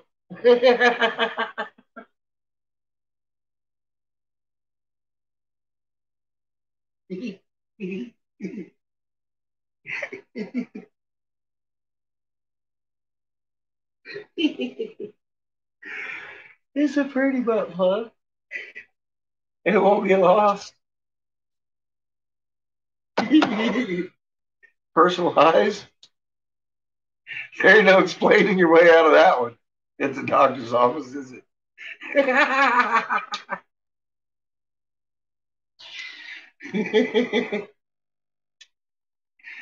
Never kiss and tell.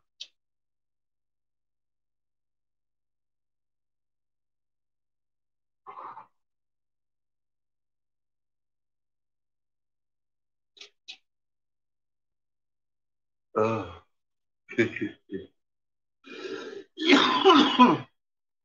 That's some good stuff.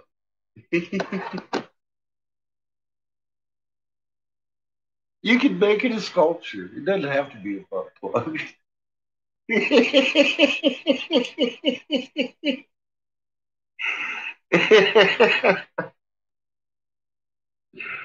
Oh my god, that's great. He's asking for a friend.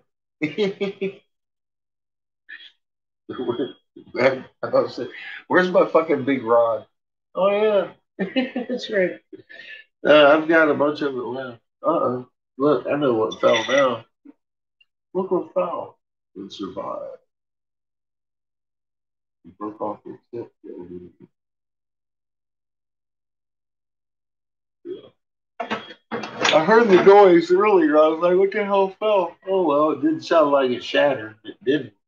Thank God. That's an expensive fucking bit of glass right there. That it cost me some money. That's a lot of gold to make that purple fucking color. It's thick in there too. You can feel it with your heat. It totally heats differently than like a cobalt glass. For this, this heats like it gets like water quick. That doesn't, because all the metal. It's alchemy.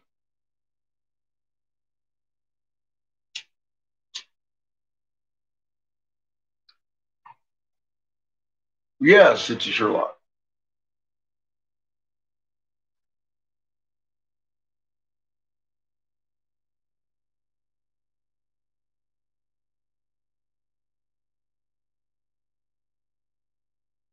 That's what you call that.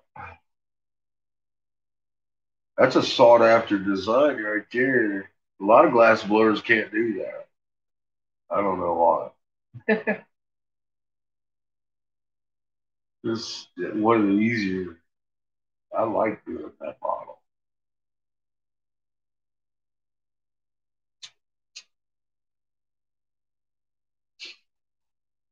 However, Oh, that's the same model I have, but you don't see me using it a lot.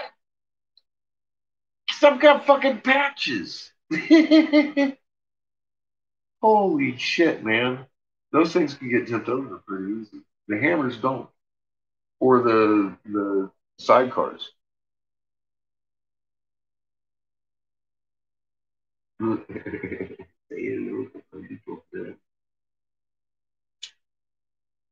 Did you see the sidecar with the honeycomb I made live this week? If not, I got upstairs. I'll run and get it real quick. Fucking awesome, dude.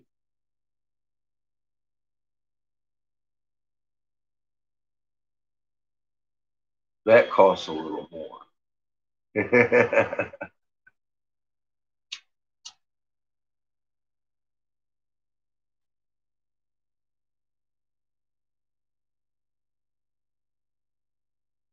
Nah, I used green glass to make the honeycomb. Yeah, it's that thumbnail of that one video that I made. That's that. There you go. That's what that I'm talking about right there. Yeah, yeah.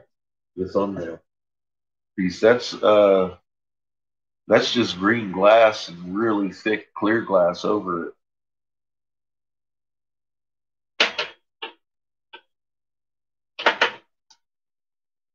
I get the feeling there's somebody up that shouldn't be.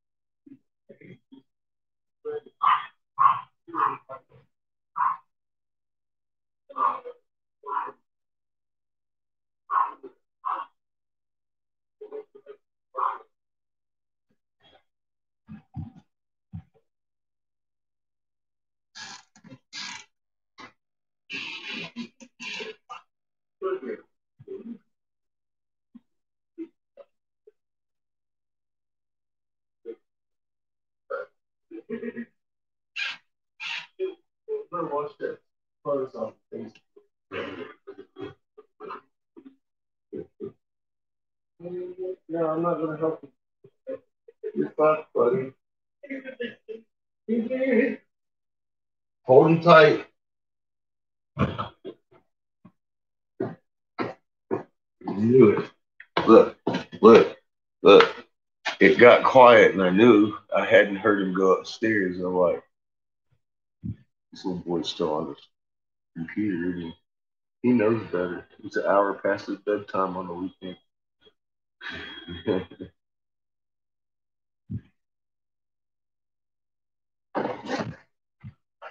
Listen to him up here. Pitter patter. We gotta go walk his dogs now.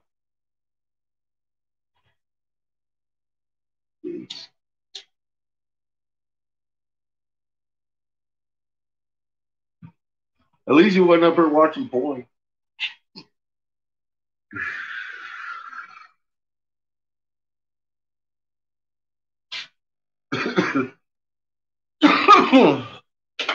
He's talking to his friend, fucking Brandon, playing his little game up there. He's got this web page up on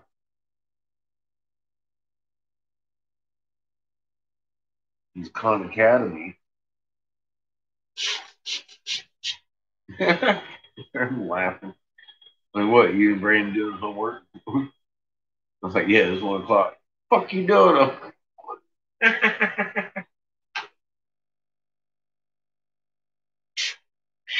Kids.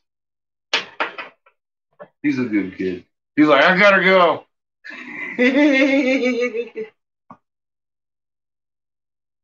Shit. Yeah, it's one. It's one here. It's one here. But I let him stay up till midnight on the weekend. You know, Friday and Saturday night.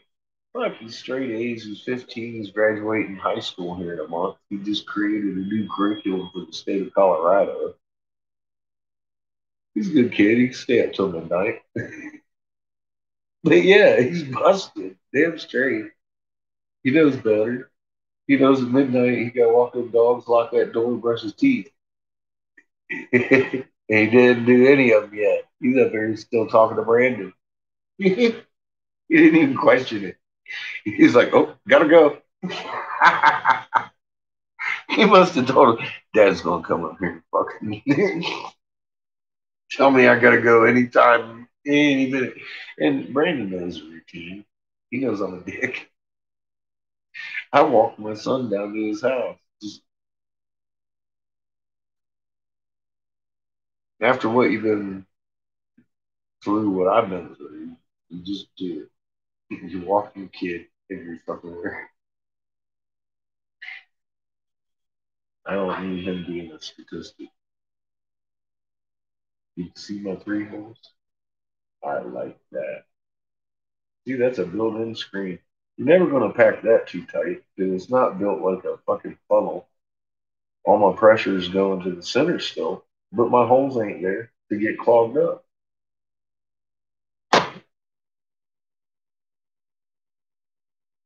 It's my fucking design.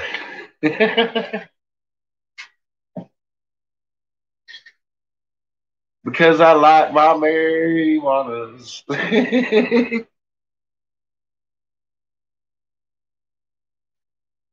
Yes, that took a while. Waking up my town. I'm not sure if everybody in the town's awake, but enough. Enough to be effective. That's cool. I could deal with that. Somebody took note. And I thank God for that. Another time, I didn't ask for a dime. I didn't get paid a dime. I don't plan on making a dime, but many will benefit. And that is human of us to do for each other.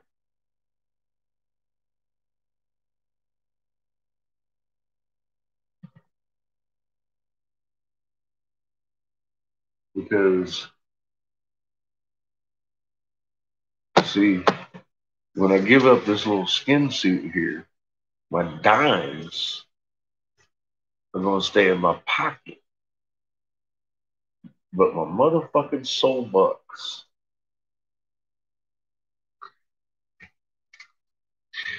those are safely in the bank.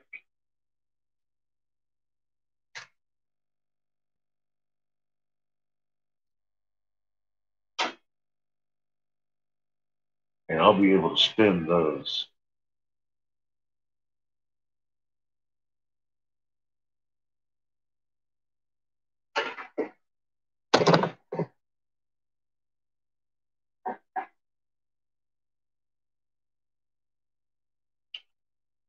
So I'm just stacking up my own riches.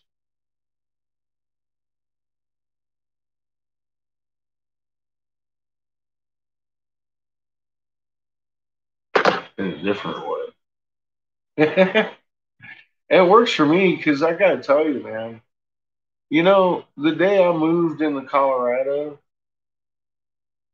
the feeling of accomplishment, I'm going to tell you straight up. I couldn't even begin to tell you how fucking awesome I felt. How happy I was with my motherfucking self for doing what I'd done.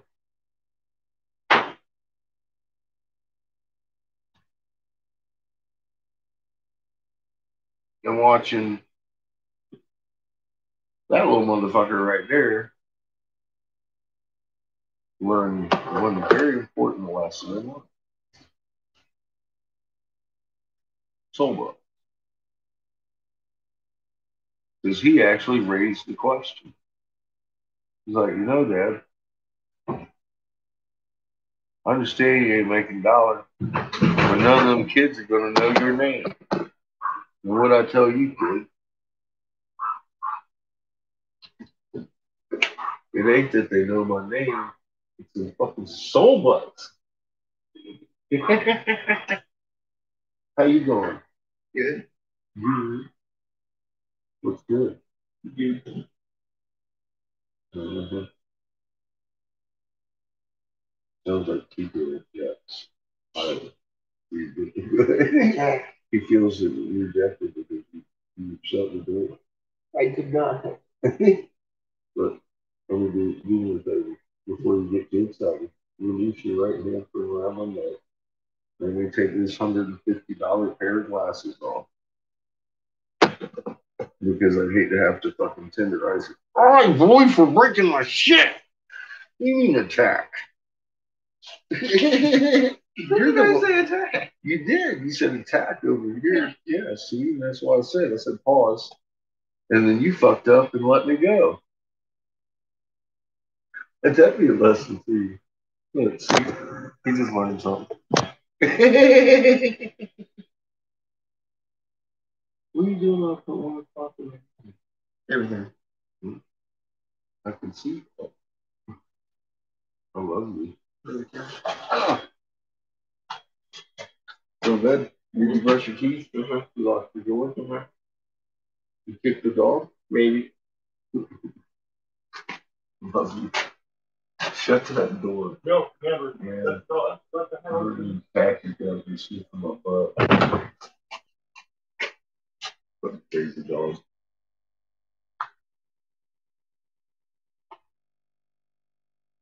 Right. Now I got my proper scraper tool here. So let me see.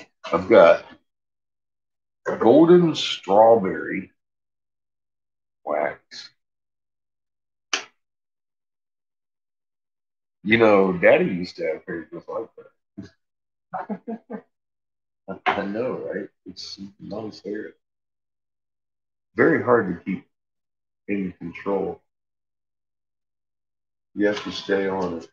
And I have to stay on it for him. I'll look at him, I'll be like, look at that goddamn drug. Okay. Boy, you got a shower in there and conditioner. Go easy.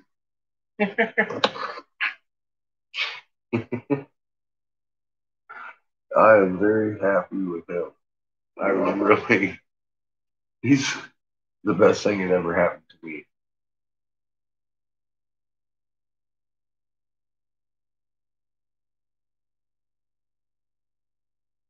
I'll tell you that.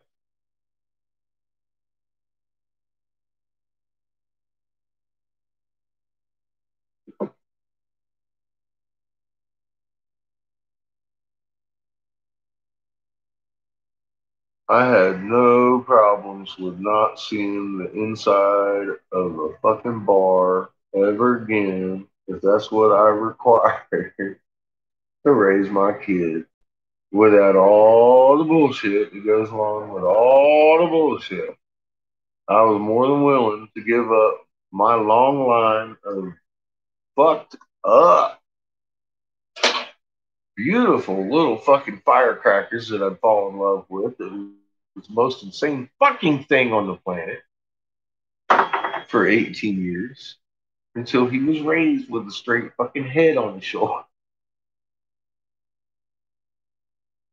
Instead of watching his daddy get smacked with fucking frying pans all the time. Oh, God damn it. Yeah, that's what I'm saying. I didn't give up a damn thing, man. I gained everything. I gained the world, man. Because I've learned so much from just being around the damn kid. It's crazy. Kids are awesome. They're people too.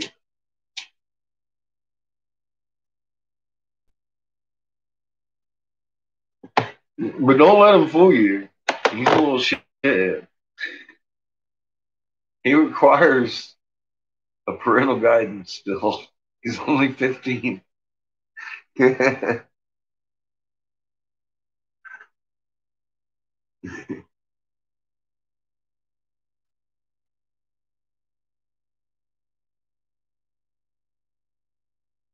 So how are you doing this evening, Catherine? Good to see you again.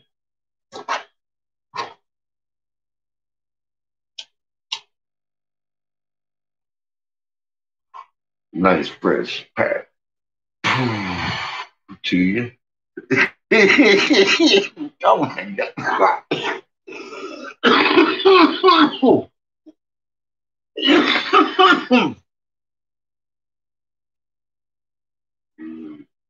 See, that was too delicious for children. If I'd have had weed like that when I was a little kid, I would have lost it. I'd have been like, fuck school. Oh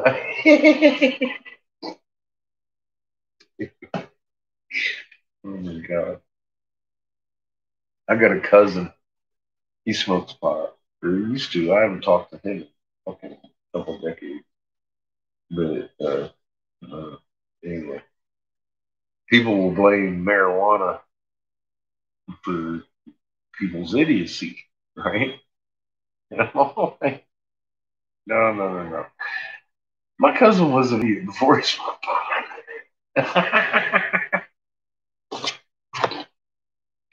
I'm just saying.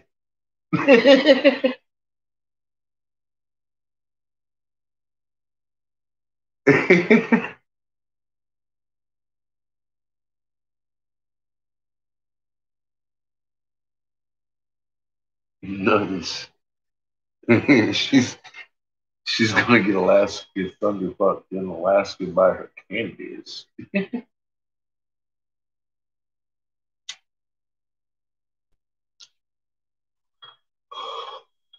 See, now I don't even have any idea what strain I made my butter out of this time. I got it from a friend I trust, of course, and it's very clean shake, but I don't even know what strain I made it out of. But I really like the butter though. It's fucking creamy. I wish I knew the strain. It's always nice to know what you're using though in your food because it each strain is going to add a different flavor to the same thing. You know, just like it does, like a joint's the same thing, but each of them tastes different. But I mean, like lemon poppy seeds go really well with like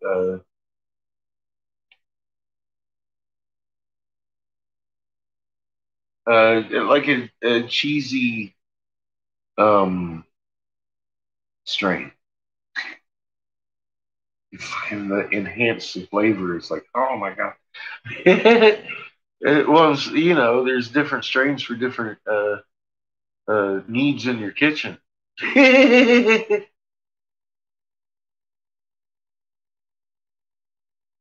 wax butter. They call that butter. Budder sometimes, or wax. I'm not sure which one this is qualified as. It's how much ever oil they add into it. I prefer, honestly, hash, but it was Wax Wednesday. So I got 20% off of the wax. $12 a gram, I'll take it. I prefer hash because I know hash is just the fucking THC crystal uh untouched. That's what it is. And then they heat compress it. And you can tell if it's real hash when you break that shit up. It gets fluffy and then you light it and it melts right in and it's like yummy. Full flavor and yeah. I don't like the bubble hash. I feel like that washes some of the terpenes out of it, personally, the process.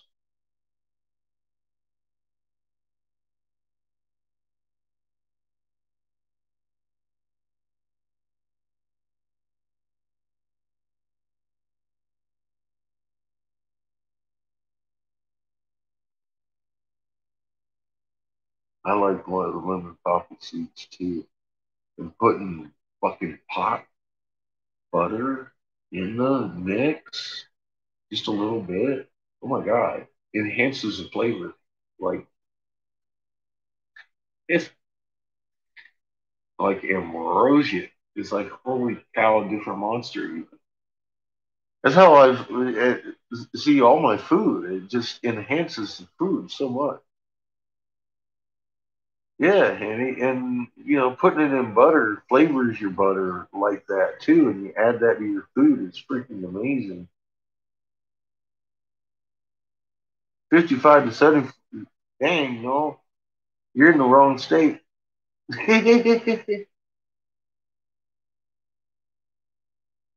Yeah, Catherine, real butter. I wouldn't suggest doing it with margarine at all. Some people will ask that question. Butter, goat butter. Oh shit, that's okay. That's interesting. I hear goat milk's even better than cow milk. I've never tried a goat's milk though.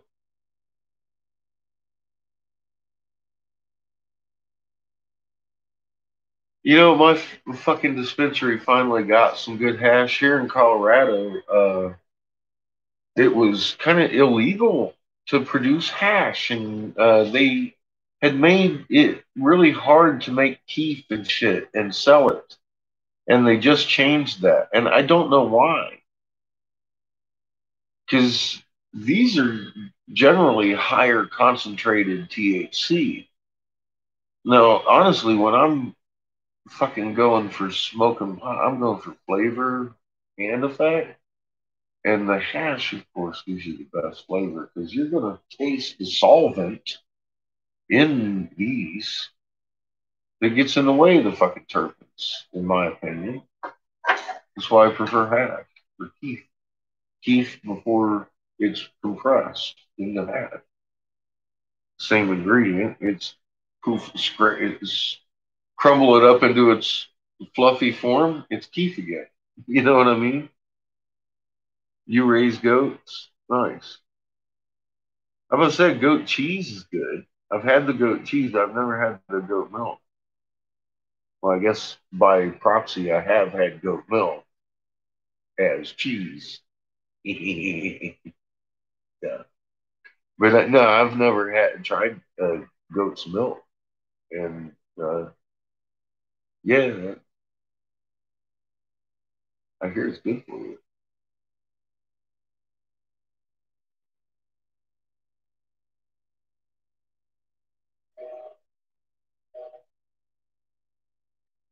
Smoke in the glass.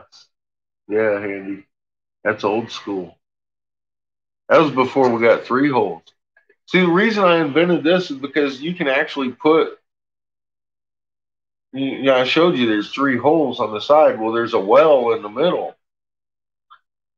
That's where you concentrate. If you don't want to put flour in it, but you got yourself a fucking hot knife. We didn't have concentrate tools in California when we went into medical at all. I was making glass horkers and hot knife sets, and it graduated to a hot knife and a pipe. I've been making them ever since. Yeah, we didn't have rigs. We didn't have that. We had old school bongs and shit, and then but medical came along and they started making all this incredible shit that we'd never had before. And yeah, we needed new devices. Yeah, well, I had been fucking making pipes forever. Um, I was even making the Jack Harry double venturi fucking lung pipe for Jack Harry, the wooden pipe with the lungs in it and everything. I was hand dremeling all that shit. Had a whole crew of Jack's people that I was running. They weren't my people.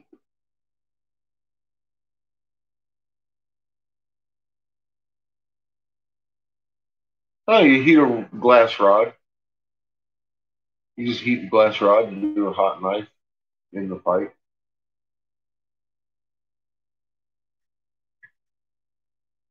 Because you put it there in the little well of the 3-hole, and you heat your dab tool up or whatever, and fucking you're doing an insta dab.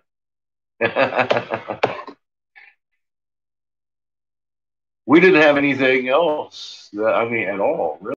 I was always putting hash on top of my weed, though. That's always how I've done it, and that's never changed. Is doing those dabs like that. Number one, okay, that's cool every now and again. If you want to just get high, kind of like if you just want to get drunk. And I don't get drunk much. I don't get just high much. I get high. Eventually, because of the butter over the day, I'll eat butter on my fucking bagel. I have butter with dinner, and I'll smoke 1 or 2 bowls a day with concentrate on it. And by the end of the day, you see me.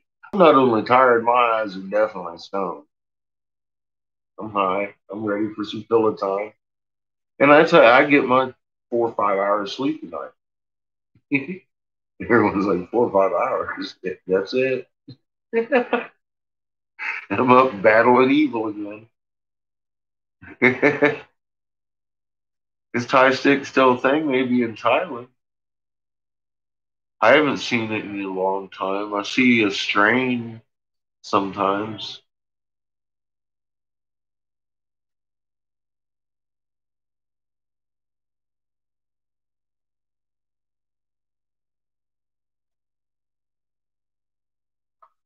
Kind of like Jack's Double Venturi lung pipe. My smoke actually does do that, but it doesn't come back in a double. I have made a couple of those, and it requires me to, of course, make it like Jack's out of the wood, and it'll come back out of the one chamber.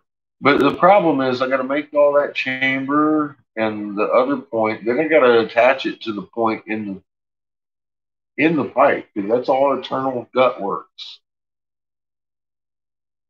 That doesn't just happen from collapsing the glass and folding it in there. You actually have to build it and attach it to your pipe apparatus. It's going to hold this for you to get it to do that. So it becomes quite a bitch. Now, there's a few ways I can do that, which emulate it,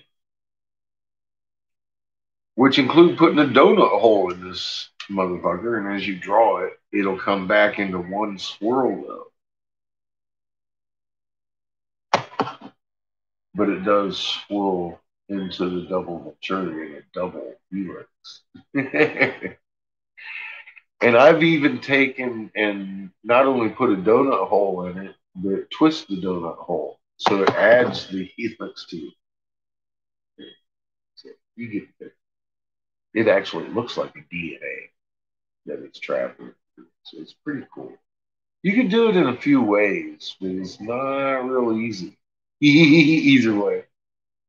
Because you actually not only have to put the hole in the glass, you got to reseal it with the hole in the glass and then expand the hole in the glass. And, you've seen a donut hole in glass. It's like, and you look at it and it's like, how did that happen?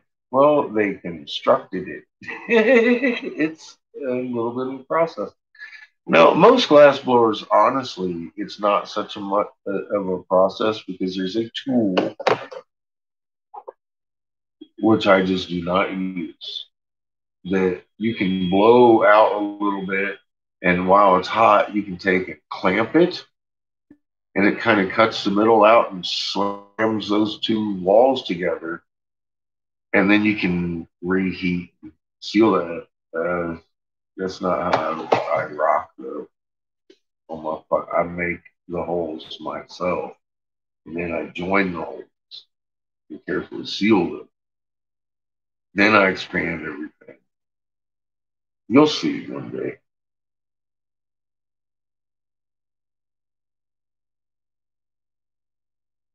Bud and the cocaine. I remember doing that nightly. That's good shit.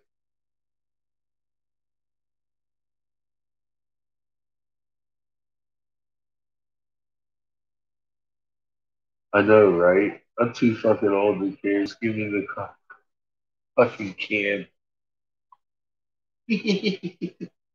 Love it. Well, the thing is, too, Alzheimer's is caused by a backup like that, and it can trigger in an enzyme which allows plaque to build up on your brain. But what is the one thing that shows that it eats that plaque? That's right, THC.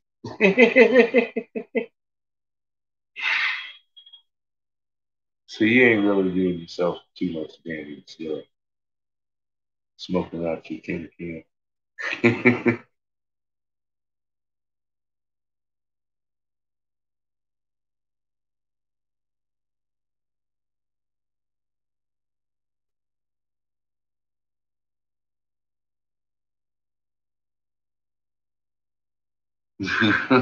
You know, right? I used to take aluminum foil, of course, and wrap it up on myself a pin and slide that tube off of that motherfucker and bend it up, pack that bowl. I'm a pipe maker before I even knew I was making pipes. I just fucking smoking my main ones. You just crumble that shit up and you don't have pipe no more.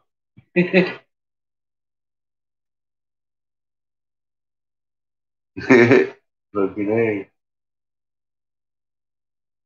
Put, putting fittings together, making pipes. Cutting fucking insides out of apples and potatoes and all kinds of shit making a pipe. You'll find a way. You're like, I wonder if that'll work.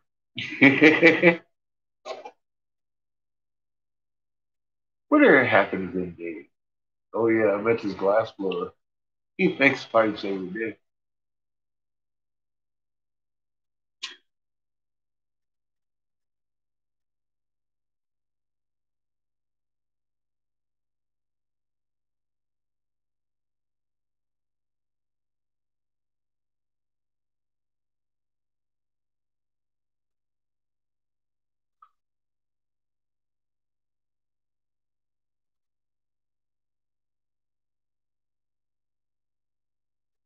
There. Yeah, it is.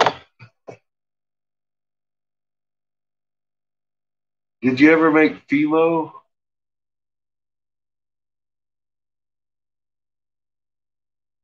Like phyllo clay? No? Because that's like making a millefiori with glass.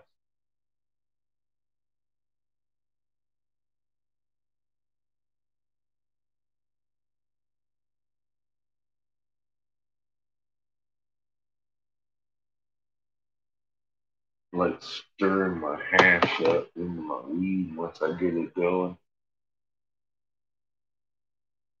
Said somebody. You just said it, and I had to agree. I have done this myself, siphoning gas with a hose. That's never fun. You learn lessons quickly. Number one, gas doesn't taste good.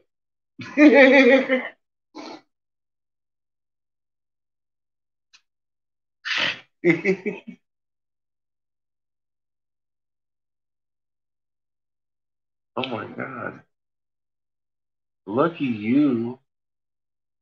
Watermelon ice cream. That sounds delicious.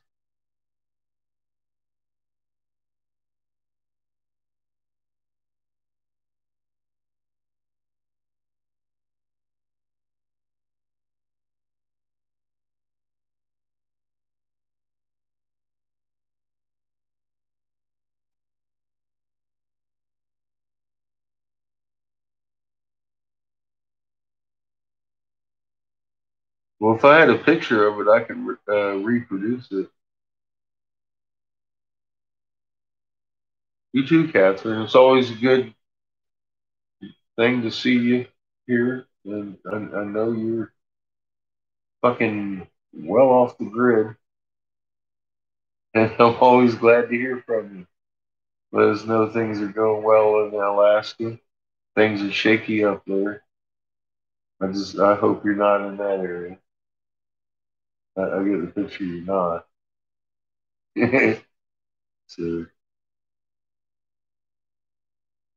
sleep well.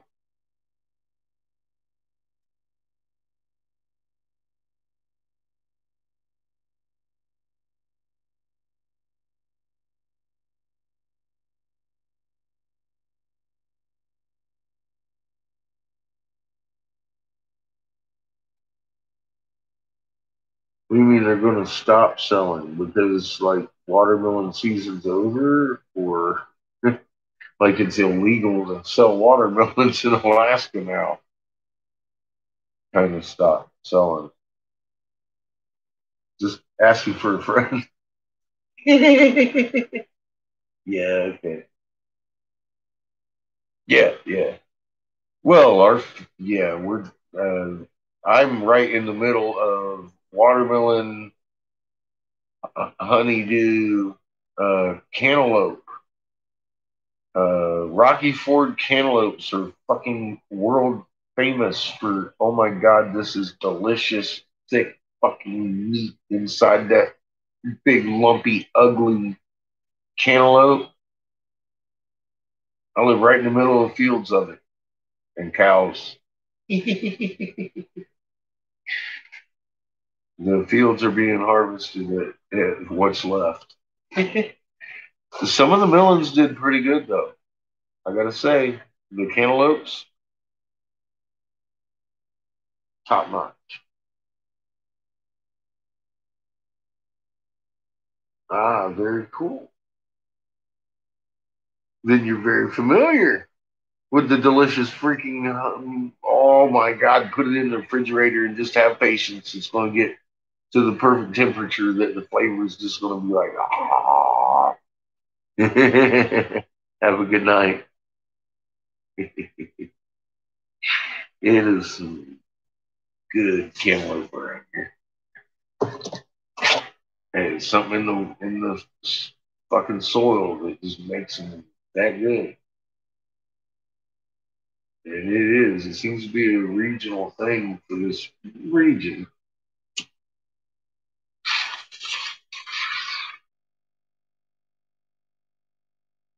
But they grow huge. They ain't the kind of cantaloupes you'd be buying in the store, all smooth and pretty looking, uniform, about that big. You know, these motherfuckers, man, they're this big and they got ridges in them like pumpkin fucking ridges, but they're cantaloupes that are just big and meaty inside. And they're original seed crop. You can take the seed and grow cantaloupes with them.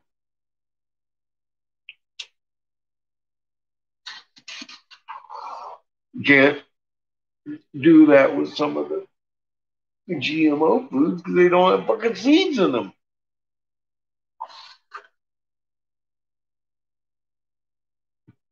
These ones got big juicy seeds, just like the fucking cantaloupe. I'm like, yeah. And you can tell they've been generationally grown just right in here. They've actually got laws protecting their fucking regional cantaloupe fucking shit. So,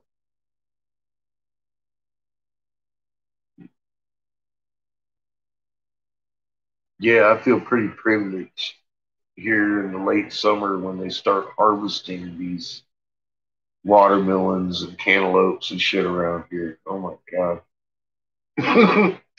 I get first pick. Yeah,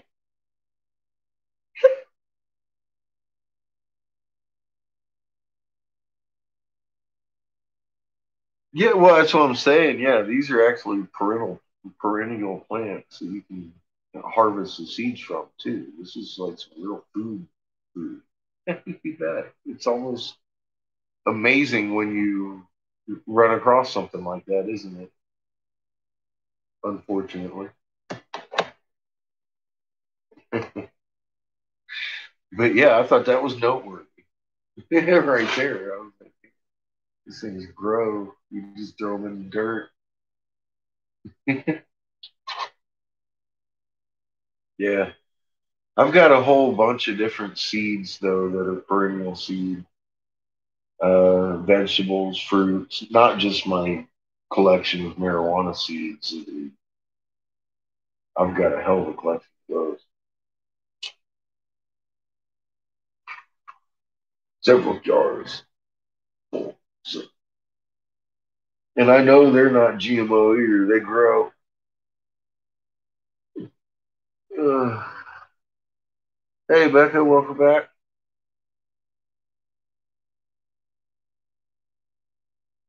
I plan on Johnny Appleseeding those wherever I goes. Gotta grow that food. It grows like weed.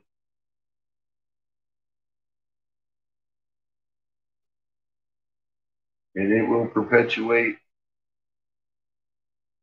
and seed itself because it always has.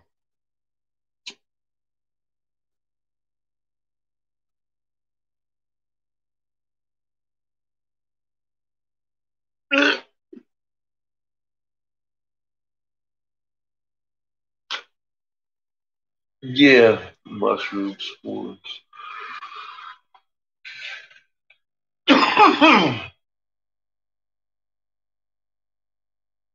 Those are good seasoning for my coffee. I tried it once.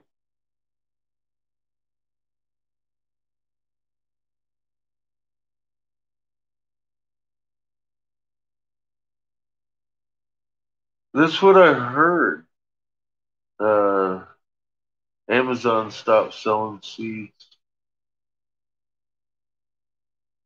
Hmm. It might have something to do too with the imports coming out of China because everything's coming out of China, including the seeds. I know because I've gotten some blueberry and strawberry seeds, and they all come out of China. You can tell the packaging comes in little cellophane envelopes. Like, um, seems to be a new thing, but that seems to be the way China is mailing things, which is kind of funny. Um, but you can't even get rare earth minerals to make color here for the for my fucking glass for my supply. I can't just can't get it because it's all dependent on overseas. Well, that's not an accident. Um, what we okay we've been sold out decades ago, and like I said, 9/11 happened 10 years before I first noticed the moon was upside down in the first place. So, but they knew it was coming. And I knew 9/11 was us, okay, period, long story short. And I'm not even going to make a video. It's not worthy of it. If you can't figure out that all those stories of concrete and steel below that fucking little bit of the fucking trade center that collapsed the whole fucking thing at the speed of fucking gravity isn't possible without fucking internal explosions, then again, I can't help you. You're on the wrong page. Because that's just not possible. By all rights, that shit should have fell sideways off the top of the fucking building if it was going to fall at all, ever. Uh, anyway, they knew what was coming and they did that to fucking get us to the slow boil of where we're at today with literal. And if you look at right about that time is when the court is upholding the policy for low IQ on the police force. And I'm all like, I wanted to be a policeman at one time, and ran into that wall because I actually scored a 98 on the ASVAB, which put me instantaneously, to be a fucking police officer. Put it that way. They don't want me in there. I don't take orders that don't make sense. They learned that, number one, from my service in the Navy, too.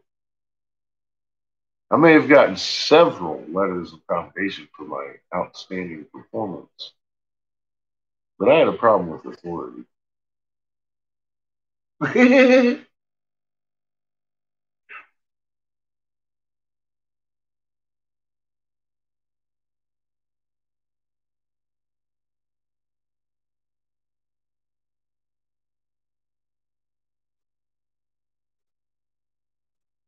Well, the moon roll is like, you know,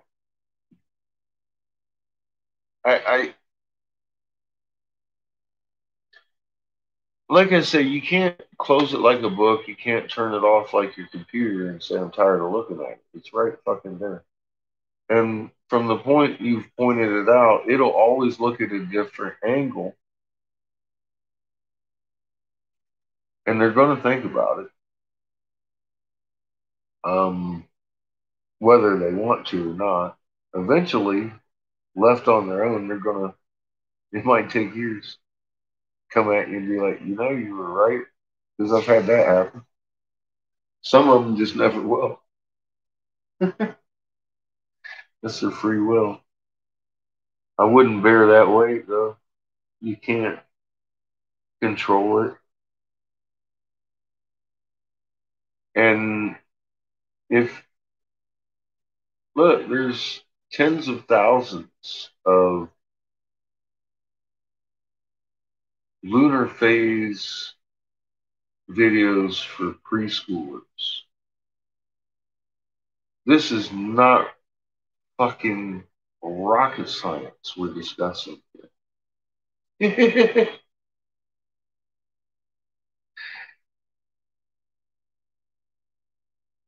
Good night, Magnetic. Thank you for hanging out.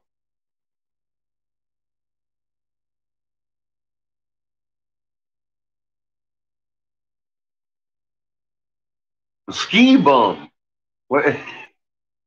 Instead of a police, that's not a bad ending. Okay, it didn't seem like a bad ending. Ski bum.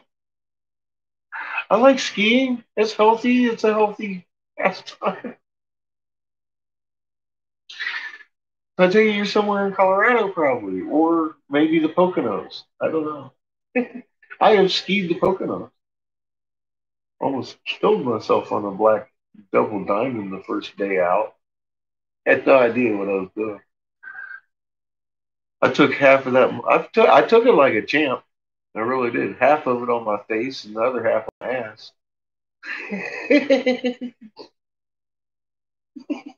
But I took it. Oh my god! And I actually took the same one twice. I did better on my second one. I thought I was ready for it. I just really wasn't.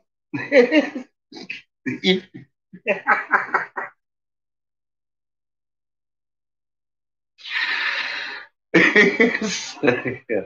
I have been on the Poconos. That's some fun shit.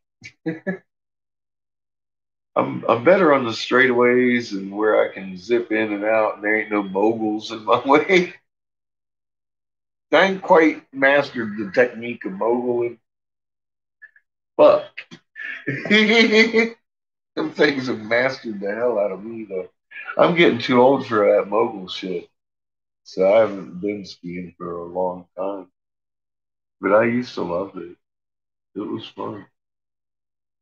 Your PE course, oh shit, in Montana. Okay, that's cool. That's cool. Yeah, I had never done it until like mid '90s. My buddy Jorge from Chile and I would go out there, fucking get on the slopes. He was a cokehead.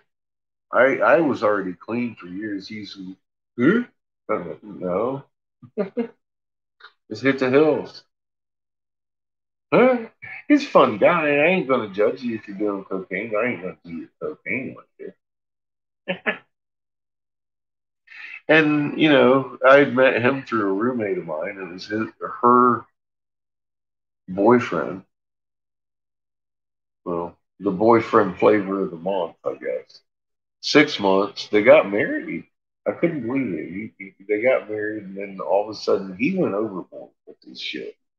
Long story short, they're not married anymore. And I haven't talked to her in years because of that, too.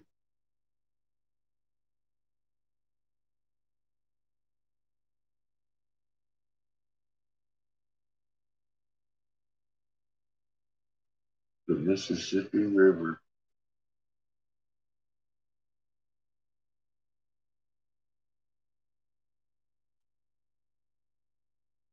Doesn't sound like such a bad spot. That's away from any big waves, isn't it? That I'm aware of. Like I keep saying, it ain't up to me. If Mama thinks you should move for her her next maneuver, you should probably listen to her. Because I don't fucking know. But that sounds like a good spot. I get the picture that like fucking Minnesota. I would hate to have to go up that way to be safe, but I gotta tell you right now, I keep getting the flashes of we've heard this exact scenario before. And is it a coincidence that they talked about in the days of Noah? It'll be like the days of Noah and the days of Noah. Because what happened in the days of Noah? Because we've heard a lot of descriptions of this inundation and the passing, and not every time it passes we get inundated. However, when they were marking the year, that's the deluge in particular. Um, they were talking about the globe was getting warmer, the calamities were getting more and more, and the ice sheet at the bottom of Earth was growing. Well, so let's think about this for just a minute. Because our North Pole has lakes on it and it's been shrinking, and they've been pointing their fingers like talking about, look, global warming, we have no more ice sheets. And well, that be true in the north, but everybody here can also attest to the fact that our sun is rising and setting very north, as if our North Pole is kind of tilted a little more towards the sun all the time than the South Pole. And it's still rocking and rolling because we're still doing that thing. But it's kind of changed because the Inuits noticed, I noticed, the navigationals is off. Well, what's happening at the other end of the world? Yeah, that ice sheet is big, bigger than it was 10 years ago.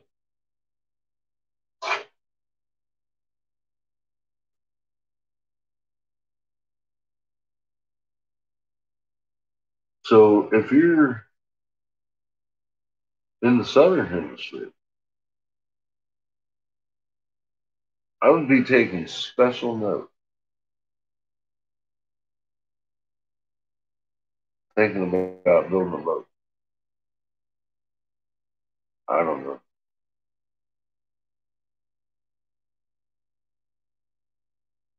I also believe the deluge itself was aided, because it sure sounds like it. It made it worse than it should have been. And I'm also hearing and seeing from these Aboriginal tribes that it is a little bit more than that, that they were actually using the moon because we were rebelling and refusing to fucking worship them to cause the deluge and shit. But I'm just saying, keep an eye on your fucking ice sheet down there. Because I'm seeing some similarities that are slightly disturbing. And I wouldn't be me if I didn't point them out.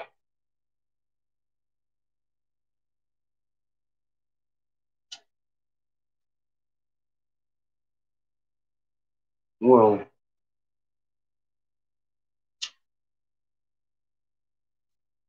um, the waters from beneath are being released. And this is kind of what it looks like. Miami's going under slowly. But that's because of heat expansion. And yeah, we are a bubble of water with tea leaves and orange peels at the surface. And most of the water's under our feet. That in the mantle itself, like a sponge. And ocean under the crust. 3 times the water that's in all the oceans of the world. I showed the working model a couple weeks ago in the video. This subject comes up more than it should, dealing with flat Earth. And on the thumbnail, you'll see a sphere rotating in microgravity with tea leaves. And you'll see a working model for how Earth was formed. That's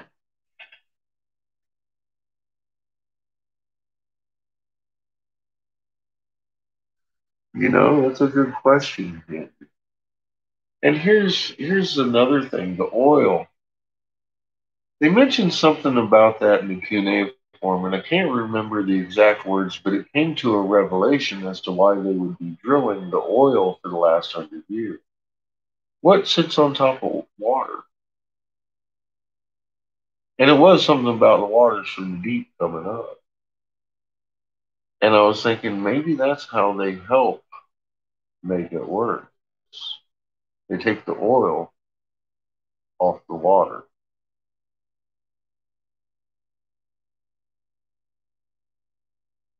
Because oil floats on water, and oil is also thicker than water. And it's going to stay in those cracks more so than the water until the water's put under some pressure or some shit or released. Why are all the oil wells sitting on fault lines? you know, it's definitely an abiotic process that's required for that purpose. Number one, I'm believing in lubricating the faults, making the quakes less on a normal scale than what they would be if you didn't have that lubrication on the fault. It's designed there. So why would we be taking the juice out of Mother Earth's joints to make our cars run when we can run it on a magnet? So we need to stop that. And I think that might be actually how they aggravate the actual process of the water coming from the deep. That's something that I can't escape from like saying again because it keeps coming to me. I don't know where it's coming from in my head. It's just something I keep putting two and two together with, and it's like, is that seriously? Is that how they're dating this? Is that how they're gonna make it worse? Because they're wanting to uncap the fucking waters in the deep, and that's why they've been drilling like hell for 100 years now. Because in the scope of things, we've only got a small effect on a planet, and it takes them a long. You're looking at huge reservoirs.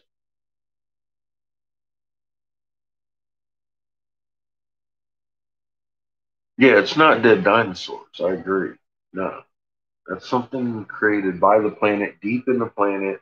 It might have something to do with the vegetation and the actual matter. Yeah, okay, in a process, but the process happens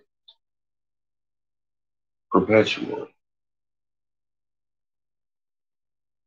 like the bed of a forest. You know, there's it's something more than what we're being told. It's definitely not dinosaur juice.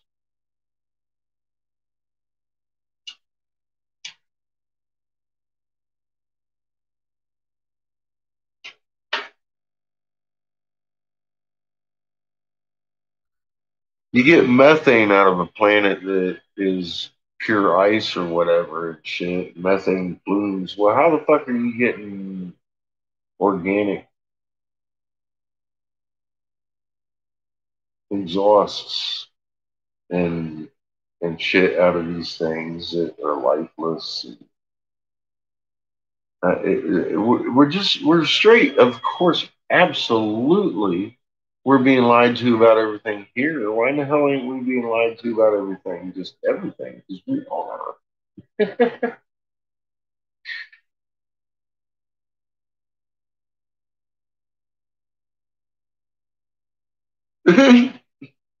Get off my vulva. What's up, Exile? Oh, I misread that. Shit.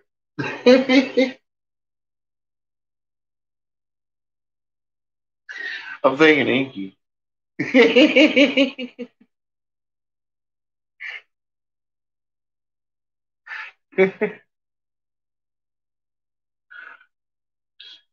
Oh my god.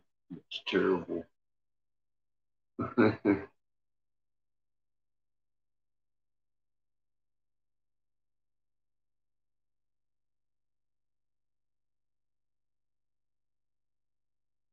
So how are you this evening, Exile?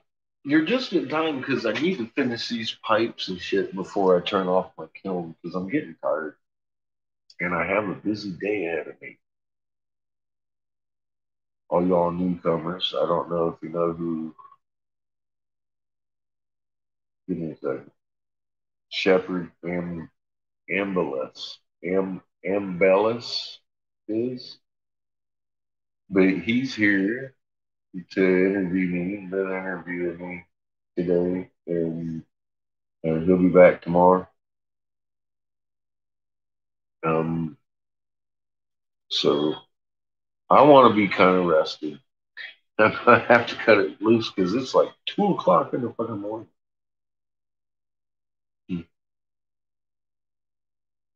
But he wanted to get footage of me blowing glass, so we started the session, of course, with him here, which you can catch 5.5 hours ago.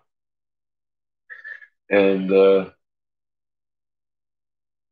it was fun. And I never finished the pieces that I even got started, so we're going to have to do that. I've got CBS. Well, see, I worked with Terry Gilliam when, fuck, man. Well, in 93, 12 months, Philadelphia. He personally fought to get me into the fucking IATSE union in Philadelphia because he wasn't about to let me leave his set. And they didn't like it because I wasn't in the union and I was a non-union worker and they were throwing contracts at him and he's like, look, we're gonna fucking scrap this over one guy. How about you let him in your union? And they did. I had to pay dues and shit. And I got threatened by a blanket party by my union rep and shit. Because I picked up a piece of plywood and put it in Bob LaPrell's fucking truck at lunch and took work away from one of my workers. And see, that was the third strike because I was operating a saw at one point, a table saw, and my shit was deep in sawdust. It was fucking ridiculous. And the guy that was in charge of fucking sweeping up the fucking shops over there talking with the fucking shop guy, I went over, grabbed the fucking broom, swept the goddamn sawdust, and went back to work. So I took a job away from, I'm overqualified for that job. And I took a job away from my union brother. I'm sure you union folks understand that and will probably hate me for saying these words.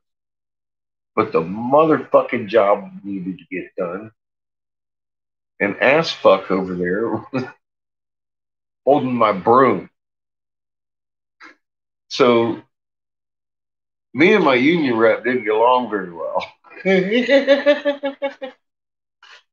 And the bitch literally threatened me with a fucking blanket party. Now, I'm ex-Navy. I know all about fucking blanket parties. I've helped give one. Just one. He had to come.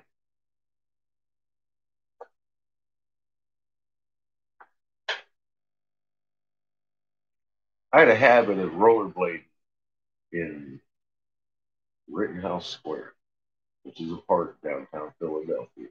She lived in that little fucking building there. And I used to watch her get home every day, and she didn't know that. I did. I did a fucking backflip pirouette, landed it. Boom! Oh, I'm sorry. How you doing today? And skated off. You ever see a lady fucking go cross-eyed, fucking shit herself right there in fucking public and just fucking roll with a straight face? Fucking blanket party my ass, bitch. I will eat your fucking face right here in Rittenhouse Square. Oh boy. So the rest of the film went by without threats. It was a fun time in Philly. I used to love that city. I really did too. That was a younger me. I was a lot cockier than I am now.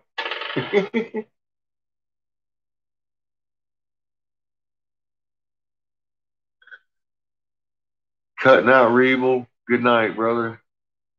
As always, I'm glad to see you around.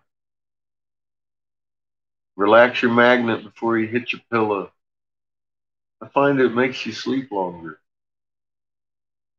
And you feel better when you wake up. I don't know. A little bit. Put a little governor on my pistol, though. Got a little rust on my barrel.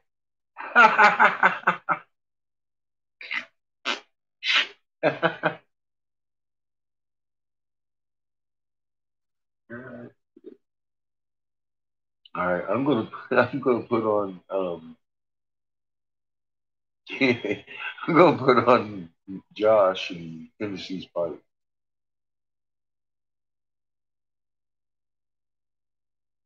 Good night, Reed. Much love, brother.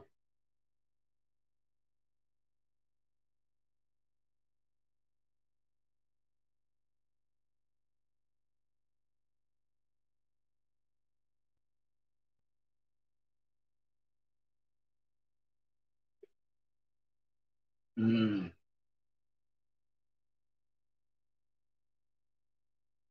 Yeah, like I said, if Mama's telling you to worry about something, you might want to think about your location.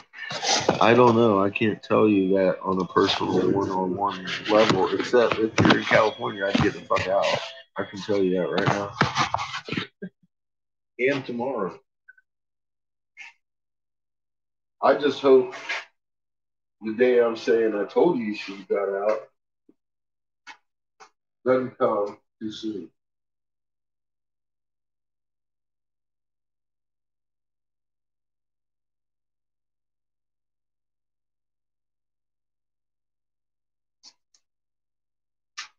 Because the shoulda, woulda, coulda kind of suck in the same. He's like, damn it, you shoulda, woulda, coulda. I told you, got there. And I've said that a lot.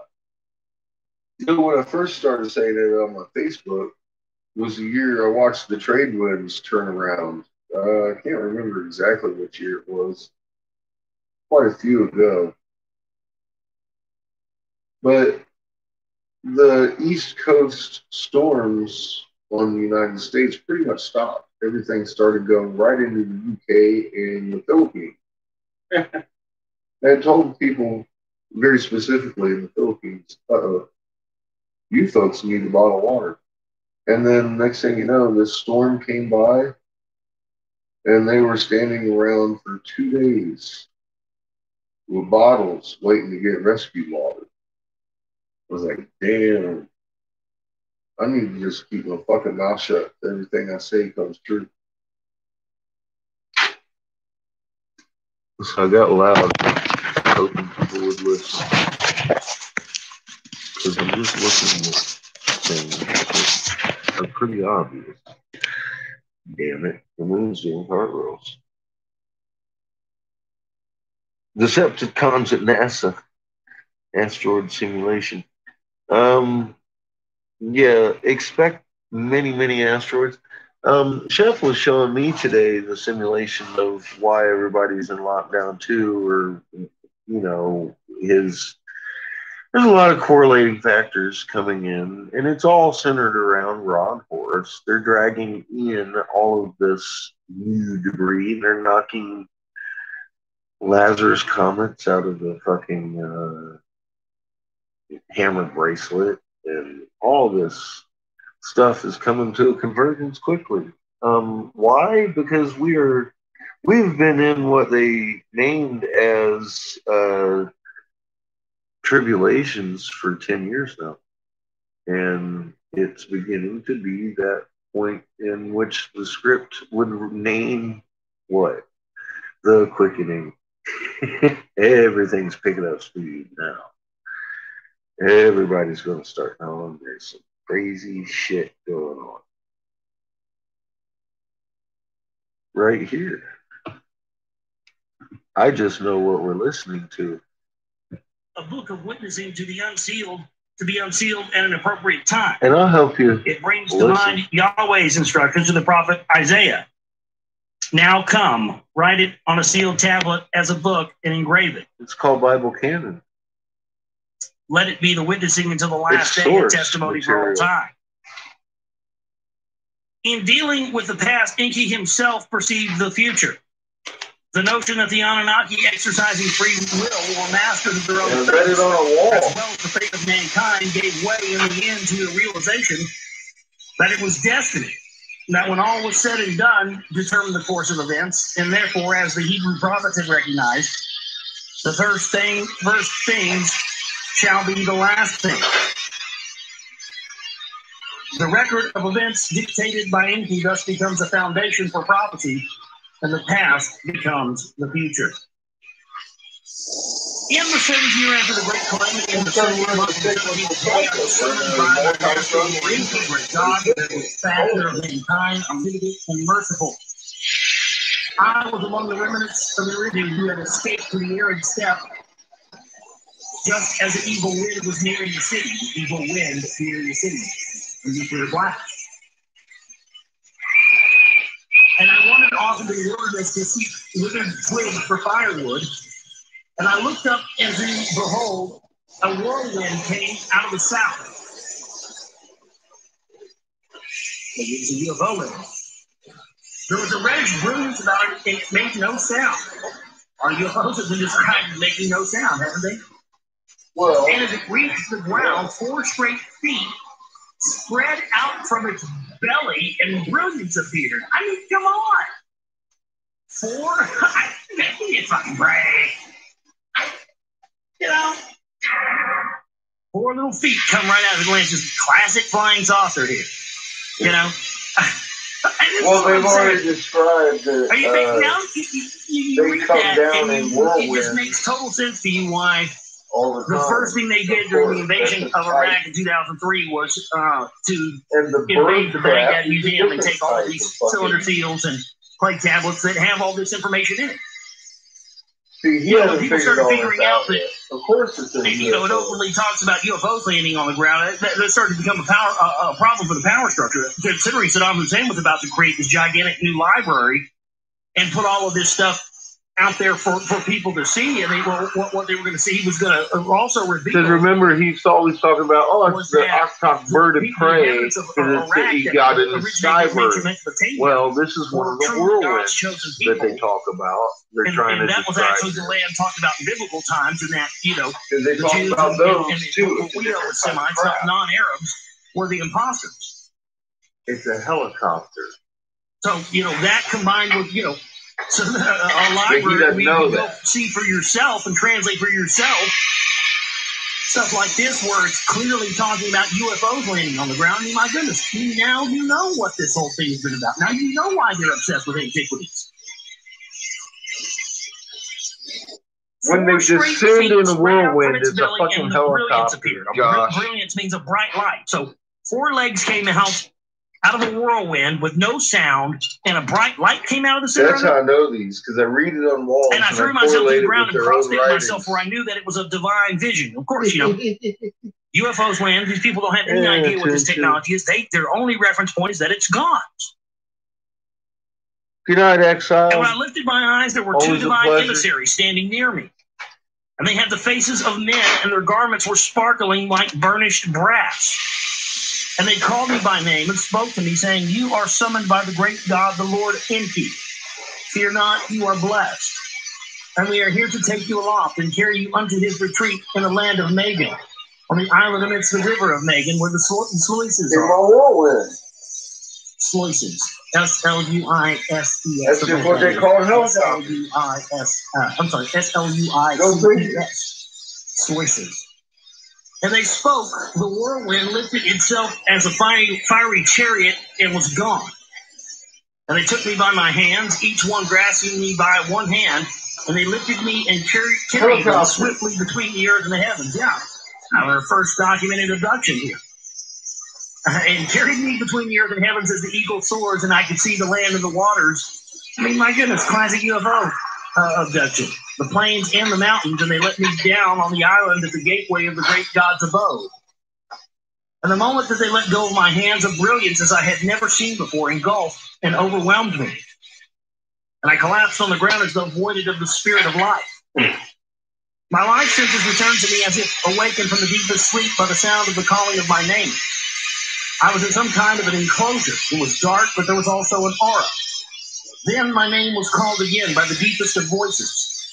And although I could hear it, I could not tell whence the voice came, nor can I see whoever it was that spoke. And I said, "Here I am." Then the voice said to me, "There's your double helix in Dubsar, offspring of Adapa, I have chosen you to be my scribe, that you write down my words on the tablets." And all at once there appeared a glowing in one part of the enclosure. And I saw a place arranged like a scribal workplace, a scribe's table, and a scribe's stool. And there were finely shaped stones upon the table, but I saw no clay tablets nor containers of wet clay. And there lay upon the table only one stylus, and it glistened in the glowing as no reed stylus ever did. That was a computer. Shit, he left his big here. He scribed it on a computer, yeah. And the voice spoke up again, saying, "In Dubsar, son of Eridu city, my faithful servant, I am your Lord Enki. I have summoned you to write down my words, for I am much distraught by what has befallen mankind by the great calamity. Mm-hmm. It is my wish to record the true course of the events.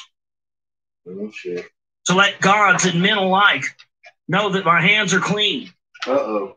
Not since the great deluge had such a calamity befallen the earth and the gods and the earthlings. But the great deluge was destined to happen. Not so the great calamity. This one, 7 years ago, need not have happened. It could have been prevented, and I, Enki, did all I could to prevent it. Alas, I failed. And was it fate or was it destiny? In the future shall it be judged, for at the end of days a day of judgment there shall be. On that day the earth shall quake, and the river shall change course. And there shall be darkness at noon, and a fire in the heavens in the night. The day of the returning celestial God will it be. And who shall survive, and who would perish?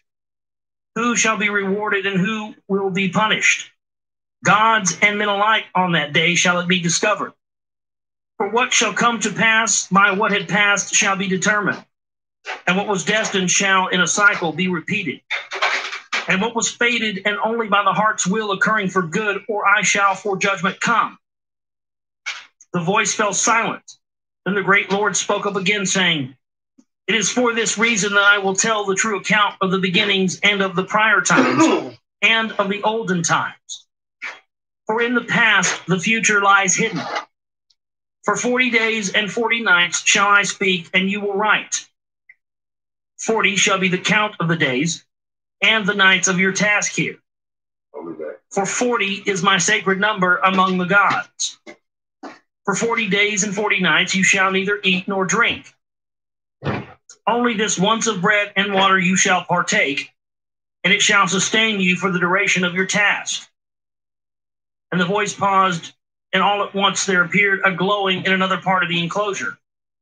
And I saw a table, and upon it a plate and a cup. And I rose up there too, and there was bread on the plate and water in the cup. And the voice of the great Lord Enki spoke up again, saying, In Dubsar, eat the bread and drink the water, and be sustained for 40 days and 40 nights. And I did as directed. And therefore the voice directed me to sit myself at the scribal table, and the glowing there intensified. I could see neither door nor aperture where I was, yet the glowing was as strong as the midday sun. And the voice said, In Dubsar, the scribe, what do you see? And I looked, and I saw the glowing rate upon the table, and the stones, and the stylus. And I said, I see stone tablets. And their hue is blue, as pure as the sky. And I see a stylus, as I have never seen before. Its stem unlike any reed, and its tip like an eagle's talon. And the voice said, These are the tablets upon which you shall inscribe my words. By my wish they have been cut of the finest lapis lazuli, each with 2 smooth faces provided. And the stylus you see is a god's handiwork, its handle made of electrum, and its tip of divine crystal. It shall firmly fit in your hand, and what you shall engrave with it shall be as easy as marking upon wet clay. In 2 columns you shall inscribe the front face. You're In 2 columns you describing shall a inscribe fucking the back computer of and each stone tablet. stylus. Do not deviate from Or my iPad. words and utterances. And there was a pausing, and I touched one of the stones, and the surface thereof felt like a smooth skin, soft to the touch. And I picked up the holy stylus, and it felt like a feather in my hand. And then the great god Enki began to speak. And I began to write down his words exactly as he had spoken them. At times his voice was strong, at times almost a whisper. At times there was a joy or pride in his voice. At times pain or agony. And as one tablet was inscribed on all its faces, I took another to continue. And when the final words were spoken, the great god paused, and I could hear a great sigh. And he said, In Dubsar, my servant, for 40 days and 40 nights you have faithfully recorded my words. Your task here is completed. Now take hold of another tablet, and on it you shall write your own attestation. And at the end thereof, as a witness, mark it with your seal, and take the tablet and put it together with those other tablets in the divine chest, where at a designated time chosen ones shall come hither. And they shall find the chest and the tablets. And they shall learn all that I have dictated to you, and that true account of the beginnings and the prior times and the olden times, and the great calamity shall henceforth be known as the words of the Lord Enki. And it shall be a book of witnessing of the past, and a book of foretelling the future. For the future in the past lies, and the first things shall also be the last things. Let's pause this.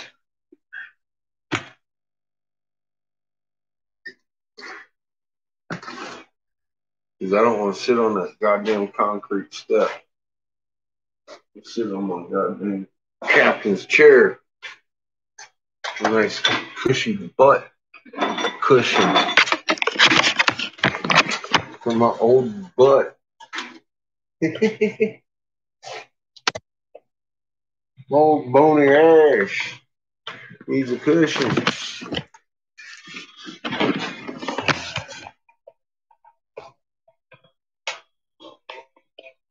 Oh shit.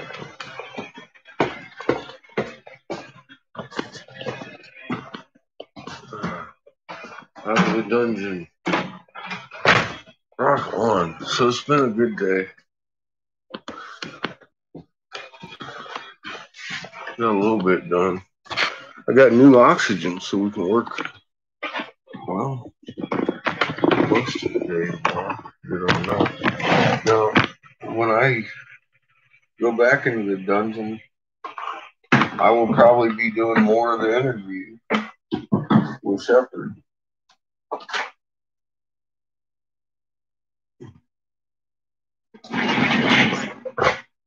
And Bellis. Shepard and Bellis is how you pronounce it. So there will be more of him tomorrow. Doing his thing around me. And he said for tomorrow we're probably just going to do mostly interview.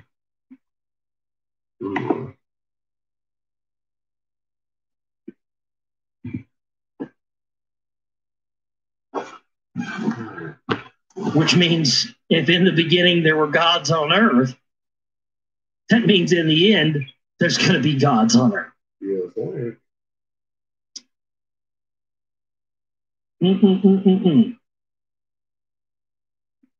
And there was a pause. Okay. And I took the tablets and I put... As I'm saying this, I'm reading. He was beeping me and talking about, I need you to blow a little more glass tomorrow. You bet.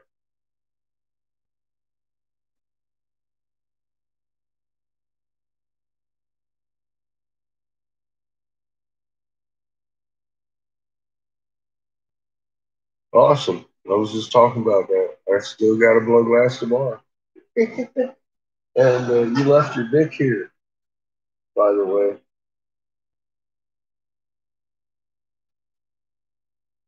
So apparently we will be blowing glass with Shepard tomorrow.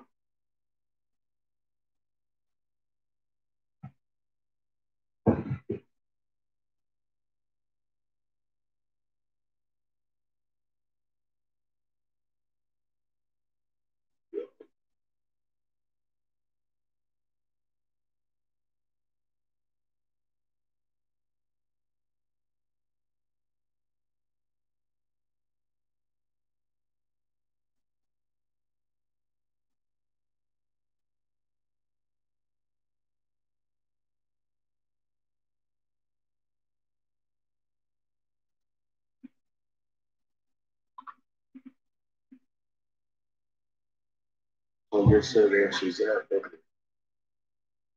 It's cool. Cool beans. Put them one by one in their correct order in the chest. And the chest was made of acacia wood, and it was inlaid with gold on the outside. Sounds like what is Josh reading? Josh is reading and the voice. The End of Days.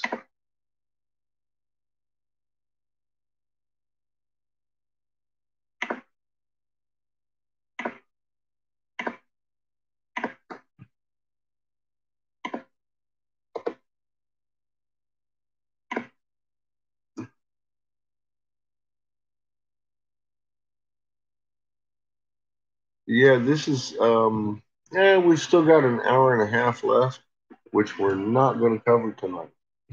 I can promise you that. I have to sleep. Because, like I said, I'm here for this guy this whole weekend. I've still got a shower to take. I'm going to let y'all listen to it while I'm in the shower. But yeah, he's a director, and he's producing this one, directing it, and shooting it, filming it. Of my Lord said, now, shit. Close it. So I want to be awake when he wants to do some more interview. And I got to wear my same shirt. But I am still taking a fucking shower tonight. I'll tell you that.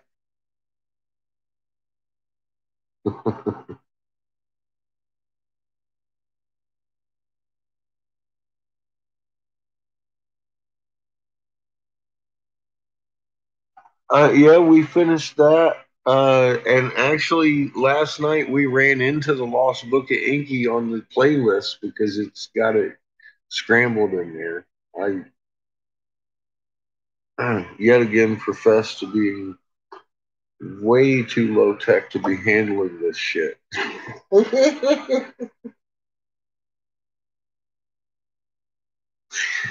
Oh, fuck. I just do what I can. Yeah, we did. We listened to like a couple of chapters out of the damn Lost Book of Iggy last night too, and I thought we were doing the end of days, but I was totally sleeping at the wheel. We had listened to all but the last video of the 12 of the end of days, and it shuffled it all the way down through most of Sitchin's Lost Book of Iggy. So we just went on and on.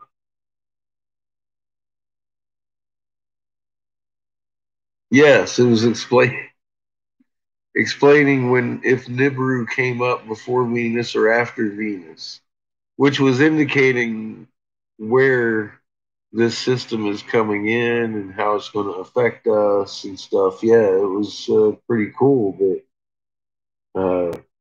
how do you recognize the system coming in? Because obviously, I was looking for it, and I couldn't see it visually until recently. You know, the last few years have been getting better and better at revealing these things coming in too. And there's a lot more than one planet. That's for damn sure. Like, oh, fuck. It's a little bit, we've been told creation is kind of like this little tiny thing. And I'll tell you what, our solar system is a little tiny thing. But just compare that with like how we've been told the Neveru system is just this little tiny thing. Yeah, it's not. And it's not about the only reason they accentuate Neveru or planet heaven simultaneously equal. It's because that's the one they come from.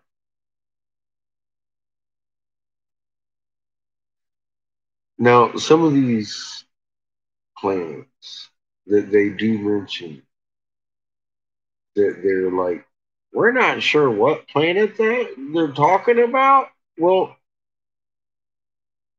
has anybody ever thought maybe it's another planet in their locality of the system that they're talking about? It might not be one of the 9 that we know. You know, these are some of the things that are starting to become the only questions left I have of the cuneiform is, are some of these planets the names of some of the planets that come along with the system? I don't know. Or are they names for some of the planets that are in this system that we just don't call them by that or anything close to it? I don't know. Again, I really don't have those answers.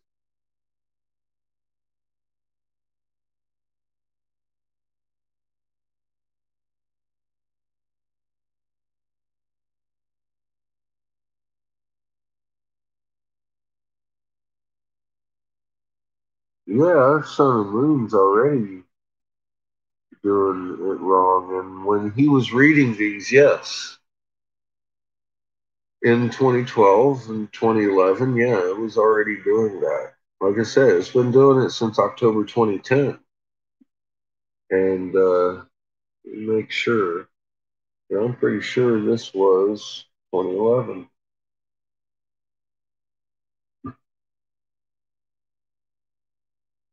Yep.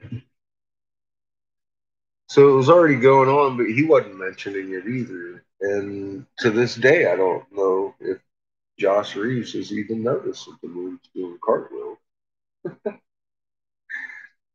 it sure as fuck is. And it has been for a while. And here's another thing. It's not just the confounded moon. If you look at the actual Hopi prophecy, it talks about how the blue Kachina dances with us in the plaza. And then the next step is the blue Kachina will reveal itself. Well, if holding us on our side, making the entire fucking sky roll, isn't dancing with us in the plaza, I don't know what is. I think the dance is almost over. And Blue is fixing to reveal himself. The rolling back of the veil. What is the veil? It's the Cherenkov radiation. The magnet pressure is going to be released. The high charge ions, the natural planet camouflage that these planets are purposely making for themselves is going to go away. And we're going to see just exactly how many fucking bodies are around us. And how big they are. See, all these fucking tales and all these freaking legends all of a sudden start really holding an awful lot of meaning that you can put a fucking finger on and be like, oh, now I know what they were trying to tell us.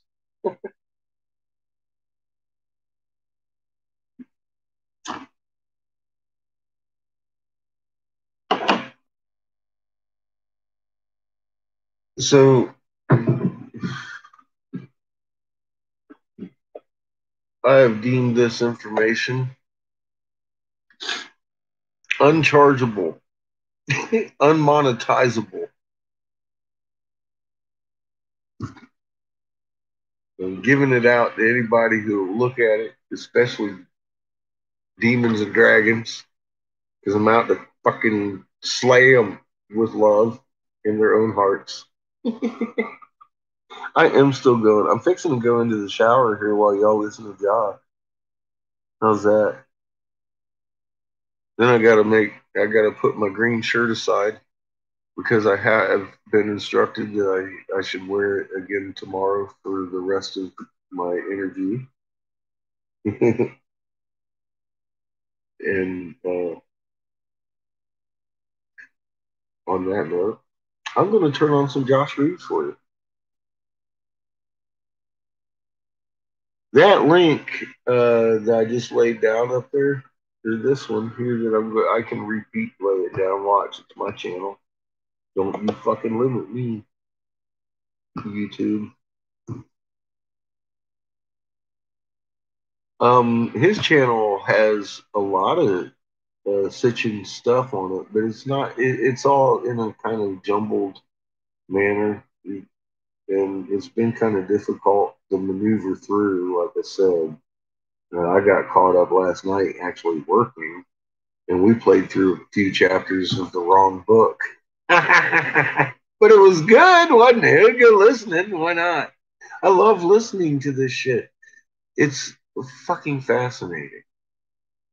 I read the Bible more than I've heard the Bible canon, so I mean, why would I be bored with it yet? I'm not. I'm ready to listen to it another dozen times. I just want to finish the Lost Book or the End of Days because it's really a good one too. Mr. fucking Green Jeans. Get the fuck out of here with you, Mr. Green Jeans. Cat and kangaroo. Oh my God. Yeah, I'm the green shirt. It's Mike's shirt. It's my landlord's shirt. I got it from him while I was at his place working for him, helping him fix up his home. So he gave me the shirt off his back. That's the kind of landlord I got.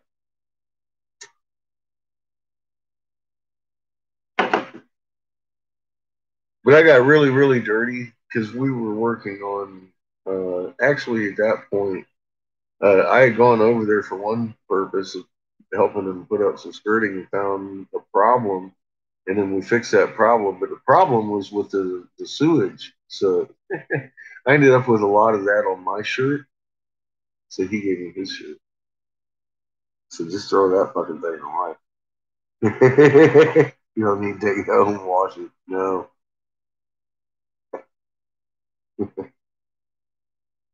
That's good shit. Well, hell yeah, I like being made laugh too. That's some spontaneous shit. Cat came through. I didn't think anybody else remembered him. That's some good shit. That's some good shit. I used to watch Captain Kangaroo all the time. That Speed Racer, fucking Captain Kangaroo is Speed Racer on with Captain Kangaroo and shit. And man, that would start out my day. Then I'd be ready to just go take on the world. Captain Kangaroo made everything all right. That's some good shit. That's they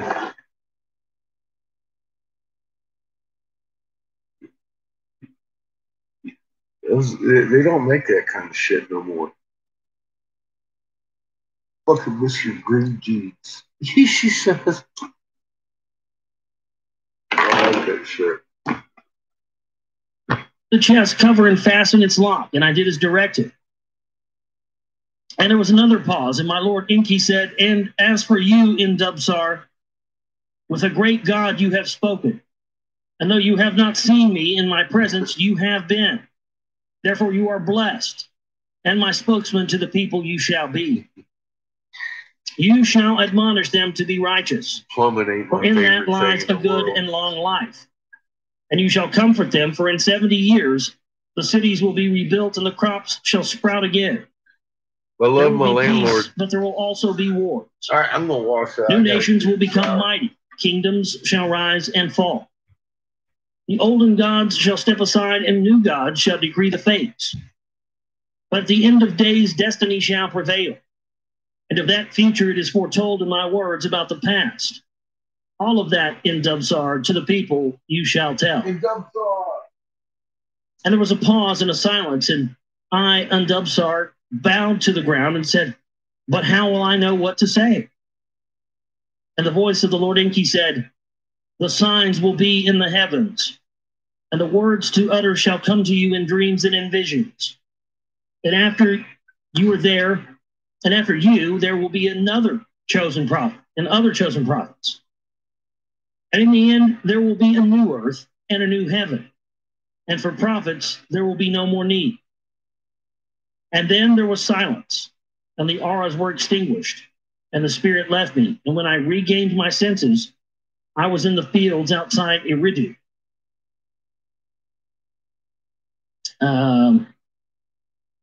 So there you go. There's the end of that. Now we're moving on here. The words of Lord Inky, synopsis of the first tablet, lamentation over the desolation of Sumir. We're going to continue in our reading from the Lost Book of Inky. Interesting stuff here, and especially interesting to sort of. That's why I wanted to follow up the Gods of Eden that we read with William Bramley with this one.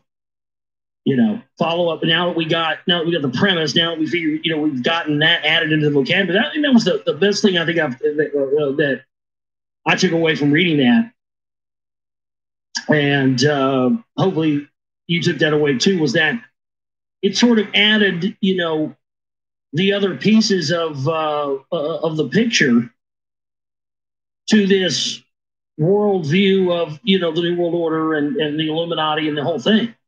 It did for me. When I think that now that since we've done that, now reading, actually stuff that's, from the Sumerian tablets and whatnot is highly interesting. So we're going to jump back into that. TheGlobalReality.com. That's www.theglobalreality.com. That is my website where this broadcast originates from. And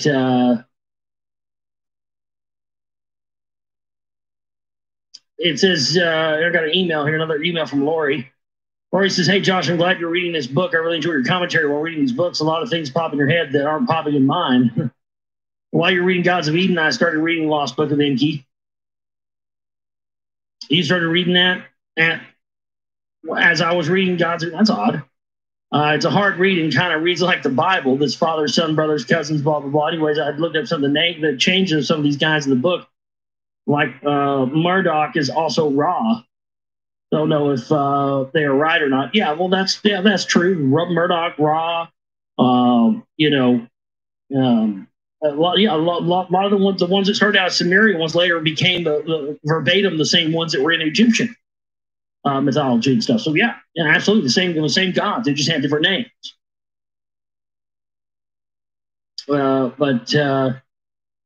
Anyway, there you go. So thanks so much, Lori, for that.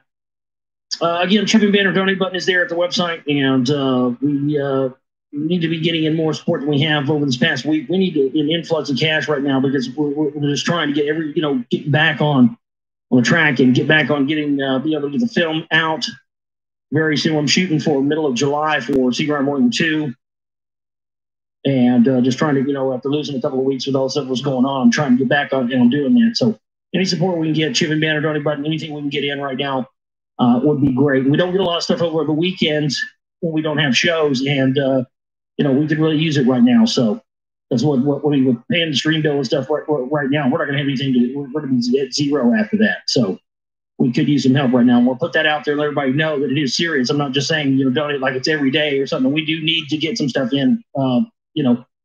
If you're hearing this on a rebroadcast or something, then please donate if you can. All right. Synopsis of the first tablet, lamentation over the desolation of Sumer. How the gods fled their cities as the nuclear cloud spread. The debates in the council of the gods, the fateful decision to unleash their weapons of terror.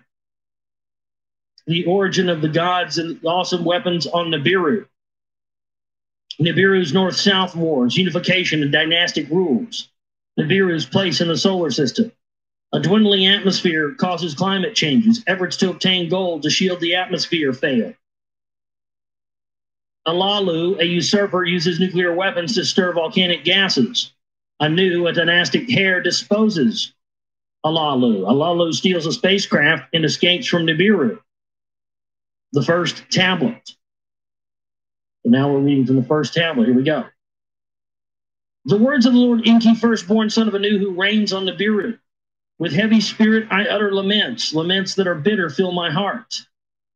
How smitten is the land, its people delivered to the evil wind, its stables abandoned, its sheepfolds empty. Yeah, it was Sumer was reduced to dust. That's why the Sumerians just disappeared. They got wiped out by a nuclear war.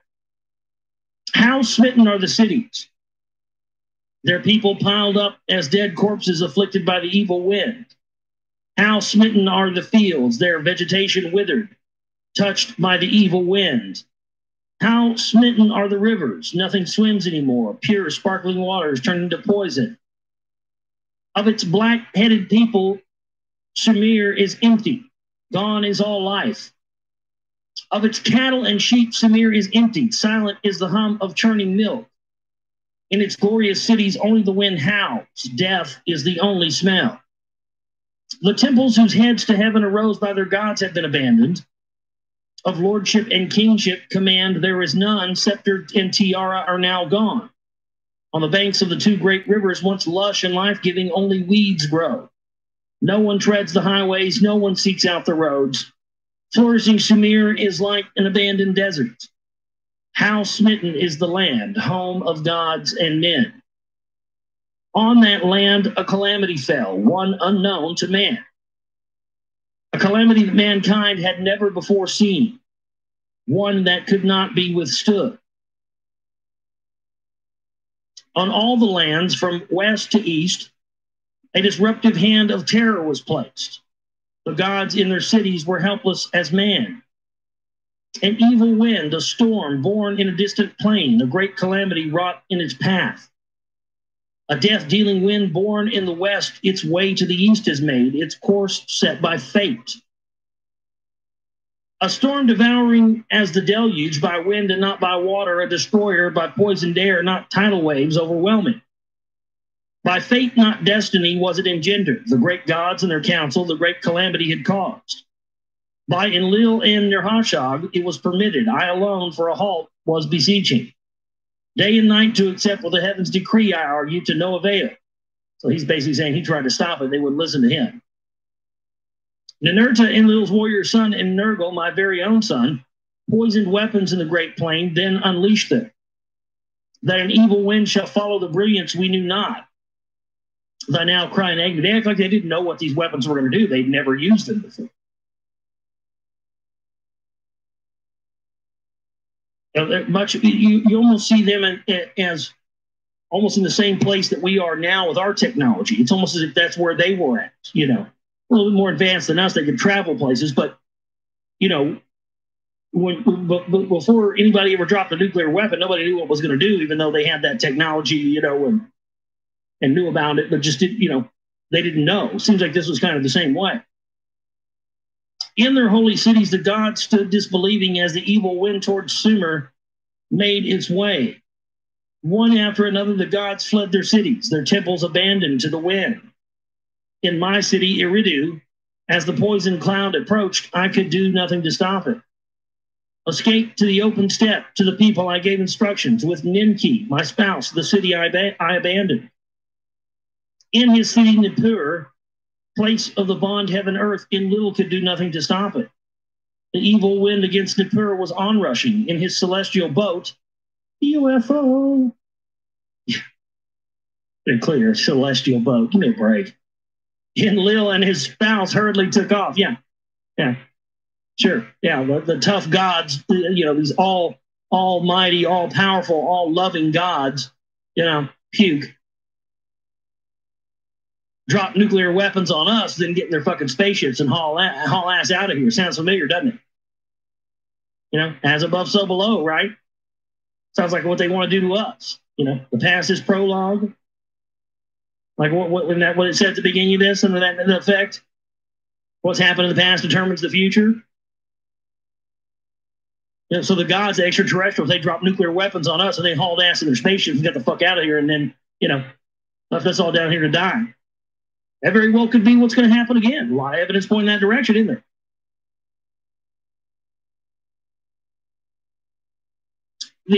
In Sumer's city of kingship, Nanar to his father Enlil for help cried. In the place of the temple that to the heaven in 7 steps rises, Nanar, the hand of fate, refused to heed. My father who begot me, great God who to had granted kingship, turn the evil wind away, Nanar pleaded. Great God who decrees the fates, let and its people be spared. Your praises to continue. Nanar appealed. Enlil answered his son, Nanar, noble son, your wondrous city kingship was granted. Eternal reign, it was not granted. Take hold of your spouse, Ningal, flee the city. Even I who decree fates, its destiny, I cannot bend. Thus did Enlil, my brother, speak. Alas, alas, not a destiny it was. A calamity none greater since the deluge, gods and earthlings has befallen. Alas, not a destiny it was. The great deluge was destined to happen. The great calamity of the death-dealing storm was not. So they're saying that, you know, again, really reinforcing that idea that the great deluge, the great flood, was destined to happen, but the death-dealing storm was not. Well, what makes that interesting is that historically people are often confused because there was more than one great flood on this planet. There's more than one great deluge. And the reason that we know that is true scientifically is, again, because of that layer of pre-flood ash. So according to this, we have the great deluge. We have this great calamity of nuclear weapons unleashed, which, again, you know, all across the earth, deep underground, there's a layer of pre-deluge, pre-flood ash. So according to this, we had a great deluge. We have the nuclear decimation of Earth, reducing it to ash. Then we had another flood after that at some point. And that's proven because it's proven that there was a flood after this event that caused the Earth to be reduced to ashes. That's very interesting. And, you see that reference that there was more than one flood. You hear that talked about. By the breach of a vow, by a council decision, it was caused. By weapons of terror was it created. By a decision, not destiny, were the poisoned weapons unleashed. By deliberation was the lot cast. So they're saying that this was done with, impunity. This was done on purpose. There was no accident that these nuclear weapons were deployed. Against Marduk, my firstborn, did the two sons destruction direct. Vengeance was in their hearts. Ascendancy is not Marduk's to grasp. And Lil's firstborn shouted, with weapons I shall oppose him, Ninurta said. Of people he raised an army, vividly as Earth's navel to declare, Nergal, Marduk's brother, so shouted. In the council of the great gods, words of venom were spread. Day and night I raised my opposing voice. Peace I counseled, deploring haste. For the second time, the people have raised his heavenly image. Why does opposing continue? I asked in pleading. Have all the instruments been checked? Did not the era of Marduk in the heavens arrive? I once more inquired. Ningish Zeta, my very son, other signs of heaven sighted. His heart, I knew, Marduk's injustice to him could not forget. Ninartu and Lil on Earthborn was unrelenting too. Marduk, my temple in the North City, his own abode made, so he said. Ishkur and Lil's youngest son demanded punishment. In my lands to whore after him the people he made, he said. Utu, son of Ninar, Marduk's son Nabu, his wrath directed. And this goes on, and this is like on and on. This is like an argument. I'm gonna fuck you up. No, I'm gonna fuck you up. I'm gonna fuck you up. No, I'm gonna fuck you up. On, pissing contest, essentially. Nergal, lord of the lower domain, ferociously was demanding, let the olden weapons of terror for obliteration be used. The olden weapons of terror for obliteration, meaning that those were, something from the weapons of the past of this civilization. Kind of like what we see people in the future will see nuclear weapons on Earth. Let the olden weapons of terror for obliteration be used. At my own son I gazed in disbelief, for brother against brother the terror weapons have been forsworn. Sounds familiar. Why do we think we're in a constant state of war? That was what Bradley's sort of whole premise for the gods of Eden. Well, there you go. That's all we know. That's what the people who created us, or who we call gods,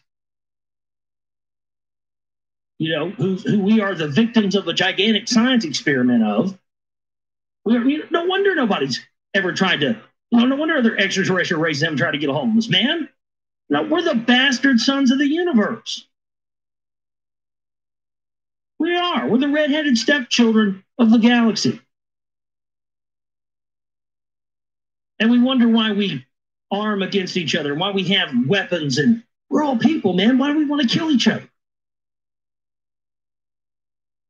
Because the people of the bloodlines who were in positions of power around the globe, from presidents to congressmen to senators to royalty to the crown to all across the board, banking houses, religious institutions, all of these bloodline people are trying to become gods themselves. And to become like their gods, their creators, our creators, to become like them because they feel that because they're of the pure bloodline, that gives them the right to do it. It gives them the right to do everything that their creators did. And if that means endless war and everybody killing each other, then so be it, because that's what they did. For brother against brother, the terror weapons have been forsworn. Instead of consent, there was silence. In the silence, Enlil opened his mouth. Punishment there must be. Like birds without wings, the evildoer shall be. Marduk and Nabu of our heritage are depriving us of our heritage. Let them deprive the place of the celestial chariots.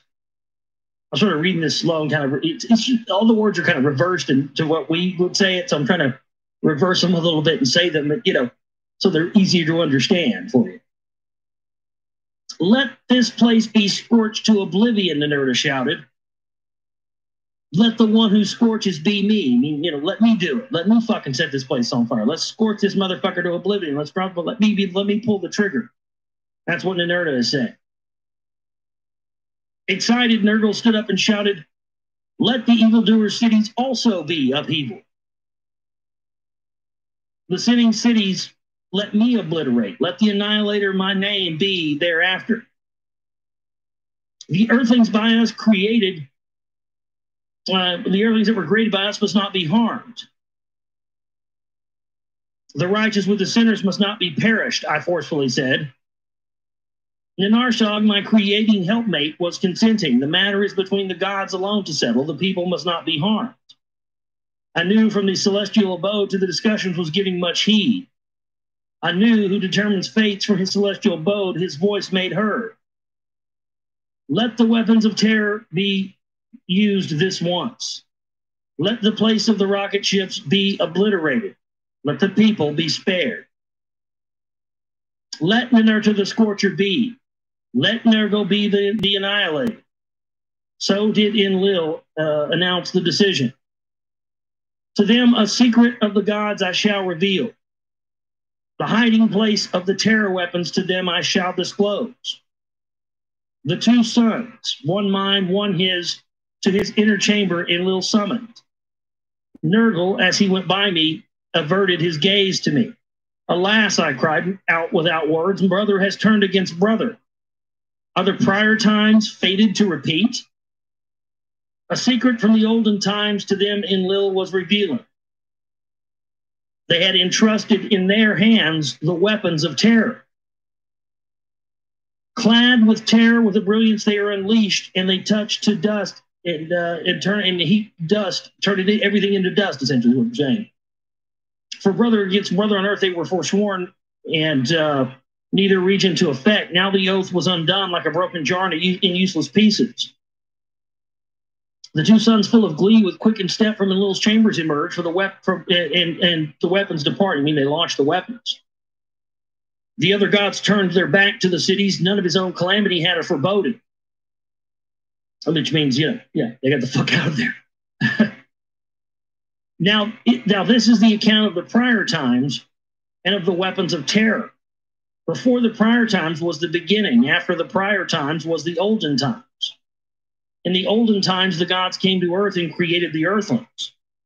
In the prior time, none of the gods were on earth, and the earthlings were not yet fashioned. They were not yet made. In the prior times, the abode of the gods was on their own planet. Nibiru is its name. A great planet, reddish in radiance, around the sun, an elongated circuit Nibiru makes. It has a long orbit, allegedly. For a time in the cold is Nibiru engulfed, for part of its circuit by the sun strongly is it heated. So every time it does a rotation, it gets so close to the Earth that it heats up. But because it's got such a slow orbit, life was able to flourish there, essentially is what they're saying. A thick atmosphere envelops Nibiru by volcanic eruptions. All manner of life this atmosphere sustains, but without the atmosphere, there will only be dying, perishing. In the cold period, the inner heat of Nibiru keeps the planet warm, like a warm coat. In the hot period, it shields Nibiru from the sun's scorching rays. In the midst, I guess, in the springtime, it rains and it holds and releases to lakes and streams, giving rise. Lush vegetation our atmosphere feeds and protects. All manner of life in the waters and on land has been caused to sprout. After eons of time, our own species sprouted, and by our own essence, an eternal seed was used to procreate.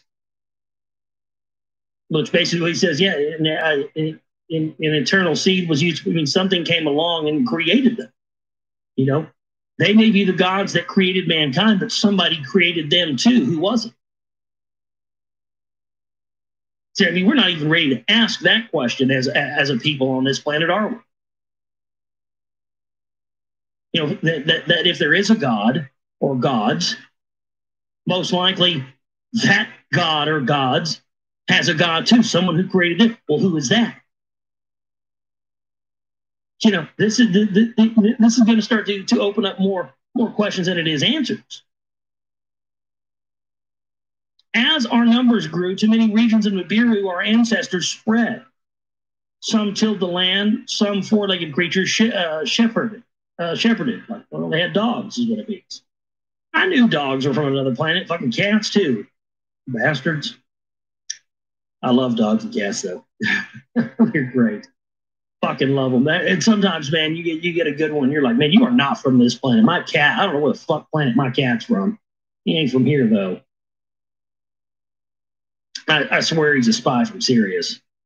Tries to get on computers, gets on people's computers and type shit. It's out of control.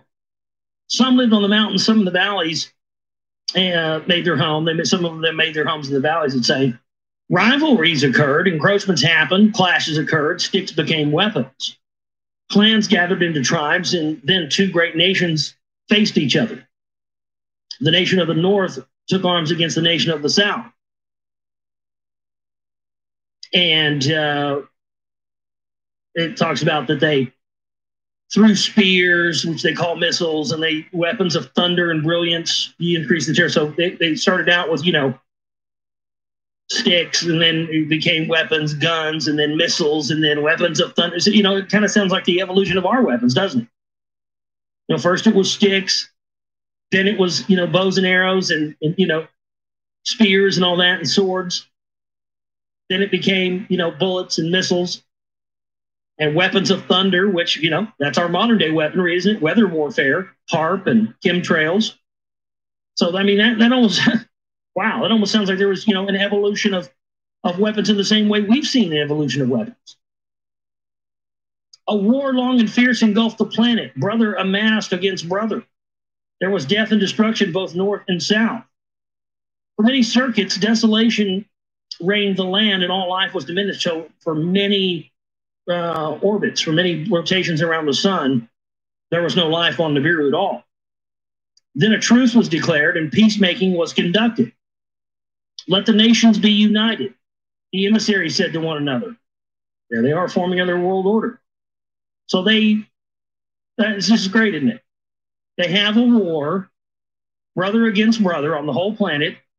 Everybody wipes everybody out except for a few, and then the few that are left form a new world order where everybody's united. Sound familiar? I mean, that's what as above, so below means, folks. That's why they take that so seriously. As in the macrocosm, so in the microcosm.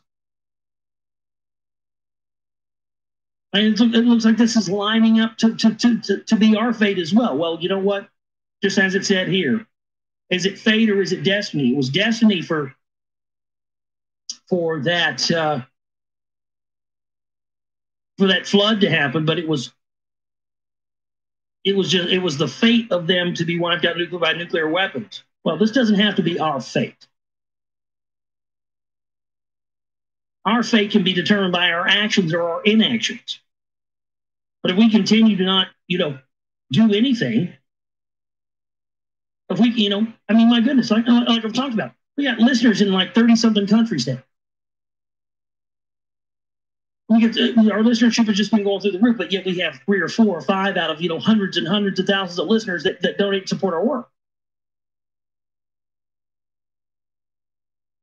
Are we going to choose to do like we've always done and be lazy and assume this is somebody else's problem to handle? Or are we going to step up and change fate? Because if not, then this is what is going to be our fate. If we don't get involved and do something, this is going to be our fate. We are going to set for the same fate that the people of old did. And something tells me the elite want it that way. That's exactly what they're planning.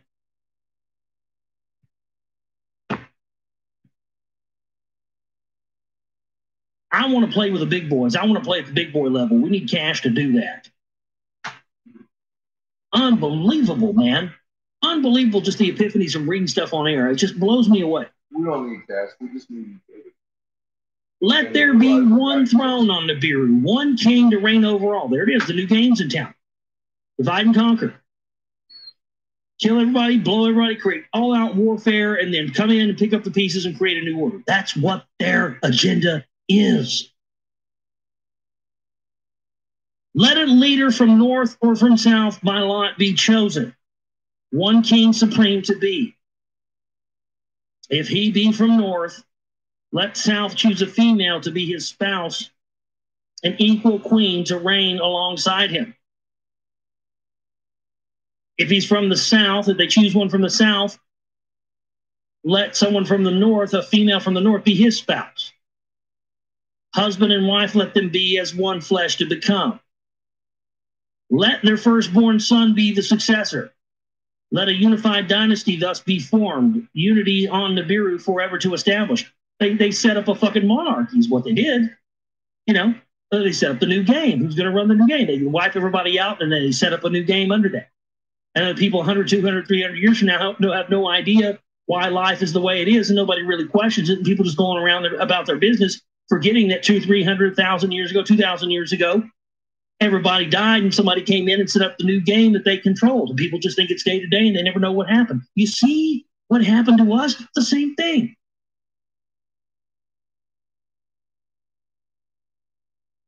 They did it here. They did it on their planet. And then they seeded us with the ability to do it again ourselves. We've gone down the same road they are. You know, you see these, we call them vicious cycles. You know, a father is an alcoholic and a wife beater. And so, you know, and then the son grows up and becomes an alcoholic and a wife beater. And then his son grows up and becomes, and you know, it's a vicious cycle. But all it takes to break that vicious cycle is one person standing up and saying, no more, not me. I'm not going to be the one that continues that vicious cycle. It ends here. Damn straight, it ends right here. And that's what. All right. So the moon is rising. It's like a little grin on the horizon. What we have to do as a people, folks. Rising like a grin on the horizon. It's our only hope. Shouldn't be looking like we have to say, no, we are not going to allow this to play out the way it's played out before. Every person on this planet needs to know this information. We've got to get this out to the people. We got to get this out to the people. People need to know that our destiny is going to be death and destruction and the setting up of a new power structure, resetting the game, resetting the table, starting it all over again. And that's exactly what they want to do because that's what their predecessors did. They're gods, the ones that tinkered on Earth and created us in this whole They're thing. Still here, Josh. See, what I don't understand is but why someone can stand up to this eventually they left and say no stay more. gone because they came back. And by God, there's never been a better time than now. It's got to be us. We have to be the ones that say, no, no, no. This vicious cycle ends here. Mm-hmm. Otherwise, it's going to continue on. And that's exactly what the elite want. And I bet they never counted on the fact we never even identified. But now that we have, it can't be held back anymore. The royal throne into one flesh combined. An unbroken line of kingship established, just like they did on Earth. The first king after peace was made, a warrior of the north he was, a mighty commander. He was true and fair to the people. He was chosen because his degrees were accepted by all of the people. He built a splendid city to live in, and it was called Agade, which meant unity. So see how even the title of the city was United, bringing everything together, bringing together the new order. For his reign, a royal title he was granted, And it was the celestial one. His name was On. And his name On means the celestial one. Mm-hmm. He strong-armed people into reestablishing new laws and regulations on the land. He appointed governors for each land and created restoration and reclamation tasks for the people. Of him in the royal annals, thus it was recorded, On the land's unified peace on Nibiru he restored. He built a new city. The canals he repaired, the moon? provided people to the food, and there was abundance in the lands. For his spouse from the south, a maiden he had chosen for both love and warring, she was known. I did too. On 2 was her royal title. Cute. On 2, T-U, like number 2. She looks like a little grin. And the leader who is On spouse, the given name cleverly did mean, yeah, On 2. Yeah. It even says, oh, it's clever. It was cute that they did that. She bore On 3 sons and no daughters. The firstborn by her named Anki. Anki. You see, like Anu, Na Ki. Now it's just Anki. Now you're starting to see the lineage. Mm-hmm. See this? That's what this is. Yep. That's why he said, this is the preface. This is of the times that came before. Well, that's what we're reading here. This is unbelievable. This is an account. I didn't know this. I wasn't aware of this. Wow. It's mind blowing now that I'm reading this. Now that I figured out what this is. Wow, I've heard it before. This is killer. Very interesting. This is a genealogical record of the generations of people that came before what we know as the Anunnaki. Mm-hmm. This is the record of their lineage and of their lives and of what they did. And the reason this is important to us. This is amazing. I mean, people, say a lot of crap about these, translations and stuff, blah, blah, blah, I think a lot of that's disinfo. I think a lot of people are like, oh, no, those aren't real. Those aren't true, blah, blah. They are. I think people are real scared of this. Because what this is doing is, and that's why it said, what has happened in the past is important to the future, because they're showing what the bloodline lineage, the relatives, ancestors of the Anunnaki who came to Earth and seeded life, they're showing what they did in their lives and how they set things up. Mm-hmm. And by having that access to that knowledge, that's why this was one of the things that Enki wanted mankind to have. This book, he wanted mankind to know, because something in this information was going to be a gift to us to save us from some fate that may be forced upon us by these custodians in the future. So this is unbelievable, man. I mean, this. It's an account of the bloodlines, of the lineage, and it talks about what they did in their times. And this is something we can learn from, especially when we see how this man against man, brother against brother fighting, and then the new order comes in. This information and stuff we are supposed to know, to learn something from it, to keep ourselves from going down the same route that people before us did. That's why this has been hidden from us. That's why they, gone into Iraq, gone into all of the museums and taken all these things. Mm-hmm. They don't want us to get our hands on this, because if we get our hands on this stuff and understand that what happened in the past also may happen in the future, if we don't learn what happened in the past and learn from that, I wish you knew what you were reading. Again, just paradigm shit. It all makes sense to me now. That's what all this shit's about, man. It was just kind of strange just reading this. And as I was reading this, I realized this is a genealogical account. Yep. So that somebody somewhere someday, you and I now, here in 2011, could gain some perspective or some knowledge from this. Hmm. This is what secret societies, the original purpose of secret societies was. And what they did was they took that, corrupted it, and turned it, instead of being secret societies to teach us this, they turned it in, secret societies are there to keep us from learning this. And only their people who are going to play the game their way and not tell people this are going to be initiated. This is the secret of the secret societies, ladies and gentlemen. Right here, you heard it right here on the show. I'm here to tell you right now today. This is it. This is what they've been hiding. This is what they didn't want us to know. And now these genealogical records have more information of the ancestors of the people who came to Earth, the gods who came to Earth. This is what there's something in here, and we're going to find out because we're going to read all this on air. I already found out, Josh. There is something we're supposed to learn here, whatever it is and what it all may be. Yeah, I just don't know, but it's something. Alone on the throne, he was seated. He was supposed to change the spouse twice, but it got postponed. Some of this stuff I'm not going to read verbatim. I'm just going to kind of give you the, kind of just put it into modern day terms. In his reign, concubines were brought into the palace. A son to him was not born. So they brought in bitches for him to bang, essentially. We'll dumb it down for you. The dynasty thus began with the death of Anki, and there was no offspring. The middle son, though not firstborn, was pronounced the legal heir. So fascinating stuff here.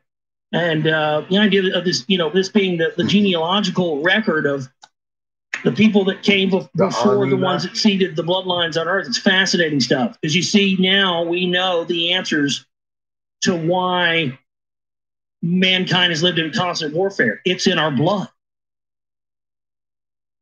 And just like I talked about last night on the show, if you didn't listen to last night's show, go back and listen to it. All the shows this week, I suggest you listen to. 5 shows we got this week. I think all of them been killer. No, jackass, because I'm on fire here. right now. They're still here. Even more now, They're still here. God damn it. But, Josh, I was just talking about last night about, realizing that I thought for the longest time that I wasn't working hard enough or I wasn't. What don't this motherfucker get? He's the one reading this to us. Have they left? Have they just gone and disappeared yet? No. They left. Some of them did. And then the one even came back. He was like, all right. If you go suck my cock, kiss my feet, I'll come back. And it's not just that. The only thing that's holding back me getting my workout to a larger scale is, cash backing. Everything is, you're going to have money to get anything out there now. It's not about talent or anything else. It's about how much money you have to put behind something. But once I realized that, and I realized that, I don't have to kill myself to do it. Trying to kill myself to do this is not the solution. It was not a hindrance. It was not a weapon against me anymore.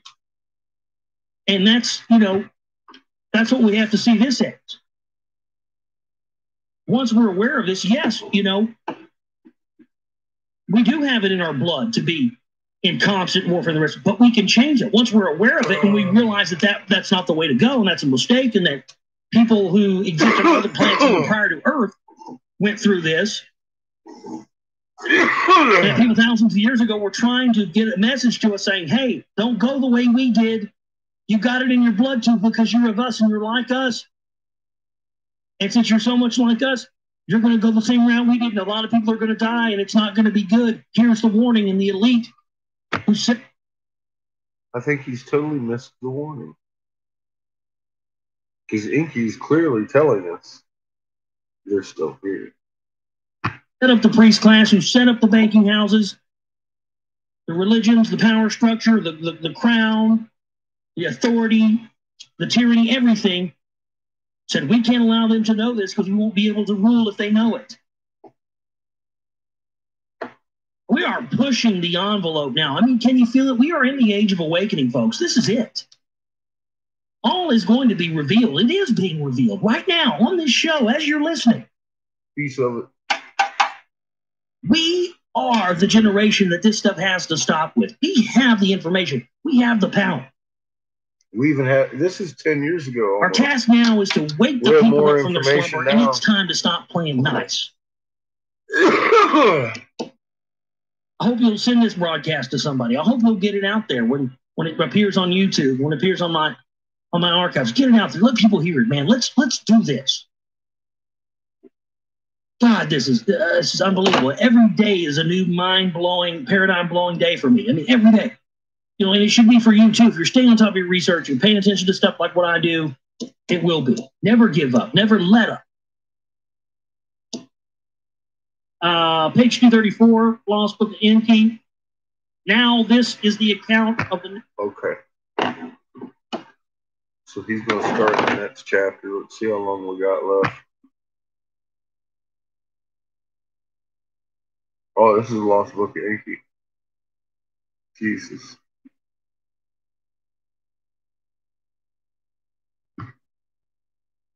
He appears to have envisioned himself.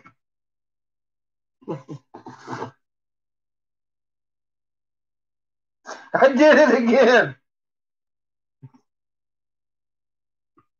Okay. So tomorrow we'll finish listening to the End of Days by Josh Reeves. Because I refused to play it tonight. I kept playing the Lost Book of Enki.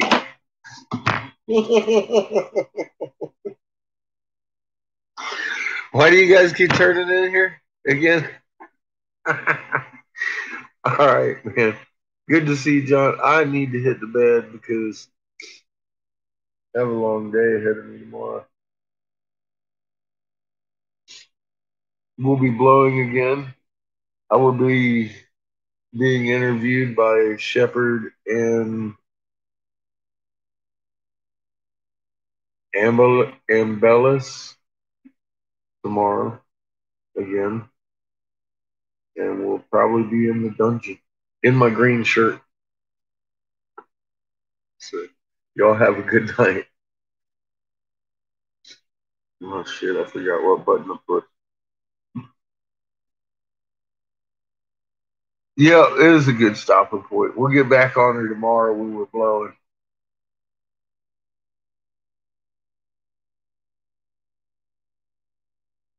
It's rough to sleep in the day.